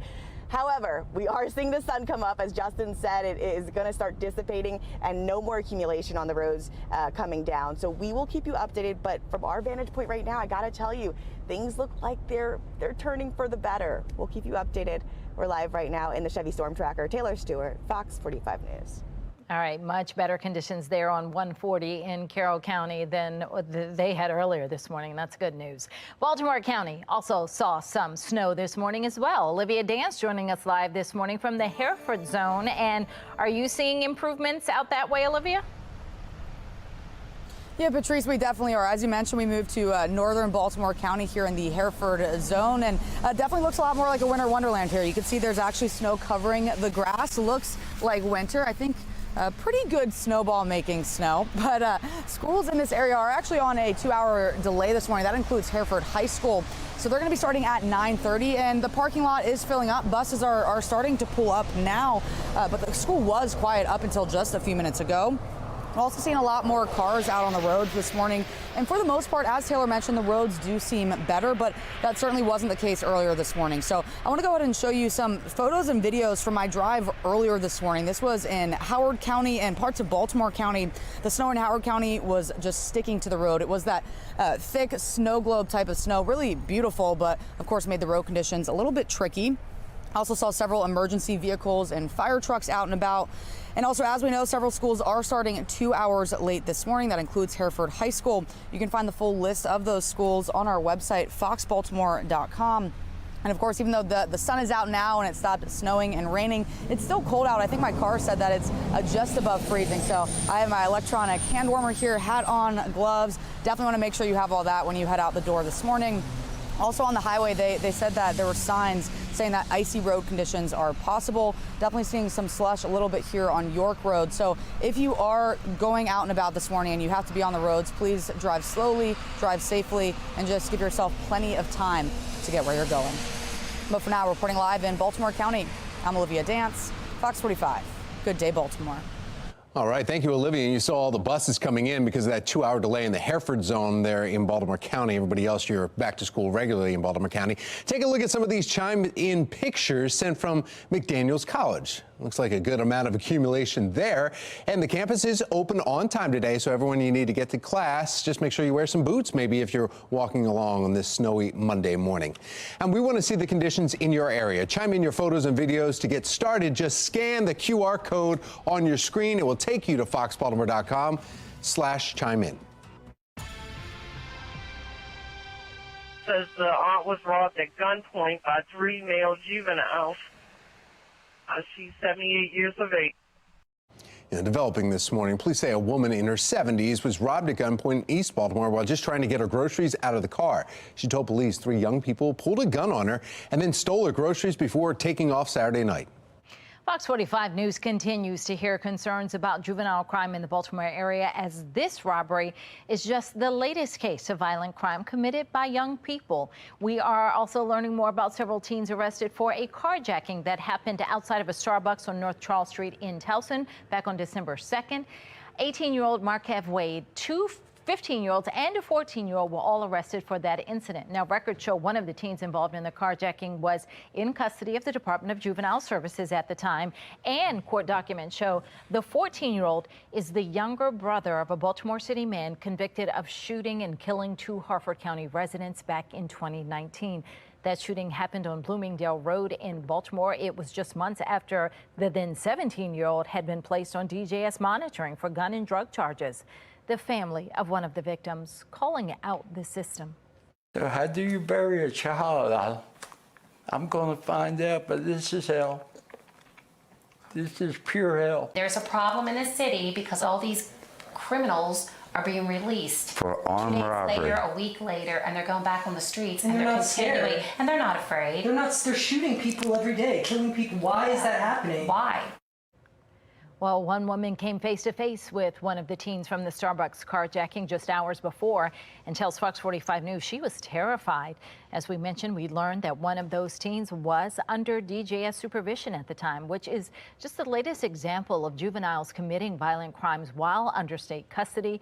According to police, when those teens were arrested for the carjacking outside Starbucks, they found a gun with the serial number filed off, an extended magazine, and several rounds of ammunition. 9:08 is the time right now. We need to get another check with your traffic and your weather. Meteorologist Justin Chambers is here. Our weather alert morning will be allowed to expire about 50 minutes from right now. Basically, we're just letting you know that what happened this morning is what's causing all of those delays for the schools. And obviously, we have to kind of think ahead toward tomorrow morning because temps are going to drop tonight to near and below freezing. And that means any of that precipitation, whether it's snow or rain that's still on the ground overnight, has the potential to refreeze, and we could have icy conditions on your Tuesday. Looking out over M&T Bank Stadium, it's still a victory Monday. I mean, the Ravens have the best record and tied for the best record in the entire NFL. So how about that win yesterday in the rainy M&T Bank Stadium? 41-year temp right now in Baltimore City, 39 in Dundalk, Essex, and Middle River, 37-year temp in Brooklyn Park, and 38 in Glen Burnie and Pasadena. Some of us about 10 to 15 degrees colder than where we were just 24 hours ago. So that cold air is here and the wind is also here. So make sure to get that jacket on, but have the sunglasses ready to go. And we talked earlier about lotioning up too, as we got that dry skin here. We're not tracking the need for the umbrella, but we'll tell you exactly what we can expect later today and how that wind is going to play a part and impact your feels like temperatures coming up. All right, taking a look now at our Lynn Stoller traffic network, and we are still following the accident on the 695 inner loop right at Perry Parkway. 2 lanes remain blocked. Traffic is getting by, but it's backed up all the way to the Harrisburg Expressway. So give yourself plenty of time in that direction. A Baltimore resident coming to Fox 45 in October after she was charged more than $15,000 for her water. The conclusion to her months-long fight to correct it. And continue to stay with Fox 45 all morning long as we are continuing to track your forecast on this Weather Alert Monday. 9:10, you're watching Fox 45. Good day, Baltimore.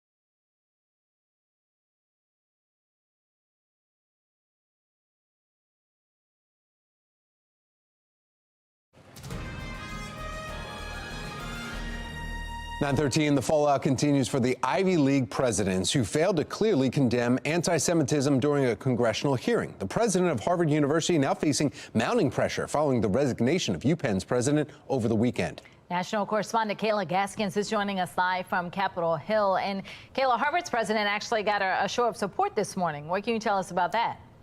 Yes, she did. So this morning, more than 600 Harvard faculty members signed a petition urging school officials to resist mounting calls to remove President Claudine Gay. Harvard has about 1,400 faculty members there. Individual professors have also taken to their own social media to express support for Gay. It's not clear, though, if this will be enough for the board of directors, which met Sunday amid calls for her to resign. Gay remains under fire for her congressional testimony last week, where she failed to strongly condemn anti-Semitism on campus. These anti-Semitism incidents do not center around pro-Palestinian protests themselves, but they rather focus on these calls and specific content by some of the protesters, which can be interpreted as calling for violence against the Jewish people. Now, Gay apologized for her remarks said before Congress, telling the Harvard Crimson she was sorry. Words matter. It's still unclear if Gay has the support she needs to keep her job. All right, Kayla, switching gears, the Biden administration in strong support for Israel. We know that. Even bypassing Congress to try to get weapons to the Jewish state. What do we know about that deal? The Biden administration approving the sale of 14,000 rounds of tank ammunition that they will sell to Israel. That's more than $100 million worth of ammo. This comes as Congress remains gridlocked on approving the White House's request for $106 billion for national security. That would include $14 billion in aid for Israel. The holdup is over money to secure the southern border there. So to get these ammunitions through, Secretary of State Antony Blinken determined an emergency exists that required the immediate sale. Blinken saying the United States' own security interests are tied to Israel's success. This allows Blinken to bypass a congressional requirement for selling ammo to foreign governments. It's a rare but not an unprecedented step. All right, Kayla Gaskins live in Washington. Thank you. There were at least 13 tornadoes in Tennessee this weekend, according to the preliminary reports. Officials say the outbreak of tornadoes killed at least 6 people, including a child, and dozens of others were injured. A lot of people are homeless. This drone video shot in the suburb of Nashville, Tennessee. As of this morning, there are still more than 20,000 people without power, and those are expected to continue throughout this week. Also making headlines, Congressman Byron Donald says Republicans will draft articles of impeachment against President Biden this spring. Well, what I see happening is that over the next month or two, we're going to finish our investigation. I do believe at that point it's going to be crystal clear that there are articles of impeachment that should be drafted for Joe Biden. Donalds is one of many House Republicans who are accusing Biden of accepting bribes from foreign nations through his son Hunter. So far, there has been no evidence directly connecting the president to his son's business dealings, but House Republicans hope to change that as they push to vote on an impeachment query against Biden this week. The motion has gained momentum from the recent indictment accusing Hunter of tax evasion. 9:17, and the big question here is about the weather. We are weather alert today. Meteorologist Justin Chambers here to tell us if all that heavy snow in some parts of the area, is it out of here? Are we done? Yeah, absolutely. We're done. And that's the whole thing, guys. We went weather alert yesterday afternoon to prepare you for this. We had all of that wet weather and the rain. Some of us getting a good 1.5 to 2+ inches of rain yesterday, even though we were mild. And then early this morning, that cold air worked in, changed over that rain slowly to some snow. And we had some pretty good snowfall amounts. We've been showing you all those pictures and videos all morning. We appreciate you helping us tell the story by continuing to chime in with your weather videos and your weather pictures as well. Don't worry, I'll get back to holiday pet pics tomorrow after our weather alert day today. Now, it's really just a weather alert morning because by 10 o'clock, we're going to take the weather alert off, and overall this afternoon, we will not be in weather alert mode. Northwest wind about 11 to 15 miles an hour right now in Towson, and temperatures hanging out in the lower 40s at this time. The system, the weather maker that we tracked all weekend and basically all last week, is now well to the north north and to the east of us. So it's that drier air that's coming in and kind of racing in from the north and the northwest. That's why that wind is going to continue to pick up through the afternoon. Looking at our hourly future scan, a mix of clouds and sun, the arrows indicating where that wind is going to be coming from. So kind of that strong westerly to northwesterly component throughout the day. Tonight, we should see that wind die down. But again, the drier air and those colder temperatures could prompt a refreeze on some of the roadways, especially those side roads that don't get treated. So tomorrow morning, rural areas, you really want to make sure to take it slow as you are getting out, especially before that sun comes up, which is not until after 7 o'clock in the morning. All right, 20 to 25 mile an hour winds is what we're going to see for the most part later this afternoon. Could see some stronger wind gusts as well, but that wind does die down overnight. But what it's going to do is make those feels like temperatures hang out in the 30s. So if you're outside at all today, just know you've got to bundle up and make sure you're bundled up from head to toe, especially if the kids want to get out there and play in the snow after school on maybe a reduced school day, since we had some delays this morning. Upper 30s, low to mid 40s across Carroll and Baltimore counties for your high temperatures on your Monday. And for Howard and Anne Arundel counties, we'll see those numbers also in the low to mid 40s. But again, these won't really feel like the 40s. Even the Eastern Shore, which picked up a few flakes flying around, we'll see those mid 40s for you for the afternoon, feeling more like the 30s with the wind that's going to be with us. Now, temperatures the next couple of days are going to stay in the 40s, which is pretty close to where we typically are for middle of December. But this weekend, we're actually going to see those numbers jump back up into the low and mid 50s. Here's that future scan taking you through the afternoon, drying out nicely. Less wind for tomorrow and plenty of sunshine. Wednesday gets a few more clouds kind of working into the area, but overall, not much to get in our way. In fact, our next chance for rain doesn't come until Sunday of this upcoming weekend. Still 10 days out from winter officially, as we are in meteorological winter. 2 weeks from today is Christmas, and we're just 3 weeks away from New Year's Day. About that, 2024, so close you can smell it. All right, here's that 7-day forecast for you. We keep those 40s through Thursday, low to mid 50s Friday and Saturday. And you can see on Sunday some more clouds roll in, a chance of a few showers by Sunday afternoon of the rain variety. Tom, not any more snow, at least for now. News there, but that wind, my goodness. All right, yeah. To your Len Stoller Traffic Network, accident 695's inner loop, pardon me, right at Perry Parkway. Look at this, a great shot right here. Traffic is moving along without any issues. Sorry, I'm fighting a cough right here. Also, we do have another incident, 95 northbound, though. There is a issue that is right next to Mountain Road, and there's causing some delays northbound 95.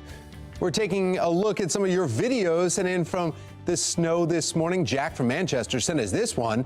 Yeah, they've got a little bit of shoveling to do on Manchester. Hopefully they can get the car out. No problem there. It looks like it should be pretty close to being melted off here within the next half hour. Fox 45 News, winner of 16 2022 Regional Emmy Awards, more than all other Baltimore news stations combined.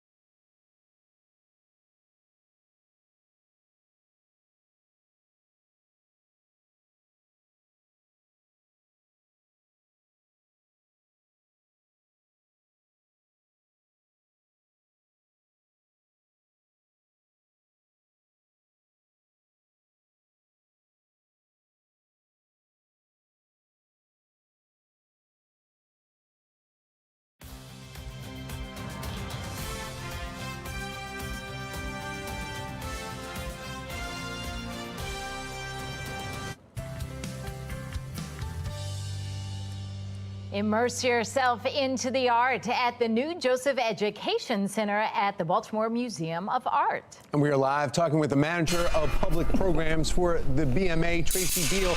Also, if you see who's hanging out with her, is Caitlin Garbarini, and she is the director of interpretation there at the art. And they've been playing along all morning with us. This is a fun job you have, ladies. What are you doing?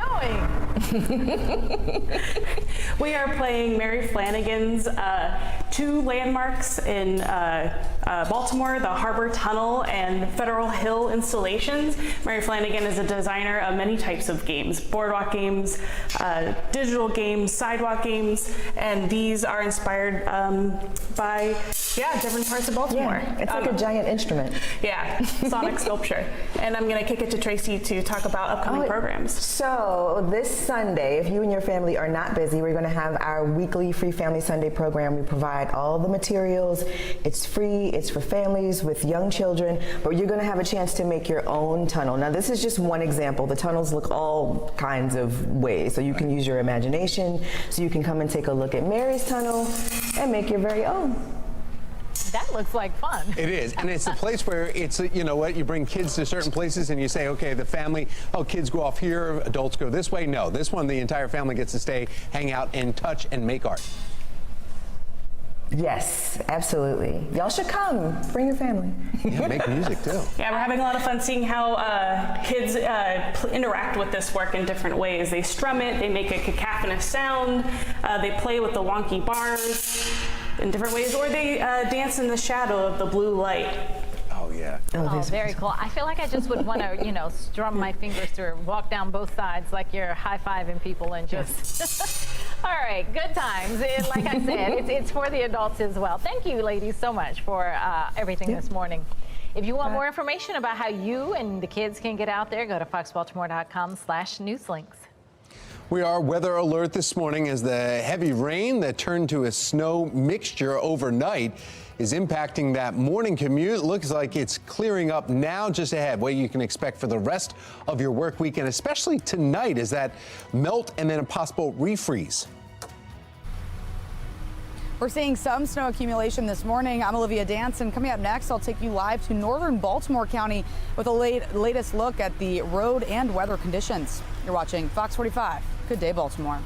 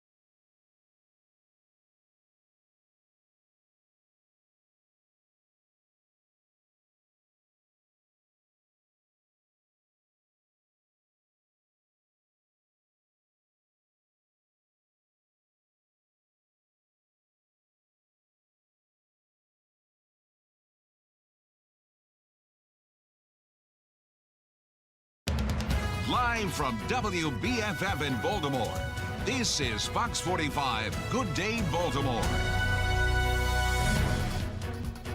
Welcome back on this Monday morning. Coming up on 9:30, I'm Patrice Sanders. I'm Tom Rogers. Megan Gillen has the day off and will be joining us tomorrow, but we need to find out exactly how much snowfall people got and then if you need to keep those shovels handy.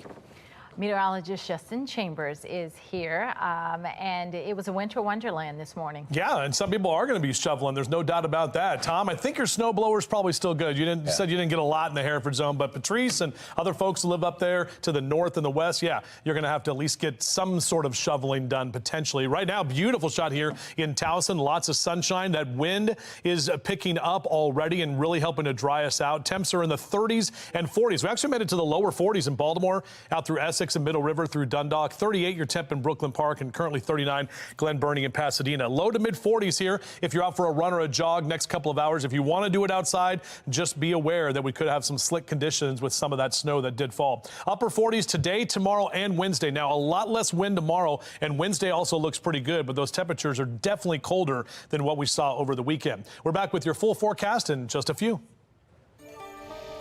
All right, looking now at your Lynn Solar Traffic Network.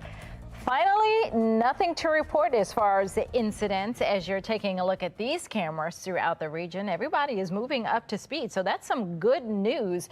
Do, though, expect a bit of congestion if you're heading south on 695, because we did see an accident in that direction. Our weather alert will expire, as Justin was just saying, in 30 minutes. We're still feeling some of the impacts of the early morning winter weather. Taylor Stewart is live in our Chevy Storm Tracker. She's been out all morning, and you've seen changing conditions because now as the sun has come up, Taylor, this looks great. I mean, I got to tell you, Patrice, we actually just peeled off of 695 where there is still some considerable volume. Folks are moving a little slower here, but hey, look at this. The sun is up, right? We're moving at not a glacial pace because all morning that's really been the case here, but it's not even wet where we are right now in I-83 southbound. We're a lot closer to the Baltimore area. Northwestern region, definitely seeing the brunt of that snow. It's sticking while it's not falling. The roads there are still a major concern. But I got to tell you, as we're looking out here, heading closer to the station towards TV Hill, it's looking calm. It's looking calm. So we're going to keep heading out this way, and we will keep you updated. But from what I can see right now, I think we're smooth sailing. Send it back to you guys in the studio for now. Taylor Stewart, Fox 45 News. Yeah, JFX looks great right there. My goodness, right near Ruxton Road. That's where the troopers sit, just to let everyone know. I mean, somebody told me that, so just watch out when you're heading down JFX from 695. People living in parts of Northern County, Baltimore County, also saw some snow. That's right. Olivia Dance joining us live this morning from outside Hereford High School, and the conditions have changed there too, Olivia. Yeah, Tom and Patrice, they certainly have. And as you mentioned, we moved to the Hereford zone where it has looked a lot more like a winter wonderland all morning. But we're already starting to see, as the sun is up, some of the snow melt. Some of the snow, though, has been pretty good snowball making snow. But as you can see, it's not even covering the ground in some places here. But Hereford High School is one of the schools that also is on a 2-hour delay this morning. They're actually starting right now. So we saw a bunch of kids pull up and buses drop students off. So they're getting ready to start their classes for the day. We're also seeing a lot more cars out on the road this morning, and the road conditions are a lot better, like Taylor mentioned, but that certainly wasn't the case this morning. So I want to go ahead and show you some photos from my drive this morning. These photos and videos are from Howard County and parts of Baltimore County. The snow in Howard County especially was sticking to the road. It was thick snow globe type snow, really beautiful, pretty to see, but of course made the drive a little bit tricky this morning. Also saw several emergency vehicles and fire trucks out and about. As I mentioned, though, several schools this morning are starting 2 hours late. That includes Hereford High School. You can find the full list of those schools on our website, foxbaltimore.com. And of course, even though the sun is up and the rain and snow has gone away, it's still a little bit cold out. My car says it's about 35 degrees. So I have my electronic hand warmer, hat on, gloves, jacket, definitely keeping me warm this morning. So probably a good idea to pack those before you head out the door as well. And of course, you just want to make sure that you are driving slow. There are some signs on the highway warning of icy road conditions. Conditions here on York Road look pretty good now. You can see all the cars here dropping students off for school. But again, just want to make sure that you're driving slowly, driving safely, and giving yourself plenty of time to get where you're going. But for now, reporting live in Baltimore County, I'm Olivia Dance, Fox 45. Good day, Baltimore. All right, Olivia, thank you. Anytime severe weather hits, you can have the forecast right at your fingertips. Download the Fox 45 weather app, search WBFF in your app store.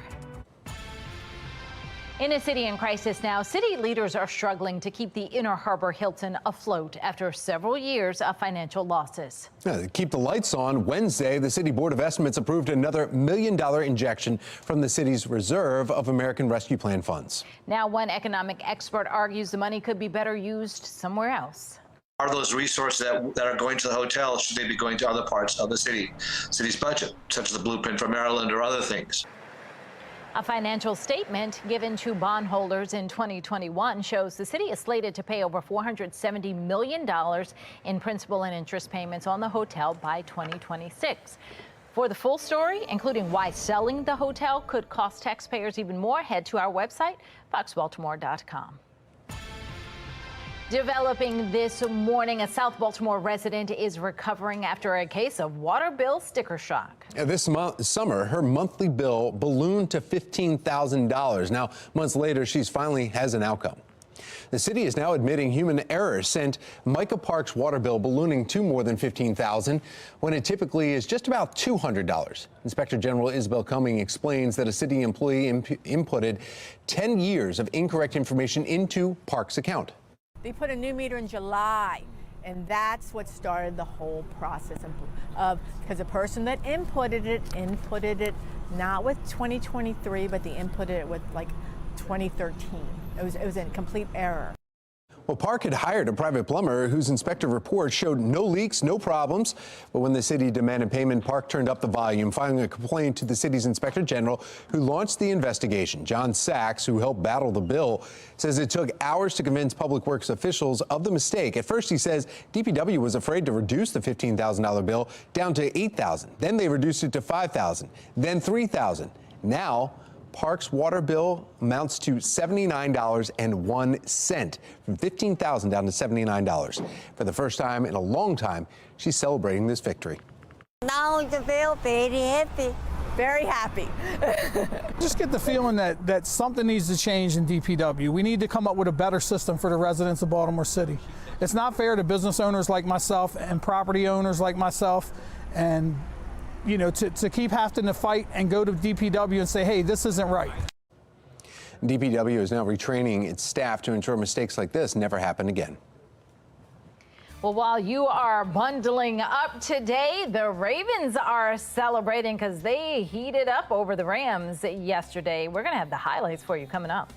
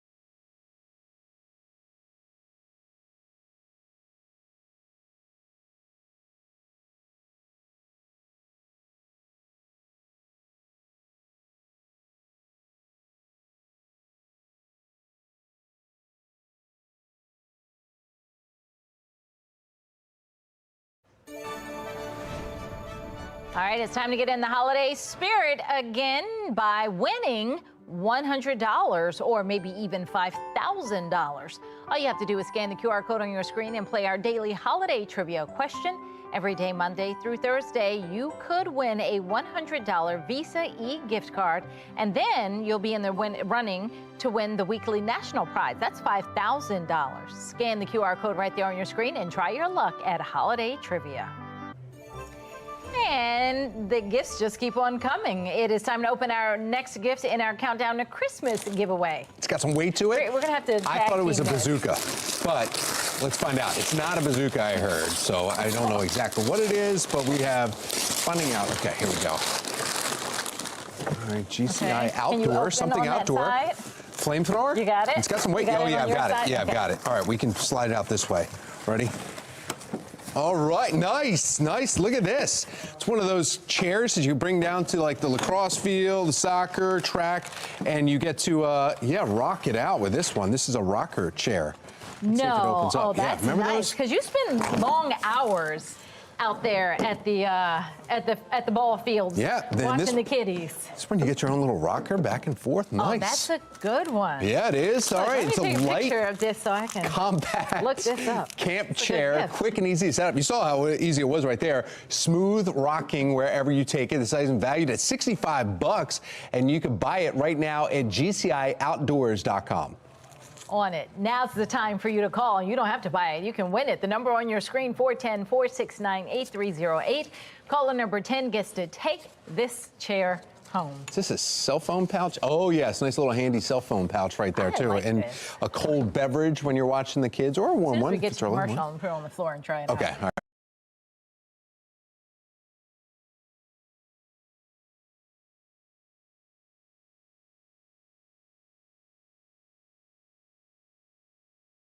There you go. With the cold temperatures we're having today, quick and easy at-home workout to help you stay active and build some muscle. And the Ravens are waking up victorious this morning after defeating the Rams. After the break, the moments and standout plays that secured their big win. 9:42, you're watching Fox 45. Good day, Baltimore.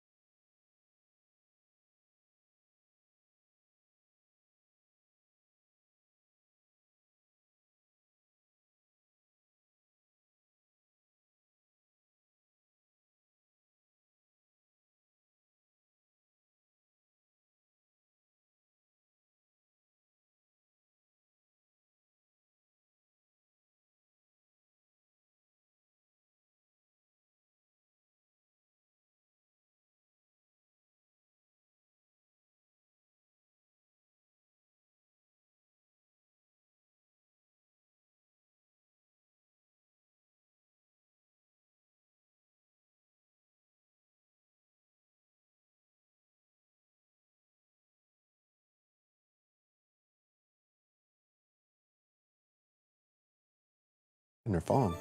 Yeah, okay, let's clear out the floor here because we're about to exercise. We've been already seeing the snow across Maryland, you know that, and it's time to get ready for ski and snowboard season right here. Joining us this morning with a workout to prep you for the slopes, Group Exercise Director for Brick Bodies, Sarah Keller. Yeah. Sarah, thank you so much for coming in. And Absolutely. I was like, oh, we just have a rolled up mat. No big deal. We're going to do some yoga. We're not doing yoga this today. is not We're not easy doing stuff. yoga today. Okay, not yoga. So we've got to get our bodies ready for the winter sports that are coming our way. Skiing, snowboarding, whatever your winter sport is.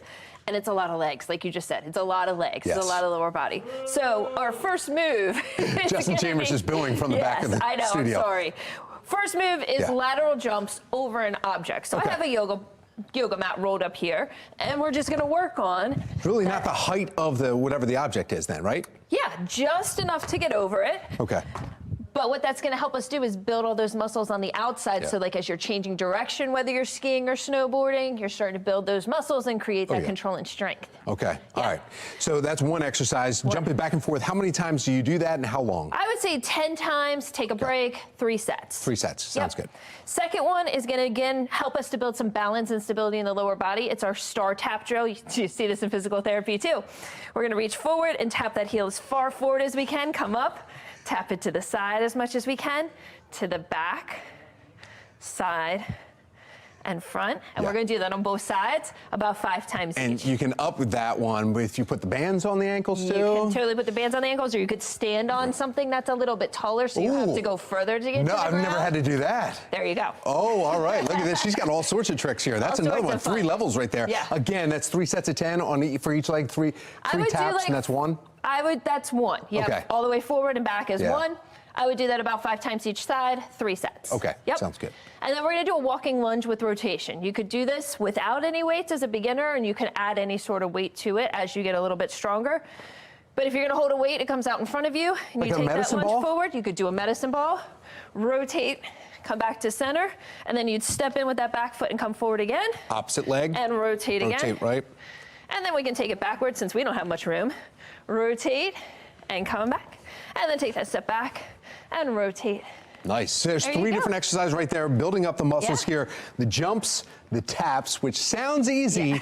That's the worst one out of all of them, I'm telling you. The tap one that she made look so easy, where you just drop down and just do the taps, that's the one that gets you. Sneaky And hard. yes, it Sneaky is. hard. And I'm glad I never had to get up onto a platform and then drop But you'd down. be grateful when you hit the slopes. Yeah, that's true. All right, meteorologist Justin Chambers talking about how hitting the slopes, not too bad. We are just coming out of weather alert, right? Yeah, basically. I hate leg day. It's the worst. It's the worst. Come on, you admit it. That is all I have is legs. Okay. Leg day is my day. All right, fine. Whatever, teach their own. Good morning. Yeah, Tom is exactly right. We are going to be moving out of weather alert. We won't be weather alert the rest of the day today. We do have that snow that is in western Maryland and even in our northwestern counties that we've been showing you all morning long. So, yeah, good and appropriate to have her here to show us all of that because, yeah, before you know it, we're going to be talking about Liberty and all those other areas out there to the west that I've never gone to, but I fly over and I'm like, oh, I think that's a ski resort. All right, Wisp isn't one. Isn't that one? Wisp is out. Yeah, Deep Creek Lake. That's what I see. That one. They probably got some good stuff. 41 your temperature right now in Towson. Now that wind already picking up from the northwest, about 11 to 15 miles an hour. The wind will continue to be stronger as we head later into the day today. This is in the wake of that cold front and that weather maker that brought all of the rain yesterday and overnight this morning into early this morning, and then changing a lot of that over to snow. Now, where we're seeing that center of low pressure, this thing has been tracking up the east coast, so it is now over the northeast, and on the back side of that, we're getting some of those snow showers into parts of New York and into Massachusetts as well. But as for us, nice and dry here, and that's how it's going to be throughout the course of the day. A mix of clouds and sun through about 2 o'clock this afternoon. That west-northwesterly wind is going to increase and help to dry us out. Any of those areas that got the snow, and if there's still leftover rain on the roads, tonight we have to watch for the refreeze and the potential icy conditions for Tuesday morning. So we could see another day with at least 2-hour delays on Tuesday morning because those buses need to make sure to get everybody out. We want the kids to be safe and you to be safe as well. On the wind gust side of things, this is what we're talking about. 20 to 25 mile an hour winds, even some 30 and 40 mile an hour gusts are going to be possible later today. What that will do to the temperatures, well, numbers in the 40s, we're going to make it feel, the wind will make it feel like we're in the mid to upper 30s through most of the afternoon. Kind of a blustery day for sure. So Hank the Bird, good morning. Leg day. Oh, see, so Hank likes leg days, so that's good. All right, fine. That's why he's got those bulky legs. 46 by noontime. We'll be in the mid to upper 40s here for Hank and his feathered friends this afternoon. But, I mean, we were in the 60s over the weekend, so it will definitely be colder today up and down the East Coast for New York and Philly, down through Baltimore and D.C. 37, that's it in Cumberland. Now, our temps are going to kind of hang near that average line and even dip below average on Thursday before they climb back to the low and mid 50s for this weekend. So these weekend numbers on the way are not looking too bad. Here's a look at our future scan. So all of this winter weather out of here today. Doesn't mean we're quite done and you have the shovels ready to go for January and February. There's a weak cold front that'll come through Tuesday night into Wednesday, but it's a dry cold front, so we're not tracking any wet weather with that or any winter weather as well. And again, we will see a lot less wind as we go later into the week. But checking those temperatures, again, not too bad. Low to mid 50s Friday and Saturday, Sunday in the lower 50s. The rain comes Sunday afternoon into Monday. That'll be our next chance to get any kind of precipitation. Tom? All right, thank you, Justin. Meantime, let's talk about sports. Come on. Topping your Sports Unlimited news, Ravens moved to 10-3 on the season, now sitting pretty right now atop of the AFC standings. And, of course, that means they're atop of AFC North, their division. With regular season winding down, they beat the Rams in overtime thriller 37-31. Yesterday's out-of-conference matchup came down to one play and one player at the end in OT. If you don't know his name is Tylan Wallace. In August, Wallace was sitting in his parked car as the Ravens training facility seeing if he made the team, and guess what? Oh, right there with that flip, he did. He was waiting to find out if he made the team. For 4 months later, he took advantage of that opportunity, returning a punt because Devin Duvernay hurt his back, so was pulled. He got the touchdown in overtime to lift the Ravens to a big Week 14 win over the Rams. It's a party. Everyone's excited. You know, we had the return set up, and I was like, this is, a perfect opportunity to put the game away, and shout out to the guys blocking for me, man. It was wide open, so appreciate them helping me out, and I just saw the crease, and I just took it. I decided, it just feels great to be able to make a difference in the game and help the team win. He just felt like, he deserves it. He's ready for that moment. Now, did you think he's going to take it back to the house? No, but I thought he'd catch it, maybe make a guy miss, and you could see how tough it was to catch those punts out there, so. Another amazing event. Well, don't forget, we want to see how you're cheering on the Flock all season long. Send us your favorite photos and videos of you showing off your purple pride through the Chime In app at foxbaltimore.com or the WBFF app. It's powered by Spackler. Down by the bay where whales and humans swim together. You don't believe it? See for yourself. Now, this happened in Perth, Australia, down under. One beachgoer capturing the stunning video. Look at that. First of all, the water's amazing, and then you can obviously see where the whale is. This is a drone and cell phone capture. You can see the whale in the water, and people nearby swam up to that giant creature. They were touching it. They backed away briefly after it took a breath through the blowhole and shot that out. It scared them. That's when they backed up and then went forward. But, yeah, swimming out. Wow. Local media reports say the whale swam back to deeper waters after hanging out with his human friends for about an hour. That's pretty cool. It's really cool until they drop something in the water, and then you're like, whoa, it's big. You want to spread out of there. Stay with us because meteorologist Justin Chambers has a look at your 10-day forecast. We may have some warmer temperatures returning soon, hopefully, because it could be a refreeze tonight.